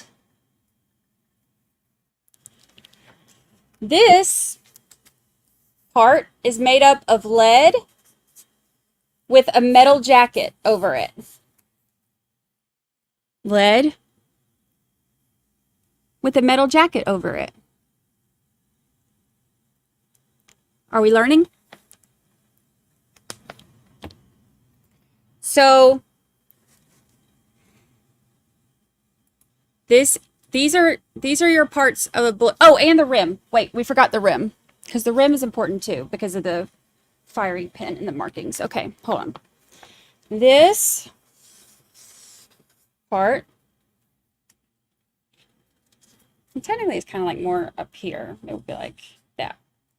That part is your rim. So when you hear them talking about the shell cases and the projectiles, two different parts. Two different parts. So the firing pin, when it's fired, will hit here and it'll leave these marks on here. So firing pins, when it hits this, will leave different marks so they can compare those. And as it goes through the barrel, like, that's my bullet noise. As it goes through the barrel, that's when it gets the little marks on it, like she was just talking about. So it's like, and then it'll have all these little marks that you can then line up. So then she goes to her testing facility and she shoots the gun and she takes the spent cases and projectiles and whatever else she can find, and she can compare the markings on those to the markings on the ones that were found at the crime scene.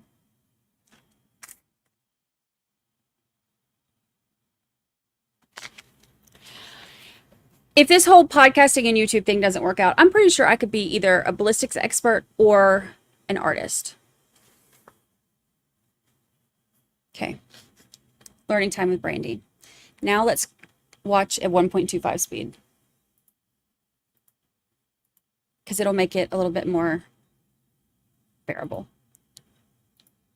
That's correct? Okay. I want to talk about the results of all of that. Thank you for attending Learning Time with Why don't Brandi. you walk me through the evidentiary items? Were all of them suitable for comparison? No. Were some of them suitable for comparison? Yes. Okay. Forensic graphic specialist. And let's go ahead, if we can look at page 3 of 3 of this document. We have that up. You have the document also in front of you. Which items were not suitable? Well, actually, page 2 might be better for this. You know, it wasn't Yes, suitable. That page first 2. drawing I did. What That's items what were wasn't not suitable, ma'am. So the items that were not suitable for examination are items W, Y was suitable, but was submitted with a jacketed bullet fragment that was not suitable. Z is suitable, but it was submitted with 4 jacketed bullet fragments and 8 lead fragments that were not suitable. And AA was suitable, but it was submitted with 1 jacketed bullet fragment and 2 lead fragments that were not suitable. Okay, all of the unsuitable were bullets and bullet fragments. Is that right?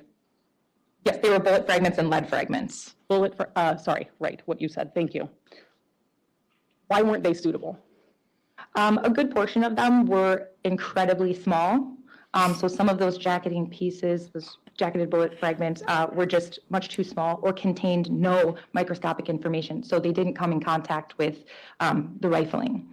And then the lead fragments, they're on the interior, kind of protected by that jacketing. And so they don't come in contact with the rifling. And so they bear no microscopic evaluation for them.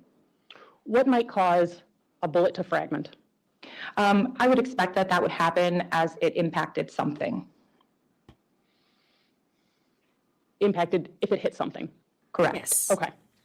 So then moving along, those were our unsuitable for identification or comparison. There were then a number of items that were suitable for comparison. Yes. Okay. Now we can look at page 3.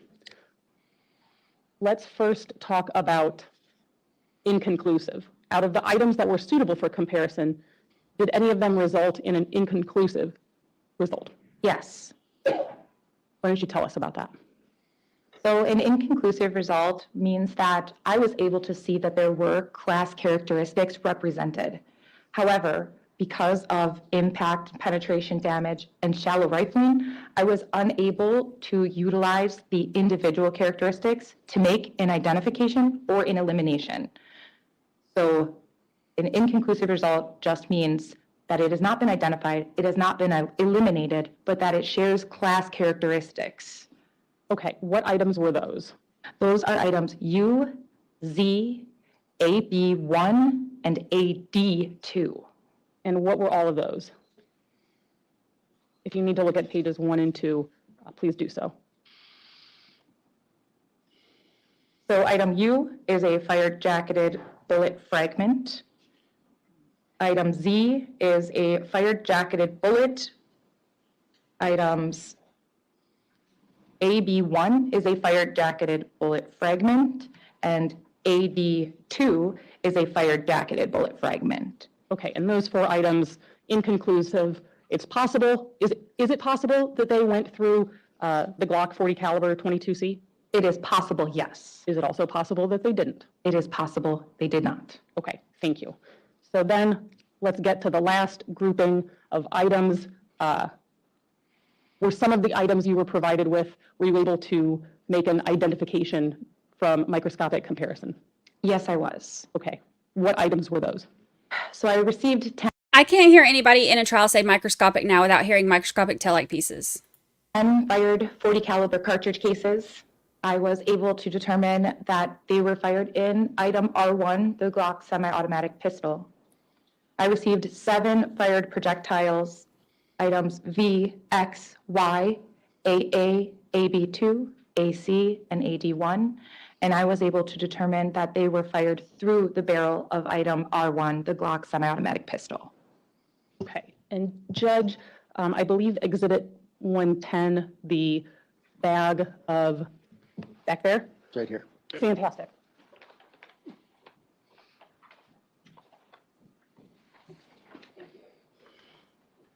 Ms. Crawford, I'm placing in front of you, there are my words, what's been previously received as evidence as Exhibit 110.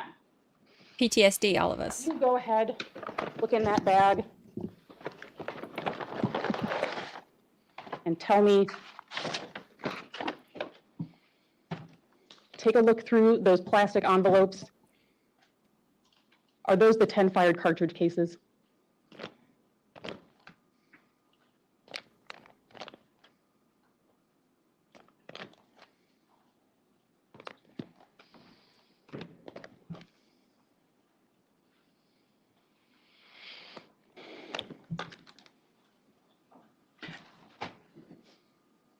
It's just going so Yes, slow. ma'am, they are.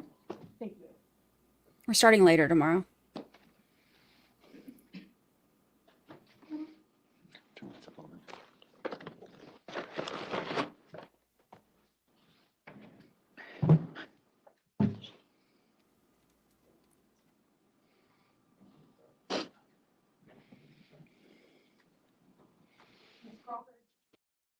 Placing before you an item at 21. I'm also providing you a box of gloves. Okay. I'm going to ask you to open that up. I'm not going to bury the lead. I'm going to ask you if that's item R1, the 40 caliber Glock 22C.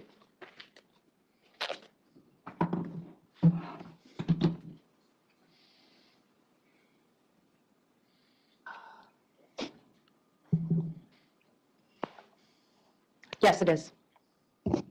If you could please take that out. Well, I guess first I'd move for the admission of, I believe that's Exhibit 21. Yes. Receipt. And then, Your Honor, I'd request permission to publish it to the jury. Any objection? No. Go ahead. You could please take that out and show us the firearm.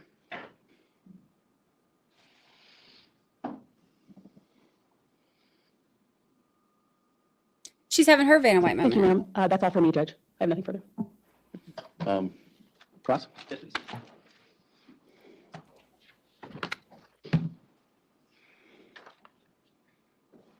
You need a trash can. Yes. There a trash can so she can put her gloves away. Yeah, right here.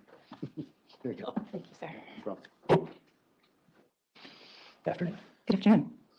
You work at the crime lab. I do, yes. I'm just going to ask you some general questions about the crime lab, okay? Okay. There's lots of departments in the crime lab, right? That is correct. You're one of those departments, correct? That's correct. We heard before, I think yesterday, we all heard from Nick Stolke. You know who he is, right? I do, yes. He works in a different department in the crime lab, correct? He does, yes. And I think it's like crime scene investigations, correct? Yes. And then there's a department that covers DNA. Yes, there is. There's a department that covers fingerprints. Yes. There's probably, there's a department that, there's lots of other departments. Maybe they're not, they test drugs. Yes. They test bodily fluids. Yes. Okay.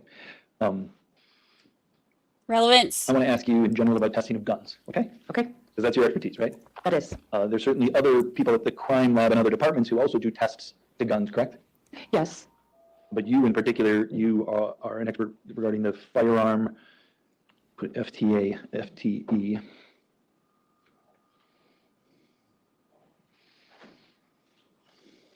Tool examiner, that's what I put the acronym for. Firearm tool examiner, right? Yes. All right. And part of, again, in general, what you're doing and maybe some other people in other departments are doing is at the crime lab, you examine a gun to determine, and you use science in examination of that gun to see if that gun can be connected to a specific case. Is that a fair summary? Yes, I think so, yes. Yeah, there's different ways that you could connect a gun to a case, right? This is correct, yes. And you're one of those ways, correct? That's correct. Sure. Right? There's other departments that might have other tools in a generic sense on how you could connect a gun to a case, right? Yes. But all of those, certainly for you use science, right?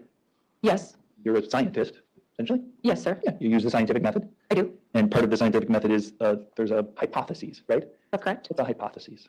A hypothesis is an educated guess. Okay. And you make some educated guesses in part of the scientific method, correct? That's correct. And then you test those hypotheses, right? That's correct. And then there's kind of, again, broad categories, but it might be 3 different things you can do after a test. You can rule something out, you can rule something in, or it's kind of that middle land of inconclusive, right? That's correct. Those are essentially the 3 different categories in general when you use the scientific method at the crime lab, what you can come up with, right? That's correct. All right. And so what the firearm tool examiner does, what you do is you connect a gun generally to, I'll just call it bullets, and that's a very big umbrella to cover anything coming out of the gun. Does that make sense? Yes. Can we use that We all know what bullets are now. He says that's a broad umbrella. We all know the parts of it now. non-scientific, non-technical term of bullet to just cover anything coming out, discharge from the gun? Yes, sure. Okay, and so you're with me, right? That's what you can do as a firearms examiner. You can connect a gun to a bullet, correct? That is correct. All right. There's you said a fingerprint department, correct? That is correct. They might be able to connect a gun to a person, right? That is correct. And then there's a DNA department as well, correct? That's correct. They might be able to connect a gun to a person, correct? That is correct. So those departments might be able to get more specific and the connection to the case, right? Yes, sir. And in this case, for you, before the gun got to you in your department, other departments examined it, correct? Yes, I believe so. Because certainly you, as you said, you took cleaning solvent to it, you did other things to the gun, right? Yes, I did. You wouldn't want to do that before the fingerprint people get it, right? Absolutely not. You wouldn't want to do that before the DNA people get it, correct? That is correct. So the proper procedure is to let those people do their job, to use science to see if they can rule something in, correct? That's correct. And it went through those channels and then it eventually got to you, correct? That is correct. And then you used, I won't get into it because you used scientific method to rule some things in, correct? That's correct. And even with all of that science, with all of that testing, you couldn't rule everything in, right? That is correct. Sometimes you came to the conclusion that it's inconclusive, right? Yes. I would imagine that's an unsatisfactory finding sometimes. I don't have an opinion that way. You're not putting, you're a scientist, I'm testing it, there's no value judgment on what the result is. Absolutely. Okay, perfect. But essentially with the one thing. Random. In broadest terms here, what you're telling the jury is you used the scientific method and you weren't able to connect this gun to the bullets, right? Yes, I was. Correct. So when we had exhibit number 21, which is gun, and exhibit 110, which is the bullets, you're like, I can connect these two things, correct? That is correct, sir. You're not here to connect that gun to a person, right? No. You can't do that, right? I cannot. We'd need to hear from somebody else from the crime lab about how it could be connected to a particular person, right? That is correct. And that's not you. That is not me. That's all. Any retract? Oh, nothing for me. All right, you may step down. Thank you. Why don't we? Answer this.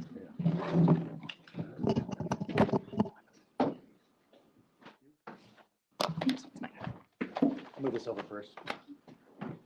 Is there another? Now, we only have 20 minutes, but do you have anybody else that's short? We don't actually. I wish we did. We don't. Okay. So, ladies and gentlemen, because I always want to get you out by 4, so I always put pressure on to say, hey, let's be done by 4. I don't want to start somebody new, obviously, and I don't think we have anybody new today. So, same thing, be here about 8:15 or so, and we'll start up at 8:30. Hopefully, we'll start right at 8:30. I hope everything's working out with once we get home. If there are any issues, let us, of course, call us and let us know what's going on. If you need, just one thing, if you need anything like food or anything that makes life easier in this process, feel free to bring it. The only thing is don't bring your cell phones in, of course. But otherwise, don't talk about the case. Whoa. And he's done. That was it. Oh, it sent us to RA. Hey, RA. So we're done.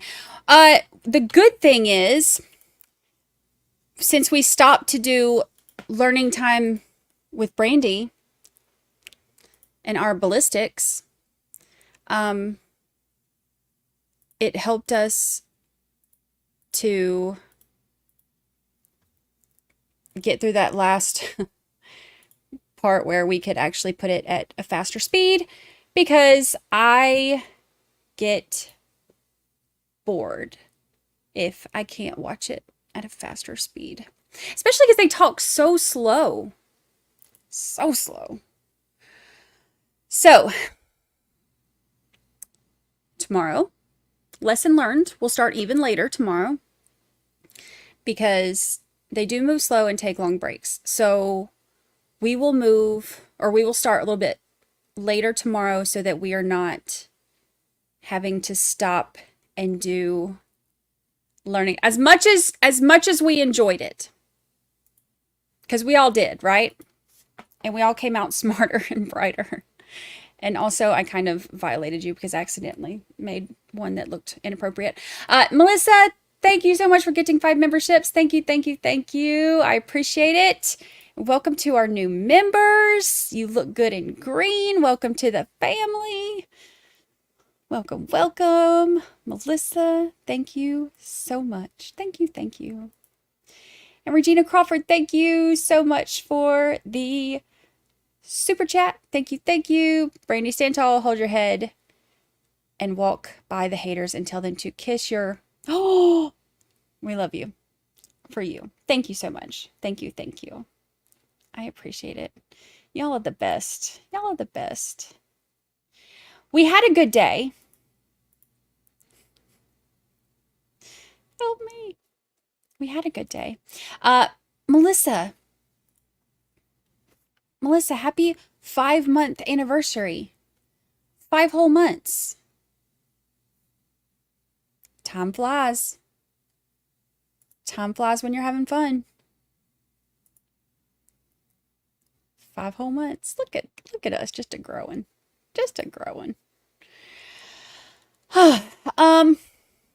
Let's see. I just set up the stream for tomorrow. We are going to start at 12:30 instead of 11:30 tomorrow, because that way we can zoom. I have a feeling we might be hearing from Rattanasack tomorrow, because if they brought Bridget in today, they might bring Rattanasack tomorrow.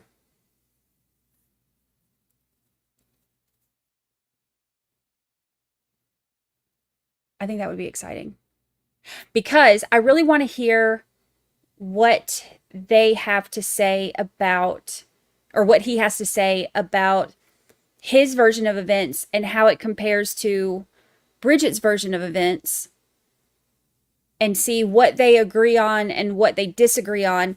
And I need to hear what evidence came out, or what they have, why it was a hung jury. Because here's my thing. If there are two people who are saying, we were both there and we saw him, he's the one who pulled the trigger, it's odd to me that there are people who would have voted not guilty on the last one. So I feel like there has to be something that we're missing. Right? Wouldn't you think so?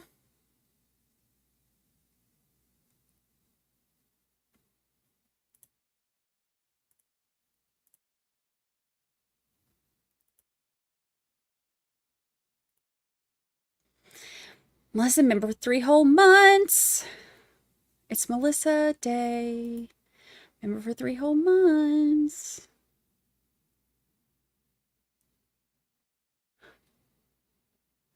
Happy anniversary.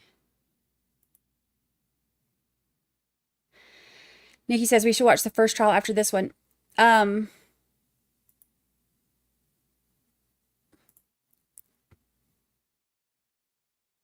What's your problem?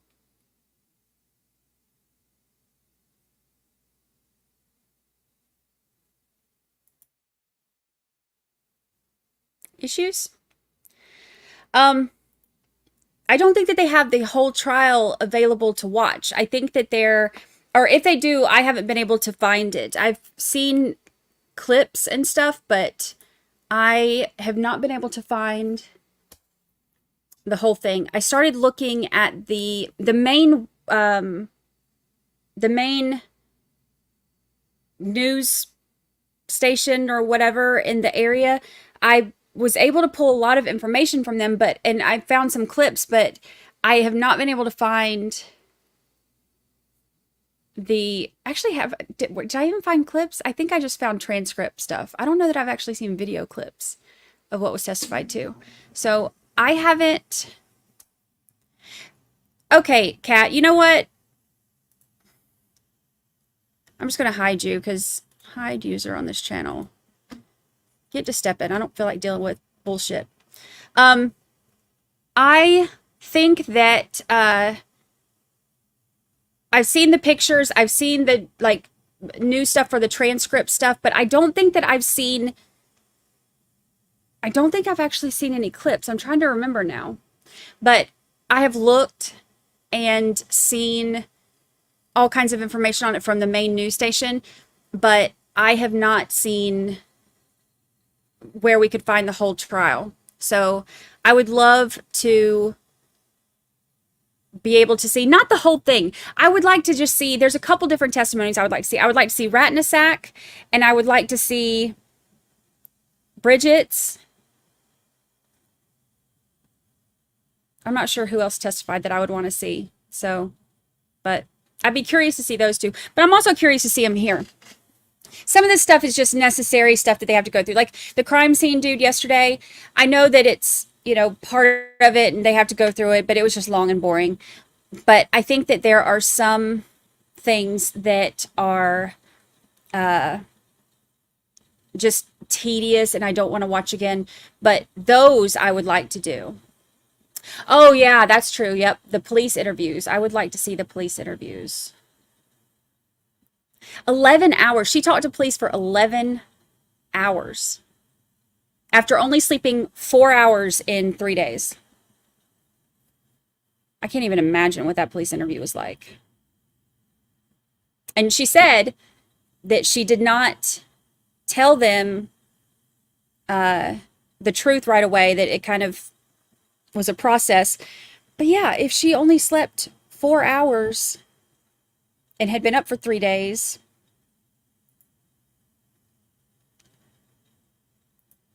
I bet she did have a little bit of paranoia.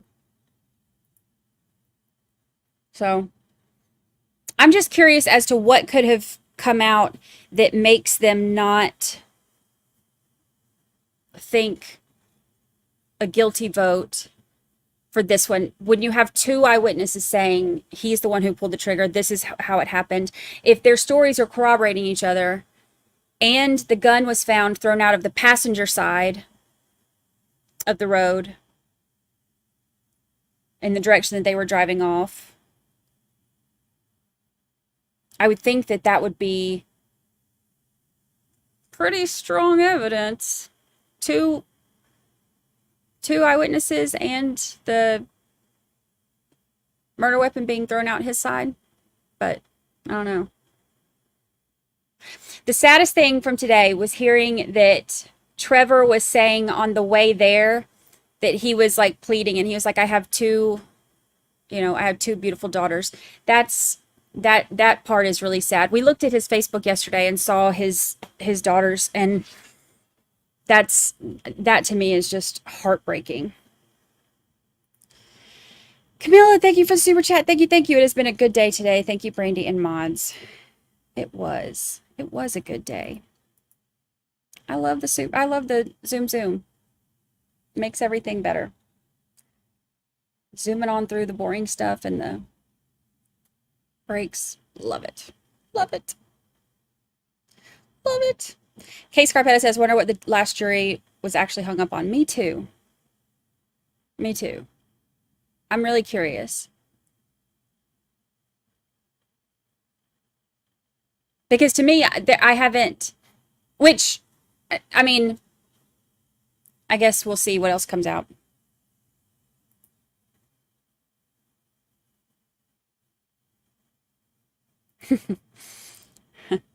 Kurt Uncivil Law said, oh, sweet summer child. And I commented that he sounded like you. That's funny. I saw that clip when he was talking about Sarah Boone. Funny stuff. All right, y'all. So tomorrow, we're going to start an hour later so that we can not get caught up so fast. And hopefully, fingers crossed, we'll hear from some of the ones that we want to hear from. We will hear from Rattanasack. I wonder if what was it? Varga, Vaughn, what was it? Vang, Vong. What was his name? Vang. I wonder if we're going to hear from Vang. I don't know if he testified in the last one. I haven't seen that, but I know that he gave his statements. We heard about his statements to the police, but I'll be curious to see if he does too. He's the one who said that he would that he offered to pay the $600 debt for Nemo so that they would leave him alone. But he said he didn't want the money, he wanted his life. So crazy stuff, y'all. All right. I appreciate all of you so much. All of you except for Kat. Kat sucks. But all the rest of you, I appreciate you so much. Thank you for hanging out with me. And thank you for attending Learning Time with Brandi. That was a nice little break from the boring stuff. Little sidebar to get us out of our monotonous testimony. Nothing like a little sidebar. Brandi Learning Time was fun. Yes. All right, y'all. I appreciate you so much. I will see you tomorrow. Be there or be square, and we'll do some polls. I want to see. I'll try to look up tonight too. I'm gonna look up and see if I can find any of the clips of the testimony from the last trial with either Rattanasack or Bridget, because I'm curious about those. I'll look later tonight and see if I can find any of those. So, all right. Sounds like a plan. New lesson tomorrow. Yes. We'll have learning time with Brandi again at some point if it gets boring tomorrow. Little intermission. All right, y'all. I appreciate you so much. Thank you, thank you, thank you. If you haven't hit like yet, please do. Don't forget to set notification, hit notify me for tomorrow. I've already got the stream set up. I will see y'all tomorrow. It's we're on Central Time for this one, so I will see you at 12:30 Central. I love y'all.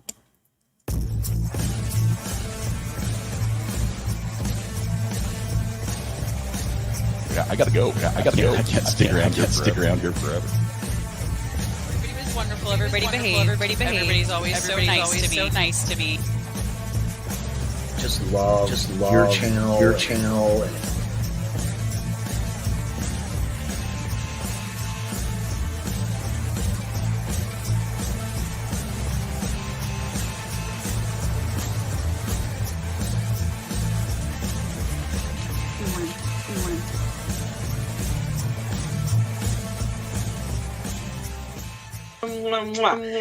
Goodbye. How the heck do I get out of here?